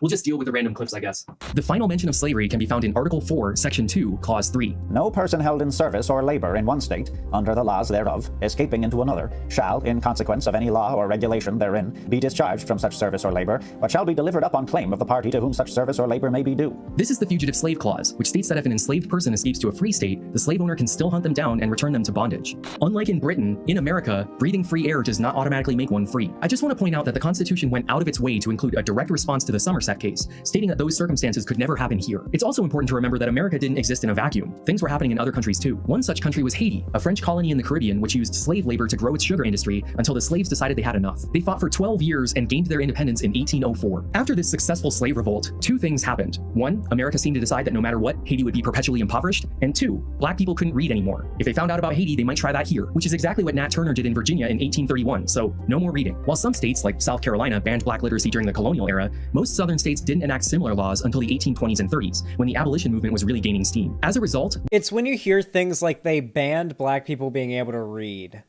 That's when you're just like, like everything else is so bad, but I feel like that one in particular really highlights the hypocrisy, I think. It's the hypocrisy of white supremacy that stands out most in the banning of teaching black people to read back during the colonial slave days. The argument was that black people weren't human, that they were literally subhuman, akin to animals, essentially, and that they just did not have the same cognitive or brain function as white people. That was the white supremacist belief at that time. And yet, simultaneously, those same people who believe that black people are incapable of reaching the same level of cognitive function as white people decide to ban literacy among black people here in America to prevent similar events as a previous slave rebellion that happened in Haiti. It really points to the cognitive dissonance and the hypocrisy inherent to white supremacy, doesn't it? It's so evident in that one particular policy. Xanderhal in Canada, they would go out of their way to steal Indigenous children and keep them ignorant of the crimes committed against their ancestors. Of course, V-Raptor, that is a more extreme version of modern right-wing propaganda, though. You have to remember that. When the right tries to ban the teaching of, like, certain things in schools, they're doing essentially that. But they're just not taking kids away from their homes and, like, you know, taking them away. They're hiding the sins that the right has committed in the past and trying to cover it up so that future generations continue to vote conservative. We have very few first-hand accounts of slavery written by the actual slaves themselves. Most of their stories are lost to history. Britain abolished slavery in its overseas territories in 1833, and while it's fun to play alternate history and wonder if that would have included America had the revolution failed, there's no way to know for sure. But this did include Canada, which meant that the Underground Railroad finally had a real destination. When Frederick Douglass escaped to New York City in 1838, he was still subject to the Fugitive Slave Clause and could be legally recaptured at any moment. Rather than continue on to Canada, he decided to become one of the country's most prominent abolitionists. So, you're trying to work for change inside of the American system. Precisely, Layla. Our system is wonderful, and the Constitution is a glorious liberty document. Oh no, I forgot we were on the kids one. This is PragerU portraying Frederick Douglass as one of the good ones for working within the system to get slavery abolished, which immediately falls apart when you remember that we had to fight a war. I can't take any more of the kids one. Let me change the channel. The movement's leader, William Lloyd Garrison, burned the Constitution at his July 4th speeches. In Garrison's view, it legally protected slavery and was therefore irredeemable. But Douglass came to reject that. He believed that the Constitution was fundamentally opposed to slavery. Interpreted as it ought to be interpreted, Douglass said, the Constitution is a glorious liberty document. There's that line again, glorious liberty document. Personally, I find William Lloyd Garrison's argument to be a bit more compelling, especially considering those three clauses we just went over that exclusively protected slavery. But that line actually comes from a speech Douglass gave in 1852 titled, "What to the Slave is the 4th of July." What to the... Was that a white guy's voice altered to sound black? Yes. When they do the Frederick Douglass voice here, it is a white guy's voice altered to sound black, if you could not tell. Let's listen to it again. Become one of the country's most prominent abolitionists. So, you're trying to work for change inside of the American system. Yes, this is here. Okay, I'm gonna slow it down. I'm gonna slow it down to its normal speed so you can hear. Precisely, Layla. Our system is wonderful, and the Constitution is a glorious liberty document. Oh no.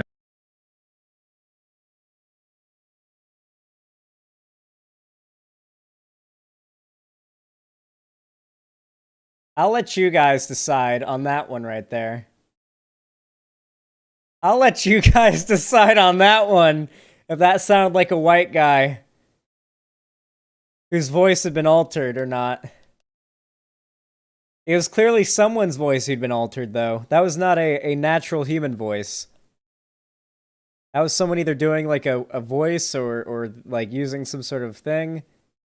No. I forgot we were on the kids one. This is PragerU portraying Frederick Douglass as one of the good ones for working within the system to get slavery abolished, which immediately falls apart when you remember that we had to fight a war. I can't... It's very funny that how PragerU can't even get a black guy to do voice acting. Can't take any more of the kids one. Let me change the channel. The movement's leader, William Lloyd Garrison, burned the Constitution at his July 4th speeches. In Garrison's view, it legally protected slavery and was therefore irredeemable. But Douglass came to reject that. He believed that the Constitution was fundamentally opposed to slavery. Interpreted as it ought to be interpreted, Douglass said, the Constitution is a glorious liberty document. There's that line again, glorious liberty document. Personally, I find William Lloyd Garrison's argument to be a bit more compelling, especially considering those three clauses we just went over that exclusively protected slavery. But that line actually comes from a speech Douglass gave in 1852 titled, "What to the Slave is the 4th of July." What to the American slave is your 4th of July? I answer, a day that reveals to him, more than all other days in the year, the gross injustice and cruelty to which he is the constant victim. To him, your celebration is a sham. Your boasted liberty, an unholy license. Your national greatness, swelling vanity. Your sounds of rejoicing are empty and heartless. Your denunciations of tyrants, brass-fronted impotence. Your shouts of liberty and equality, hollow mockery. Your prayers and hymns. Your sermons and thanksgivings, with all your religious parade and solemnity, are, to him, mere bombast, fraud, deception, impunity, and hypocrisy. A thin veil to cover up crimes which would disgrace a nation of savages. There is not a nation on the earth guilty of practices more shocking and bloody than are the people of these United States at this very hour. Well, that's rather scathing, but not the line I was looking for. In that instrument, I hold there is neither warrant, license, nor sanction of the hateful thing, but interpret it as it ought to be interpreted. The Constitution is a glorious liberty document. Read its preamble. Consider its purpose. Is slavery among them? Let me ask, if the Constitution were intended to be, by its framers and adopters, a slaveholding instrument, why neither slavery, slaveholding, nor slave can anywhere be found in it? I mean, just because it doesn't use the word slave doesn't mean he's basically making the Somerset argument. Since the Constitution doesn't include a positive law allowing for the institution of slavery, it shouldn't exist. But it did. So, look, I'm just a former high school teacher turned YouTuber. What do I know? What did the Supreme Court have to say on the matter? They're the ones who are supposed to interpret the Constitution and figure out the framers' original intent. Throughout the 1840s and 50s, Dred Scott sued his owner for his freedom multiple times. He stated that since he had been brought to the free state of Wisconsin, he was now legally free. Again, referencing the Somerset case. The lower courts went back and forth on the matter until it reached the Supreme Court in 1857. I want you to stop for a moment and remember back to what you were taught about this case. How is the decision framed to you? Did they decide that he was free or that he was a slave? Here's the actual opinion from Chief Justice Taney. In the opinion of the court, the legislation and histories of the times, and the language used in the Declaration of Independence, show that neither the class of persons who had been imported as slaves nor their descendants, whether they had become free or not, were then acknowledged as part of the people, nor intended to be included in the general words used in that memorable instrument. They had for more than a century before been regarded as beings of an inferior order and altogether unfit to associate with the white. I think this gentleman might have been a racist. Race, either in social or political relations, and so far inferior that they had no rights which the white man was bound to respect, and that the Negro might justly and lawfully be reduced to slavery for his benefit. And upon a full and careful consideration of the subject, the court is of the opinion that, upon the facts stated in the plea in abatement, Dred Scott was not a citizen of Missouri within the meaning of the Constitution of the United States, and not entitled as such to sue in its courts. So again, was Dred Scott a free man or a slave? The answer was neither. He's not a citizen, so who cares? Black people had no rights to which the white man was bound to respect. The Declaration of Independence was not referring to them. They were not created equal. They are not, have never been, and will never be citizens of the United States. This was the highest court in the land saying that the country's foundational documents never meant to include black people, and it's phrased as if this is just common sense at the time. In effect, this was the government telling Douglas he was wrong. The Constitution is not a glorious liberty document, at least not for people like him. Just a few years earlier, they passed the Fugitive Slave Act, so not only could slave catchers come get you if you were in the North, but Northerners had to turn you in if they knew you were a runaway. This forced people in the North, including abolitionists, to participate in the slave trade under pain of prosecution. Around this time, we began to see a shift in the way slaves were used. While the majority of them were still in agriculture, usually cotton, sugar, or tobacco. By the way, can we look back at like the persecution complex of white supremacists and conservatives, by the way? At the time, they were claiming that whenever a free state was added to the Union, that would take away from their ability to continue to do slavery in their side of the Mississippi Compromise line. And they would make just such a big old fuss about that. And they talk about how it's a problem, yada, yada, yada. And then, sorry, I'm too high. I completely lost it. Like they'll complain and whine and bitch about how they're having the anti-slavery pushed onto them, and that the policies or the new states that are coming out that have anti-slavery policies, they're anti-slave like free states, that is impugning on them. And then they pass the Fugitive Slave Act, which forces people who are anti-slavery in non-slave states to engage in the slave trade and capture and send back escaped slaves to non-free states. They've always played the victim and said that being progressive forces, like the forces of like freedom, the left, whatever, are always attacking them, when in reality they are always the aggressors. They are always the one trying to take the rights away from others, always the ones trying to push their ideas, their beliefs, their worldview onto everybody else through policy and through laws, not through speech like they claim the left is trying to do. The left is trying to censor us with cancel culture. They want to pass laws and policies to ban things. Other industries began experimenting with slave labor. In 1850, the Bibb Steam Mill Company, a sawmill Missouri Compromise. I love my southern states. Thank you. Mississippi Compromise, Missouri Compromise, same thing. Listen, all right? They touch. In Alabama owned 27 slaves and leased others from surrounding farms. This is important because I know Missouri touches Florida, right? No, Alabama touches Florida, then Alabama touches Missouri, and I think Missouri touches Mississippi. Yeah, I think I got it. Yeah, I think I got it right. Did I get it right? I think I got it right. A little bit of Florida touches Alabama, a little bit of Alabama touches Missouri, and Missouri touches Mississippi, right? No? I could swear Missouri... Is Missouri further north? St. Louis is in Missouri. Fuck, that's further north, isn't it? Listen, one day I'll become a geography god, okay? Missouri does not share a border with Mississippi. Does it share one with California? Let's go.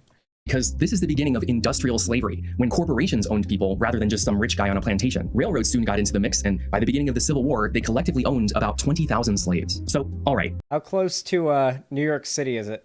The Civil War, which began after Lincoln's election because the southern states were worried that he was going to possibly end slavery, or at the very least, stop it from expanding west. It's a real bummer that I have to take time out to explain this, but it's important. Our new government is founded upon exactly the opposite idea.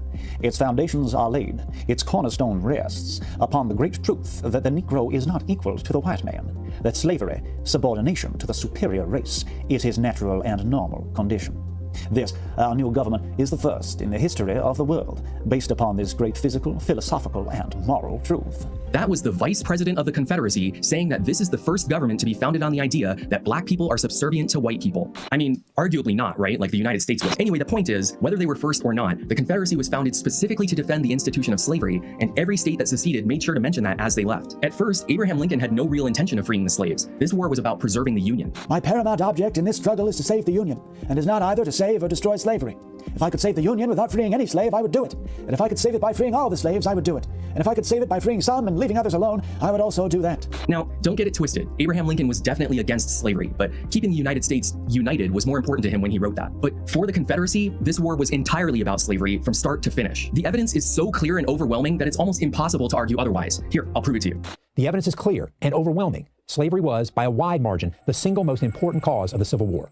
Did you think you'd ever actually agree with PragerU? When the various southern states seceded, any factories that were owned by northerners were confiscated and transferred into southern hands. And those new owners quickly staffed those mills and furnaces with slave labor. Since all the white men were off fighting, the Civil War caused a dramatic increase in the use of industrial slavery. As soon as the war began, 40 slaves were put into the Sewanee mines, and the Empire State Iron and Coal Company put an ad in the local newspaper looking to hire or buy 100 able-bodied hands. Within a few years, the Shelby Iron Works owned between 350 and 400 slaves. And to cap it all off, in 1863, the Confederate government bought the Briarfield Iron Works in Alabama, which included 9 black men listed on the inventory under livestock. Just to reiterate that's the Confederate government itself owning slaves. Within a few months of the outbreak of the war, the North passed the Confiscation Act of 1861, stating that any escaped slaves who made it to the North were to be considered captured enemy property or contraband of war. While still not viewing them as people, this was at least the end of the Fugitive Slave Act. As the war began to turn in the North's favor, Lincoln entertained the idea of abolishing slavery, but didn't think that the United States could continue to exist as a mixed-race society. So he proposed recolonizing the former slaves to Central America, to a place called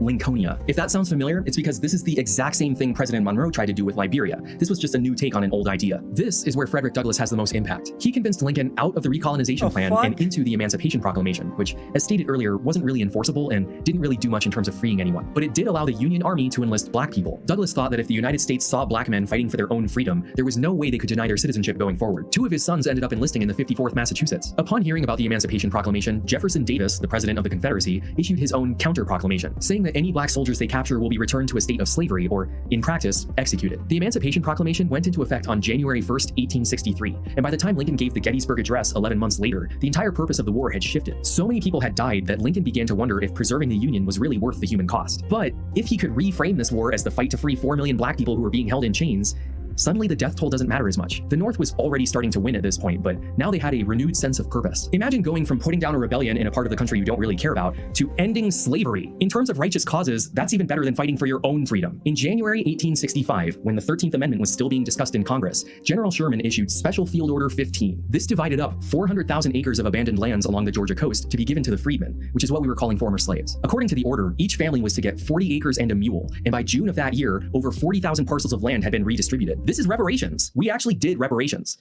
But don't get excited. In March 1865, the Bureau of Refugees, Freedmen, and Abandoned Lands was established, more commonly known as the Freedmen's Bureau. Their primary job was to protect the rights of recently freed slaves and help them get their 40 acres. The Civil War ended on April 9th, and when Abraham Lincoln suggested that black soldiers who fought for the Union should get the vote, John Wilkes Booth decided to kill him. As a result, on April 14th, 1865, Andrew Johnson became president. He was a Southern Democrat who remained loyal to the Union during the war, and Lincoln chose him as VP as a sign of his willingness to reconcile. Johnson also happened to be a raging white supremacist. This is a country for white men, and by God, as long as I am president, it shall be a government for white men. Fuck. Within 6 months of his inauguration, he ordered the Freedmen's Bureau to return all of the 40-acre plots that had been distributed back to white ownership. Put another way, he confiscated the land and undid reparations. This was the beginning of presidential reconstruction, which was supposed to be a rapid, lenient restoration of the Union with as few changes to the Constitution as possible. Once the 13th Amendment was ratified, he thought that should be the end. Well, I'm just a southern slave plantation owner out here in the South. You wouldn't hate my voice now, would you, Cyclops? Why don't you come inside and have a cup of tea? We got that southern hospitality here. End of it. Just to recap the timeline here, the war ended in April 1865, the last remnants of the Confederacy surrendered on June 19th, and the 13th Amendment was ratified in December of that year. What do you think happened after that? The freedmen just walked off into the sunset, end of movie, roll credits? As my best slave plantation owner southern accent impression I can do. Thank you. I bowed. Obviously not, right? The South still needed to harvest crops, and they weren't about to let 4 million laborers just go free and do whatever. Many of the freedmen ended up working on the same plantations that used to own them as slaves. The planter class had them sign labor contracts, which often included slave-like conditions. They agreed to be locked in a cell or chained up at night, not leave the property, obey commands, speak in a servile manner, and accept whatever punishment was deemed necessary. Why would anyone sign these? Because black literacy had been illegal for decades. Most of them couldn't read. By the end of the next year, most of these contracts were dissolved by the occupying Union commanders because it was obvious that the South was just trying to bring back slavery. It was clear to Congress, at least, that much more needed to be done. The Civil Rights Act of 1866 declared all persons born in the United States to be full-fledged citizens, regardless of race or previous condition of servitude. Johnson vetoed the bill, and for the first time ever, Congress voted to override that and push it through anyway. If the wording of that act sounds familiar, that's because it was eventually replaced by the 14th Amendment, which didn't get ratified until 1868. Andrew Johnson denounced the amendment as usurping state authority. The Reconstruction Act of 1867 ended Johnson's plan and remember, guys, every time conservatives are on the wrong side of history, if they're talking about states' rights, states' authority, whatever, it should be evocative of historic events. Began radical Reconstruction, when the former Confederate states were divided up into 5 military districts, each commanded by a general who enforced the law. It also required the new Southern governments to ratify the 14th Amendment. As you probably guessed, Andrew Johnson also vetoed this bill, and again, it was overridden by Congress, and as a result, 38,000 federal troops were stationed in the South, half of whom were black. And as a further result of this law, the Ku Klux Klan consolidated power and became much more active. The KKK was formed on Christmas Eve 1865, but can trace its origins back to when the Confederate government established militias known as Home Guards to patrol the countryside looking for deserters and runaway slaves. When the war ended, these Home Guards began a guerrilla campaign against Union troops and eventually turned to terrorism. Entire families of freedmen were lynched. The only way the former slaves were going to be guaranteed their safety and freedom was with the presence of tens of thousands of federal troops. During the election of 1868, they stood guard outside of every polling place in the South. With the end of the 3/5 compromise, Southern representation in Congress was about to dramatically increase, so they were required to allow black men to vote, even though black people still couldn't vote in most states in the North because the 15th Amendment wouldn't be ratified until 1870. Federal troops stationed in the South helped secure rights for the newly freed slaves. Hundreds of black men were elected to Southern state legislatures as Republicans, and 22 black Republicans served in the U.S. Congress by 1900. I want you to remember that she stopped counting in 1900. Once you have that locked away, she is right. In 1870, 1,500 black politicians began serving in state and federal office. Almost all of them were Republicans, because it was the party of Lincoln, obviously. Hiram Revels was the first black U.S. senator, a Republican from Mississippi, believe it or not. That same year, the federal government declared the KKK to be a terrorist organization, and after a riot in South Carolina, President Ulysses S. Grant declared martial law and suspended habeas corpus for any suspected members. This completely destroyed the Ku Klux Klan by 1872. You won't believe what brought them back, but we'll get to that. The presidential election of 1876 split the popular and electoral vote, a situation we're all too familiar with these days. As a result, we ended up with the Compromise of 1877. Southern Democrats, who now held a majority in Congress, would accept Republican Rutherford B. Hayes as president in return for the removal of federal troops from the South. Have you noticed that all of our compromises just end up being concessions to the South? This was the definitive end of Reconstruction. Without federal troops or the Freedmen's Bureau around, white supremacist violence and intimidation was allowed to run wild. But more importantly, Southern governments were free to do whatever they wanted. Immediately after the Civil War and throughout Reconstruction, every Southern state enacted what would later become known as black codes. We all learn about these in school, right? But can you actually describe a black code? My guess is you probably have this confused with an early form of segregation. They weren't allowed in certain public spaces, interracial marriage was outlawed, that kind of stuff. Or maybe you think this restricted voting or property rights. With measures like black codes, laws that restricted the ability of blacks to own property and run businesses, and they imposed poll taxes and literacy tests used to subvert black citizens' right to vote. Most of that stuff doesn't come along until way later. So what is a black code? These were a set of laws written in a colorblind fashion, making it a crime for everyone. But in practice, they were only ever illegal for black people, which is probably why we don't really learn about these in school. This is somewhat uncomfortable to talk about because we think of the law as neutral. If it says murder is illegal, it's illegal for everyone. But we're not talking about violence or theft here. The black codes were basically made-up social crimes, most of which were victimless. The most important and egregious one was vagrancy, which is the act of being unemployed, usually Xanderhal, when you can, I'm going to need you to turn up the gain filter on your mic. It's kind of quiet in the new VODs at points. How is it now, Cherry? Because I did some new stuff with my audio today.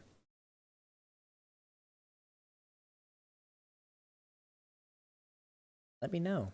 Defined as when a laborer or servant loiters away his time. Do you see why so many of the recently freed slaves signed labor contracts with their former owners? Many states imposed fines on or made it illegal for black people to work in any industry other than agriculture or domestic service. So congratulations, you're free to do whatever you want, as long as it's the thing you were already doing as a slave. It was also against the law to quit your job or break a labor contract, which was prosecuted as fraud or false pretenses, as they called it in many states. As a white person, you couldn't hire a freedman without proper discharge paperwork from their previous employer. This meant that as a black person in the South, you had to have a white person who could speak for you as your employer, or at the very least, former employer. If you didn't have that protection, you ran the risk of being arrested for vagrancy. Since the road system in the South wasn't very robust, if you wanted to get from one place to another, the easiest way was to hop on a freight train, which was illegal without a ticket. The second easiest way was to walk alongside the track, which was trespassing.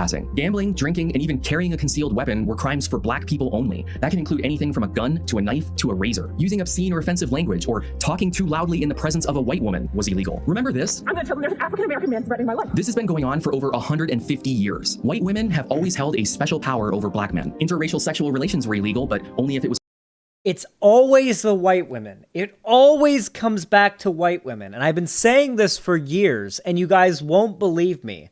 It always, 100% of the time, comes back to the white women.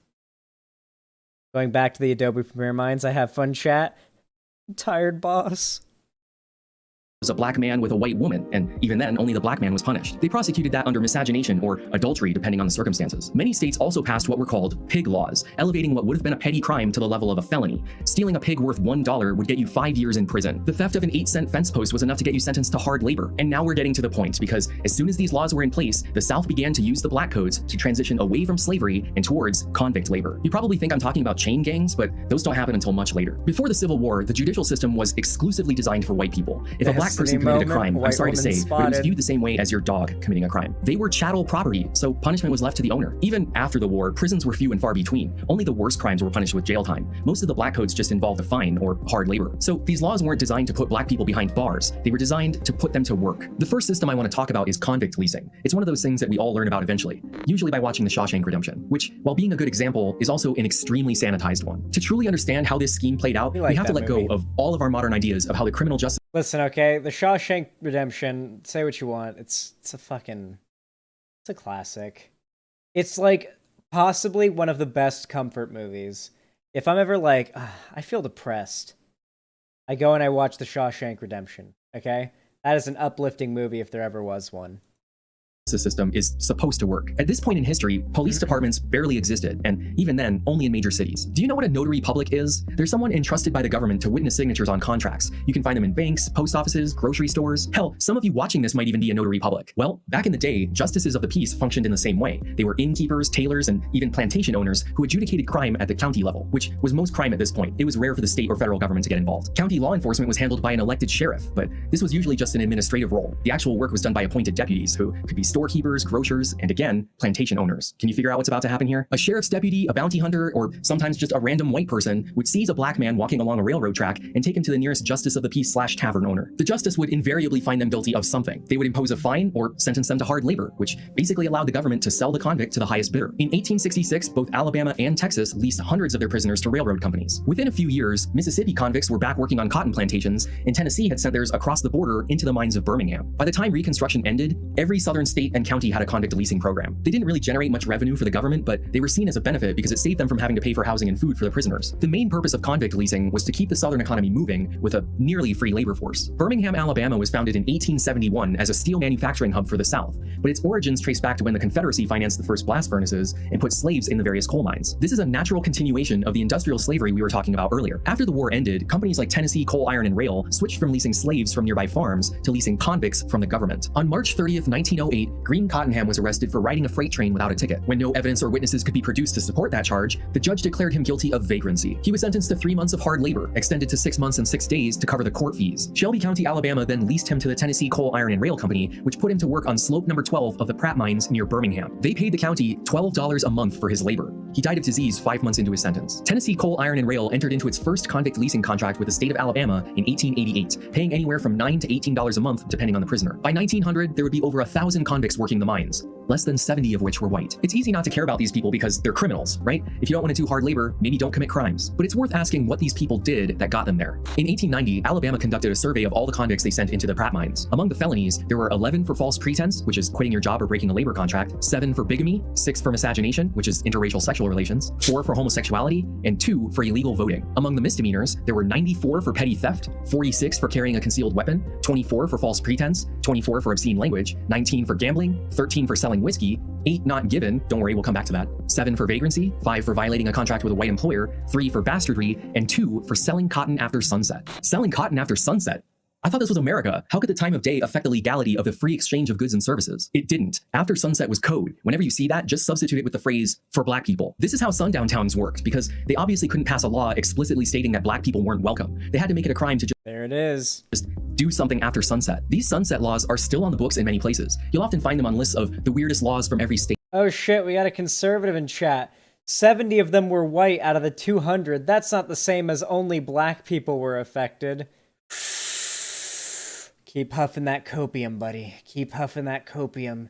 History will reveal that your side is the evil wrong one every time. You're on the wrong side of history. Every night when you go to bed, you're going to remember the fact that history will look back on you as the bad guy. And they will look back on you no differently than they do the Confederates during the slavery days. They'll look back at you no differently than the Nazis, okay? You are no different. Cope harder. Also, I fucked your mom. And her pussy tasted like sauerkraut. Because she's a Nazi. It really changes your perspective when you find out what these crimes actually were. Carrying a razor in your pocket, walking along a railroad, or quitting your job. I've literally done all of those things, and I would never expect to go to prison for them. You probably noticed while going over that list that there weren't any violent crimes. People were being sentenced to hard labor for swearing or gambling. John Clark was convicted of gaming on April 11th, 1903. The usual punishment would have been 10 days of hard labor, but because of court fees, that was extended to 114 days, and he was leased to the Kohlberg mine. He died after 34 days when he was crushed by falling rock. I don't know about you, but I don't think the punishment for rolling dice on the sidewalk should be hard manual labor until death. The Kohlberg mine alone had an annual convict death rate of 30%. But as bad as that sounds, convict leasing was not limited to coal mines. Counties often rented out their prisoners to any farmer or plantation owner who could afford them, which... See? Oppression against gamers has existed for far longer than you think. Thanks to this new system, was basically everyone. Slaves used to cost hundreds, even thousands of dollars. They were so expensive that only the richest plantation owners could participate in the trade. But leasing a convict only cost a few bucks a month. Even the oppression of gamers in this country goes back hundreds of years. Poor farmers can afford that. And unlike the old days, there was no incentive to keep your black laborer at least somewhat healthy. You could literally just work them to death and then get a new one tomorrow. This isn't just my enlightened historical perspective. The Department of Justice held the same opinion over 100 years ago. This system is more cruel and inhuman than the slavery of antebellum days. Since then, the master conserved the life and health of the slave for business reasons, just as he did that of his horse or mule. But now the master treated the slave unmercifully, and with the sole object of getting the greatest possible amount of labor out of him. Moreover, a convict costs but a few dollars, while a slave used to cost several hundred. Here's where I need to introduce another important concept known as debt peonage, which is when a person compels a laborer to work or... Keep the date on that, by the way, 1903. 1903 is the date on that. holds them in servitude to pay off a debt. I know that a lot of you are immediately going to think I'm talking about sharecropping, and I'm not. Just briefly, sharecropping was when a landlord would let a tenant farmer work a piece of their property in exchange for a share of the final crop. While sharecroppers often fell into debt, especially after a bad season, they were still technically free.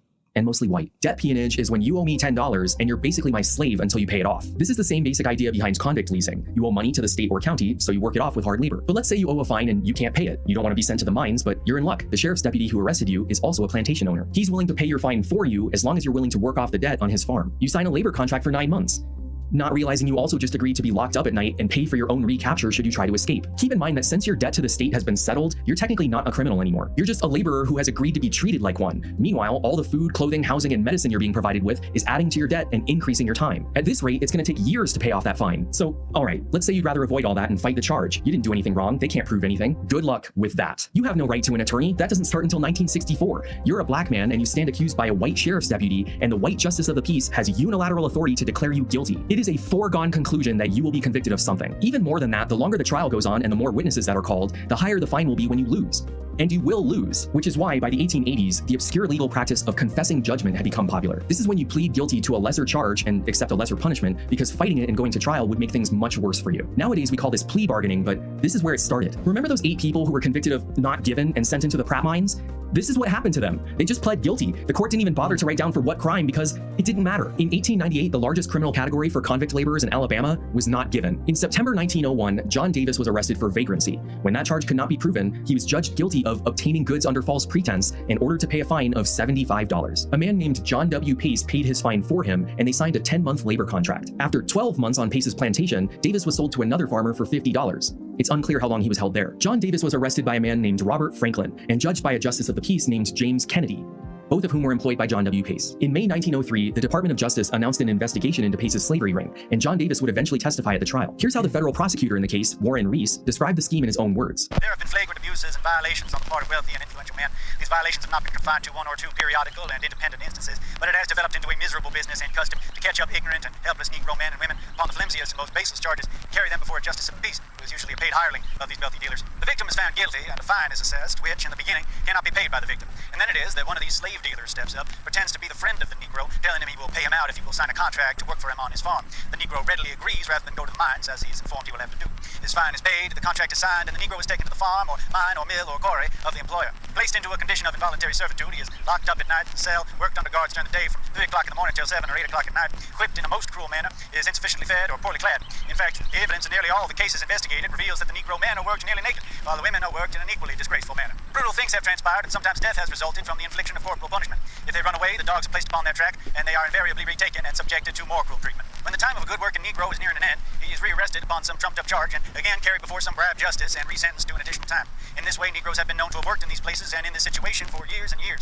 They can get no word to friends, nor is word allowed to reach them from the outside world. They are held in abject slavery, without any knowledge of what goes on in the outside world. The indictments so far found are based upon some 25 Negro men and women who have been the subjects of these violations. These are some of the most severe instances, but it has been discovered that there are hundreds of other cases. I know what you're thinking. Oh, well, it was only a few hundred people. That doesn't sound that bad. Nope. In the years after the Civil War, over 800,000 people were caught up in this system. This was one indictment in one county in one state, and there were hundreds of victims. 1903. Ball and chain, full-on slavery in 1903. During the same period, there were similar cases being heard in Georgia, Florida, Texas, basically everywhere. To put that in perspective, we freed 4 million black people and then re-enslaved a fifth of them as convicts and debt peons. And before you go thinking that these cases had a happy ending, remember the primary question of this video. When was the last slave freed in America? If you hadn't noticed, you still don't have an answer to that question. John W. Pace and his co-conspirators were charged with violating the federal anti-peonage statute. Oh god, if he hits me up with, he still hasn't been freed, I am going to lose my mind if it's just like some crazy shit. Which was passed in 1867. Not even 100 years before you were born? Holy shit, I was born in 99, so yeah. Holy shit. There was slavery happening in America not even 100 years before I was born. Fuck. And to abolish the serf-like conditions that existed in the New Mexico territory. When we acquired all of that land from Mexico, we also acquired the societal structure of the people living there. So we got rid of the peonage system and then gave away free land to anyone willing to move there during the various Homestead Acts, which were kind of like reparations, but only for white people. And they weren't really making up for anything. It was just kind of a bonus. Anyway, Pace and his friends' actual defense was that since the debts that were owed to them were fictitious, this wasn't peonage, it was slavery, and slavery wasn't illegal. And they were right. Their charges were dismissed or they got off on appeal. Most of the other cases around the country fell apart for the same reason, because, believe it or not, slavery was not a crime. The 13th Amendment to the Constitution says, neither slavery nor involuntary servitude, except as punishment for a crime blah blah, shall exist within the United States or any place subject to their jurisdiction. You know what it doesn't say? Anyone caught engaging in slavery is guilty of a felony and shall serve blah blah in prison blah blah. It abolished slavery as a legal concept, but didn't provide any punishment for continuing the practice anyway. It does include a section that says Congress shall have power to enforce this article by appropriate legislation, but Congress never got around to doing that. John W. Pace renewed his leasing contract with the county and was found to be holding slaves on his property less than a year later. And there was nothing anybody could do about it. As a result, this neo-slavery, disguised as debt peonage, was allowed to continue for decades. If you're not seething with anger right now, you need to look at yourself in the mirror and ask yourself why that is. As I mentioned, this wasn't isolated to the coal mines and cotton plantations of Alabama. Convict debt peons were cutting sugarcane in Texas, harvesting turpentine in Florida, and working at the infamous Chattahoochee Brick Company in Georgia, where they like to use child convicts because they were small enough to fit inside of the kilns. After public hearings on corruption and conditions within their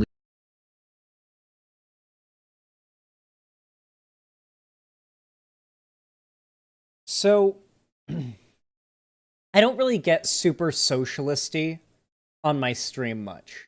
You know, like, I don't really get, like, super socialisty on my stream. But if ever there was an argument to make that if the capitalist ruling class had the opportunity, if the laws did not exist to prevent them from doing so, they would be making slaves of us. They would be whipping us in fields as we do hard manual labor 20 hours a day. And when we die, they'd throw us in a hole. The entirety of the working class, if they could. They did it with black people during slavery because they could. They did it during this debt peonage because they could. They do it with the for-profit prison system because they can. And they do all the scummy shit they do today because they can. They'll get away with whatever they can to make more money.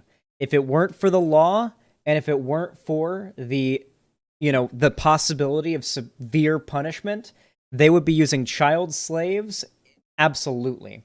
Elon Musk still does this with child slaves overseas. I'd love to hear more about that. Leasing system, the state of Georgia decided to abolish their program in 1909. Martin Tabert was arrested for vagrancy in the winter of 1921. He was found guilty and was imposed a fine of $25. His family actually sent the money, but by the time it arrived, he had already been leased to a turpentine camp in Florida on a 3-month contract. Shortly afterwards, he was whipped over 100 times by an overseer and died of his wounds. Normally, this wouldn't change anything. This happened literally every day. 1921. 1921. 101 years ago, a black man named Martin Tabert was whipped to death at a labor camp under the false pretense of the crime for vagrancy for being black, after being sentenced there for 3 months, which basically means however long they can find an excuse to keep you there until you die. Day all over the South, but Martin Tabert was a rich white kid from North Dakota. He was a 22-year-old on a cross-country backpacking trip when he was arrested. His family pressed charges, and the resulting media frenzy caused such a nationwide outrage that Florida ended its convict leasing system in 1923. Alabama didn't end their program until 1928, making them the last state to do so. In that final year, the state had over 37,000 prisoners leased out to various companies and plantations, 12,500 of which were sentenced to hard labor for the sale or possession of alcohol, because at this point, prohibition was a thing. 2,735 were in for vagrancy, 2,014 for gaming, 458 for leaving a farm without permission, and 154 for adultery and miscegenation. Once a state ended its convict leasing program, they transitioned to using prison labor on state projects, like roads and highways. These are the chain gangs you're familiar with. They start in the 1920s and 30s. Meanwhile, county convict leasing systems and the debt peonage scheme we discussed earlier, which is just slavery with extra steps, continue to exist without any real challenges. You've seen the length of this video, you know we're not done yet. While every US history teacher will correctly tell you that Reconstruction ended in 1877, it took a few years for the reforms of that era to be dismantled. US v. Cruikshank and the slaughterhouse cases basically gutted the 14th Amendment. Without the presence of Union troops and without action from the federal government, Southern state governments quickly stripped freedmen of all of their rights and refused to protect them from mob violence. For almost a century after the Civil War, white-on-black crime went virtually unpunished. In 1883, the Supreme Court ruled that the Civil Rights Act of 1875, which prohibited racial discrimination in public accommodations, like restaurants and transportation, was unconstitutional. Here's the majority opinion from that case. When a man has emerged from slavery and by the aid of beneficent legislation has shaken off the inseparable concubines of that state, there must be some stage in the progress of his elevation when he takes the rank of a mere citizen and ceases to be the special favorite of the laws, and when his rights as a citizen or man are are to be protected in the ordinary modes by which other men's rights are protected. Less than 20 years after the Civil War, and they're already making the, oh, come on, slavery ended forever ago argument. This decision allowed segregation at the state level. In 1892, Homer Plessy boarded a train and sat in the white section with the full intention of being arrested and challenging Louisiana's Separate Car Act. Plessy was only 1/8 black. That's one great-grandparent, and that was enough to put him in the colored section. As you're probably aware, in 1896, the Supreme Court sided with Louisiana and gave federal approval for segregation to become the norm across the country. Even the North was on board with segregation at this point. You see, before the Civil War, the racial hierarchy had been justified using the Bible. It had been ordained by God. Have you ever wondered why there's a Southern Baptist church? Because in 1845, they broke away from the rest of the Baptists over the issue of slavery and the teaching that God stained their skin black as a permanent mark of servitude. Southern ministers told the slaves that theirs was a glorified place among the chickens and the pigs. In 1859, Darwin came out with his book On the Origin of Species, and it didn't take long for amateur scientists to start measuring skulls and determining which race was superior. Care to guess which one they chose? This was the beginning of the eugenics movement. It's sometimes difficult to remember that all of these things were happening at the same time. And during the 1870s, the Indian Wars were in full swing, which spawned an entire genre of literary fiction which told fantastic tales of white men civilizing the— Hey, the eugenics, all this shit, this is the culture war shit of the 1800s, okay? Where the CRT banning, the anti-trans bills, all this shit, that's our current culture war shit. This was the culture war shit of that time in American politics. the West. Manifest Destiny provided Americans with an idealized view of white progress. And then, to top it all off, Northerners were bombarded with the news out of the South regarding an apparent crime wave following the abolition of slavery. This was a result of the Black Codes, which were presented as neutral, while the freedmen were presented as violent criminals. If you were to ask a white Northerner to describe a black person in the 1850s, before the Civil War, they would have used words like loyal, dutiful, reliable, hardworking, and trustworthy. While still servile in nature, I hope we can agree that these are mostly positive traits. By the 1890s, when convict leasing and debt peonage were widely practiced, they were a threat, uncivilized, demonic, a lascivious beast roaming the country. This is it. If you learn nothing else from this video, I want this to be it. Southern whites used laws like vagrancy, trespassing, and false pretense to convince Northern whites that black people were incapable of living in civilized society. This is where the myth of black criminality comes from. This is decades before the war on drugs. If that doesn't piss you off, I want you to take out your phone, turn on the camera, flip it to selfie mode, and then ask yourself why that is. My guess is it's because none of the history I've talked about so far would have ever applied to you. Given all of that, is it really that much of a surprise that when Birth of a Nation was released in 1915, everyone, North and South, bought its message? This was the first feature-length American film and quickly became the first Hollywood blockbuster. In the film, the abolition of slavery is depicted as a mistake, unleashing animalistic black men on our unsuspecting, innocent white women. The KKK are the heroes, swooping in to save the South and restore order. This confirmed the story that white people wanted to hear and turned the defeat of the Confederacy into a tale of martyrdom. This rewrite of American history is known as the Lost Cause and is still pushed by textbooks today. This movie is also directly responsible for the rebirth of the Ku Klux Klan, who began terrorizing black families by burning crosses on their lawns. The original KKK didn't do that. That was invented by the movie. I told you wouldn't believe what brought them back. Frederick Douglass died in 1895, which meant that the most influential black leader was now Booker T. Washington, who pushed a more gradualist message. He urged black people to accommodate white demands for subservience while building up their skills. He told them to learn a trade to hold the keys to their own advancement and not move up north. Don't worry, white people will come around eventually. Needless to say, this message was— It's also the highest grossing film ever when adjusted for inflation is a pro-Confederate film. Yeah, I mean, yeah. AKA Ben Shapiro's favorite movie, of course. Was praised by many Southern whites. By 1901, they had gradually disenfranchised every black person in the South by passing laws and writing new state constitutions. They obviously couldn't ban an entire race from voting because of the 15th Amendment. Instead, they instituted poll taxes and literacy tests to accomplish the same goal. You all know about these, even PragerU mentions them. But just like the black codes, you probably have a very watered down understanding of them. Let's start with the literacy test. Nearly every state required you to know how to read and write if you wanted to vote, which sounds reasonable on the surface, right? Here's an actual literacy test from the state of Louisiana. It starts off with some fairly straightforward questions. Draw a line around the number or letter of this sentence, cross out the longest word, circle the first letter of the alphabet. Simple. But then you get to number 10. In the first circle below, write the last letter of the first word beginning with L. What? Number 12. Draw a line from circle 2 to circle 5 that will pass below circle 2 and above circle— Come on, this is only the first page. There are 30 total questions, and one wrong answer denotes failure of this test. Now, be honest. Is that what you thought a literacy test was? Wait. Could I even pass this test? Okay. Draw a line around the number or letter of this sentence. A line, I assume, means circle, right? Line around the number or letter, I assume this is it. Draw a line under the last word in this line. Cross out the longest word in this line. Longest is the longest line. Draw a line around the shortest word in the— I can't read that one. Circle the first letter of the... I can't read that one. Wait, what? Circle the first letter of the alphabet in this line. There we go. There's the first A. There it is. In the space below, draw 3 circles, one inside, engulfed by the other. In the space below, draw 3 circles. One, so it'd just be 1 circle, and then a circle inside another circle. Okay, a booby. Above the letter X, make a small cross. Draw a line through the letter below that comes from... Wait. Can't read that. Draw a line through the 2 letters below that come last in the alphabet. So Z and Y. So Z and Y. In the first circle below, write the... In the first circle below, write the last letter of the first word beginning with L.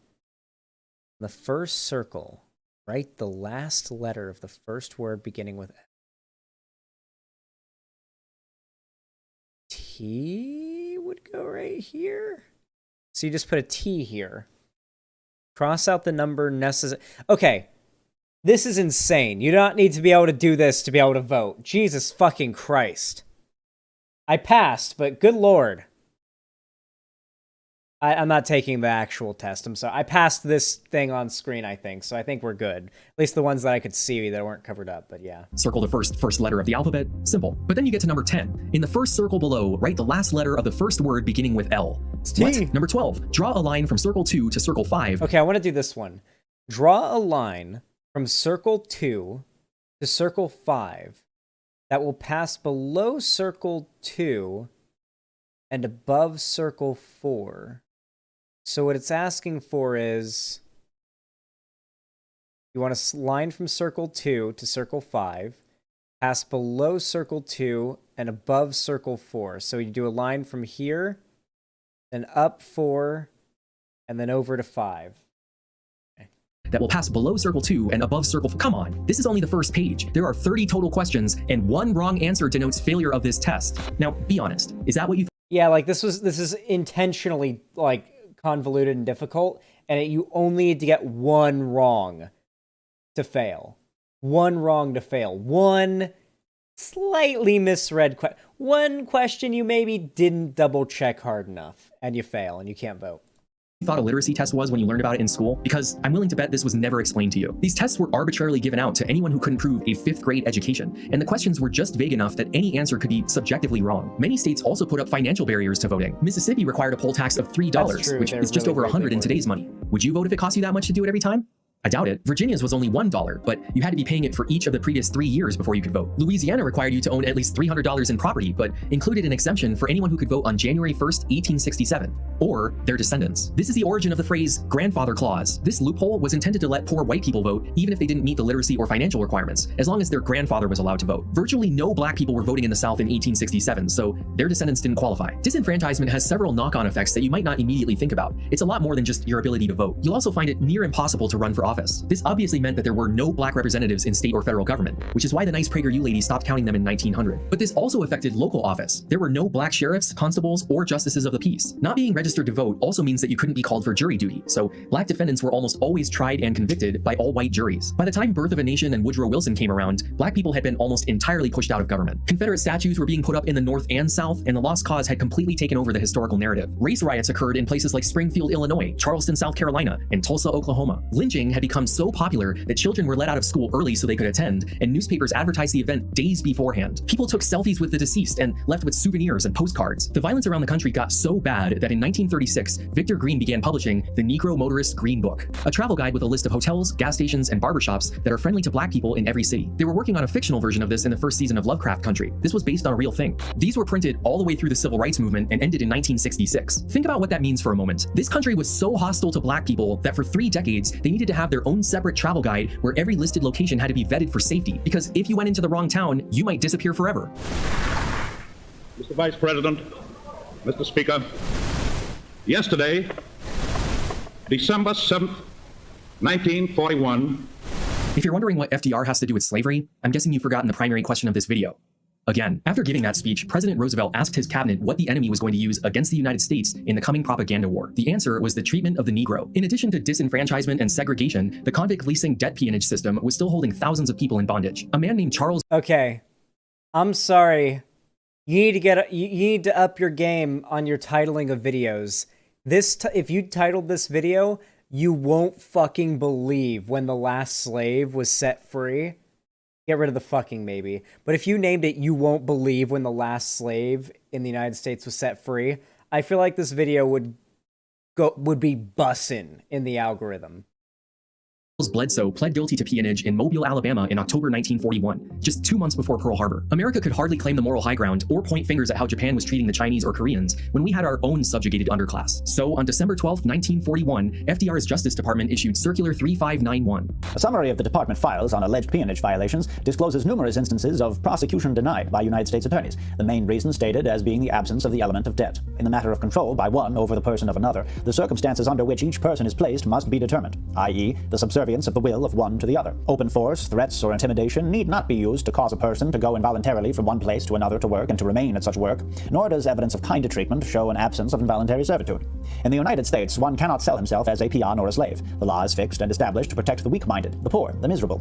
Men will sometimes sell themselves for a meal of victuals, or contract with another who acts as surety on his bond to work out the amount of the bond upon his release from jail. Any such contract is positively null and void, and the procuring and causing of such contract to be made violates the law. To assure emphasis on the issue of involuntary servitude and slavery in considering these cases, the Federal Bureau of Investigation has been requested to change the title on its reports from peonage to read involuntary servitude and slavery.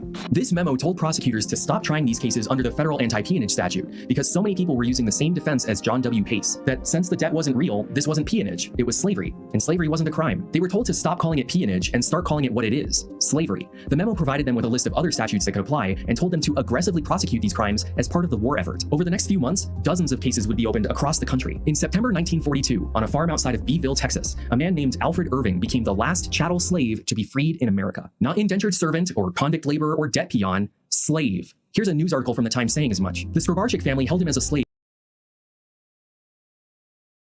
1942.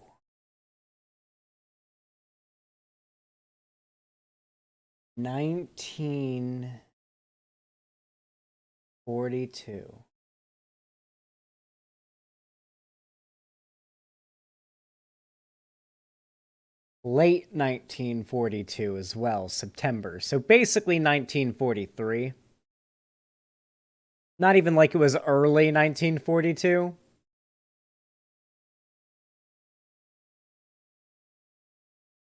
For at least 4 years. They starved him and beat him with chains, whips, and ropes so regularly that he was permanently disfigured. The family was found guilty and sentenced to federal prison. The Corpus Christi Times said that the trial and its conclusion will undoubtedly be said in the future to have given a decisive setback to the enemy propaganda machine. So, in a way, by bombing Pearl Harbor, the Japanese ended slavery in the United States. When people notice the obvious inequality in our country and wonder why black people have... You know what? The Japanese, the unsung heroes of World War II. That's gonna get me mega canceled. Oof. No, the Japanese did a lot of really bad things in World War II. They did bad things. They sewed people's eyeballs together and shit like that. It's bad. Haven't caught up yet despite slavery ending over 150 years ago. They're wrong. It ended 80 years ago. When was the last slave freed in America? It wasn't after the Civil War. It was during World... There's like a Japanese scientist that like sewed human eyeball strains together and then like set them on fire or something. Pretty crazy shit. World War II in September 1940. Imperial Japan was wild. They were wildin' over there. They were wildin' over there. 42. Our current president, Joe Biden, was born 2 months later. Until he graduated from college, black people had to drink out of a separate water fountain. Segregation didn't end until the Civil Rights Act of 1964. Jim Crow ended with the Voting Rights Act of 1965, which allowed black people to vote again. But just a few years after that, Nixon came along with his war on drugs, which disenfranchised and imprisoned even more black people, on purpose. My police militarization video goes into more detail, but if you don't believe me... The Nixon campaign in 1968 and the Nixon White House after that had two enemies. The anti-war left. Yeah, so I'm gonna say this right now. The John Ehrlichman quote is contested. It is contested. The evidence supports it probably being legit, but it is contested by like a member of John Ehrlichman's family. That's basically the reason why it's contested, but like, yeah, just throwing that out there. Left and black people. You understand what I'm saying? We knew we couldn't make it illegal to be either against the war or black, but by getting the public to associate the hippies with marijuana and the blacks with heroin, then criminalizing both heavily, we could disrupt those communities. We could arrest their leaders, raid their homes, break up their meetings, and vilify them night after night on the evening news. Did we know we were lying about the drugs? Of course we did. Why haven't we done reparations? We clearly owe them. And by we, I don't mean white people. I mean the government of the United States. Since the colonial days, the laws of this country have been used to force black people into a permanent underclass. For the first 100 years after independence, the Constitution not only allowed, but protected slavery. And immediately after it was abolished, the criminal justice system was used as leverage to extract as much labor and wealth out of black people as possible, either directly by sentencing them to hard labor in the coal mines, or indirectly by issuing an exorbitant fine that was then paid for by a plantation owner who held that debt over them while simultaneously increasing it, so it took years to pay off. If they tried to leave, they'd be arrested for breaking a labor contract and given even more hard labor. This blatantly unjust system created generations of people who rightfully fear going out alone and have learned not to expect help from the authorities. They don't trust the police and have lost all faith in the criminal justice system. And who can blame them? For almost 100 years, the primary purpose of the judicial system was to coerce black people into meeting the labor demands and social customs of the white majority. This created a century-old myth about black criminality that persists to this day. The government of the United States did that, not some slave owners who died over 150 years ago, and they arguably continue to do it with the war on drugs. Joe Biden was instrumental in introducing the modern version of pig laws when he was in the Senate. We went from slave codes and chattel slavery to black codes and neo-slavery, which is convict leasing and debt peonage, to the war on drugs and the prison industrial complex. It's basically a continuum of oppression against black people. Yep. This version of history, otherwise known as What Actually Happened, explains much more about the current state of racial inequality in our country than the standard American history myth we were all taught. Have you noticed I haven't shown you a PragerU clip in the last half hour? Because this part of the story is almost always skipped over. We learn about the Pilgrims, the Revolution, the Civil War, and that's pretty much it. You'll eventually learn about segregation and how Martin Luther King ended racism. Also in our time, all Americans are equally protected under the law and have equal voting rights regardless of race. We even had a black president. 2 terms. Today, America is the most successful multiracial country in history. The only white majority country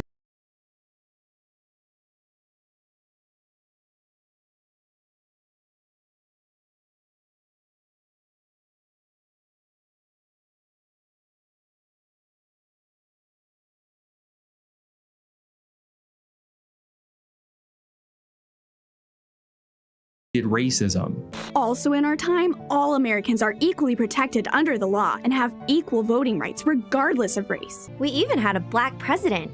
2 terms. Today, America is the most successful multiracial country in history.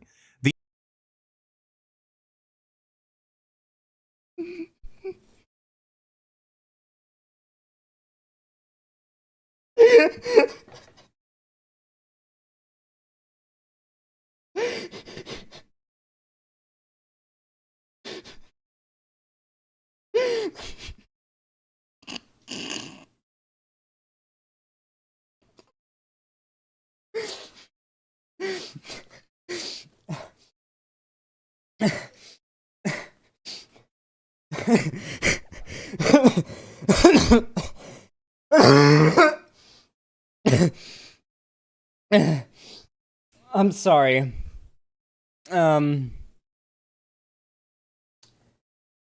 I think this gentleman might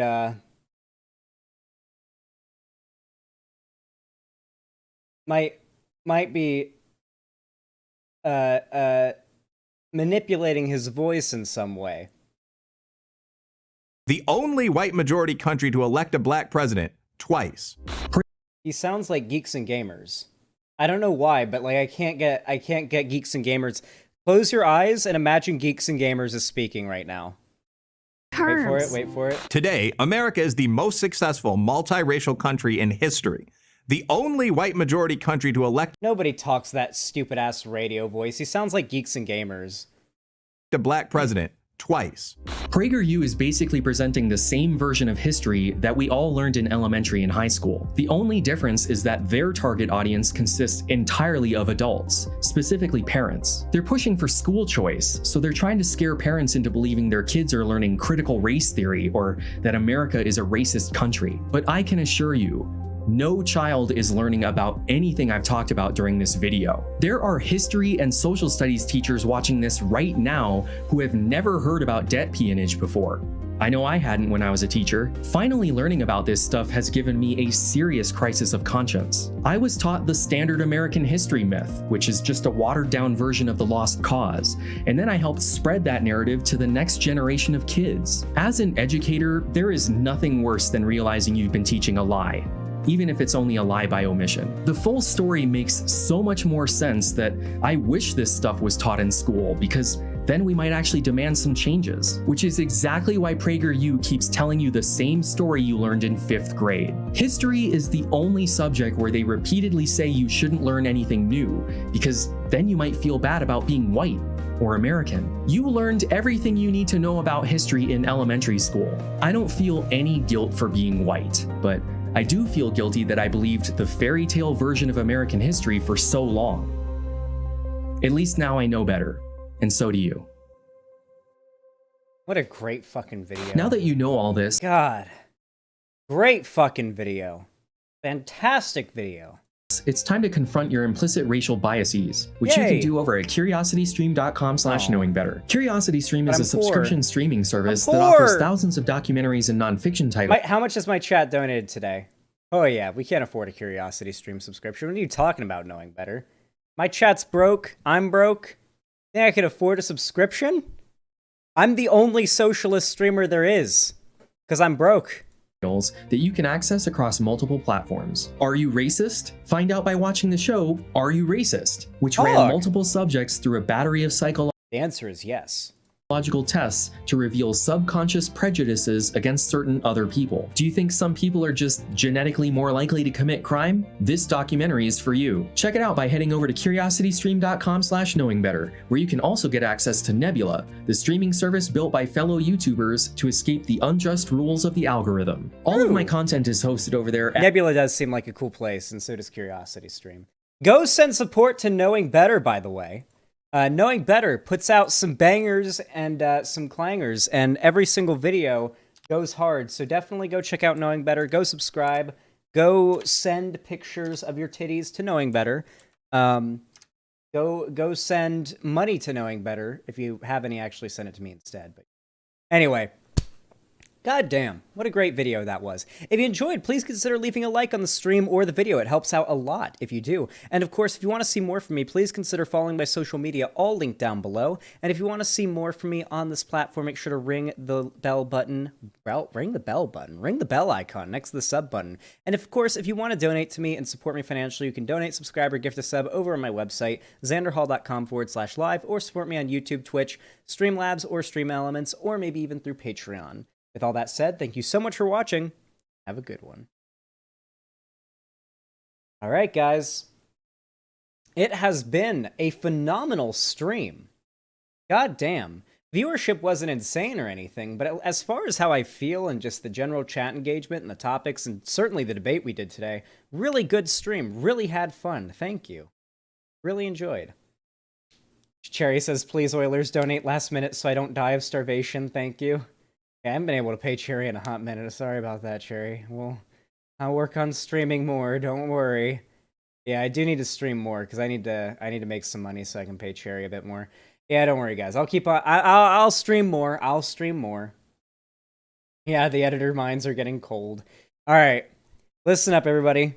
You have all been fantastic. I really appreciate you all coming out today. You have been fucking poggers. Now, I do want to raid somebody. I do want to raid somebody. Who should I raid? Who should I raid? Shadow Legends. Gotta raid them on Twitch. And I gotta raid them on my site. Oomst. Shantai raid. Okay then, Twitch is just not working, I guess? Is Twitch down? The fuck? Twitch is just straight up not working. Oh my god, Reza Sutra, thank you for the 10 tier 1 gifted subs. That's $50 right there. Thank you very much. Thank you, Reza Sutra. Hey, T. Oh, I'm not getting, I'm not able to see Twitch. Damn. I really wanted to raid somebody today. Is Demon Mama live? I think Demon Mama's live.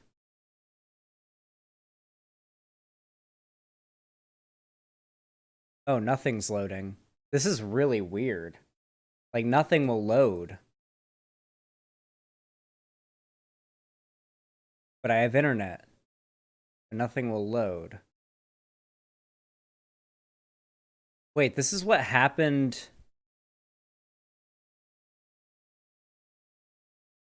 Weird.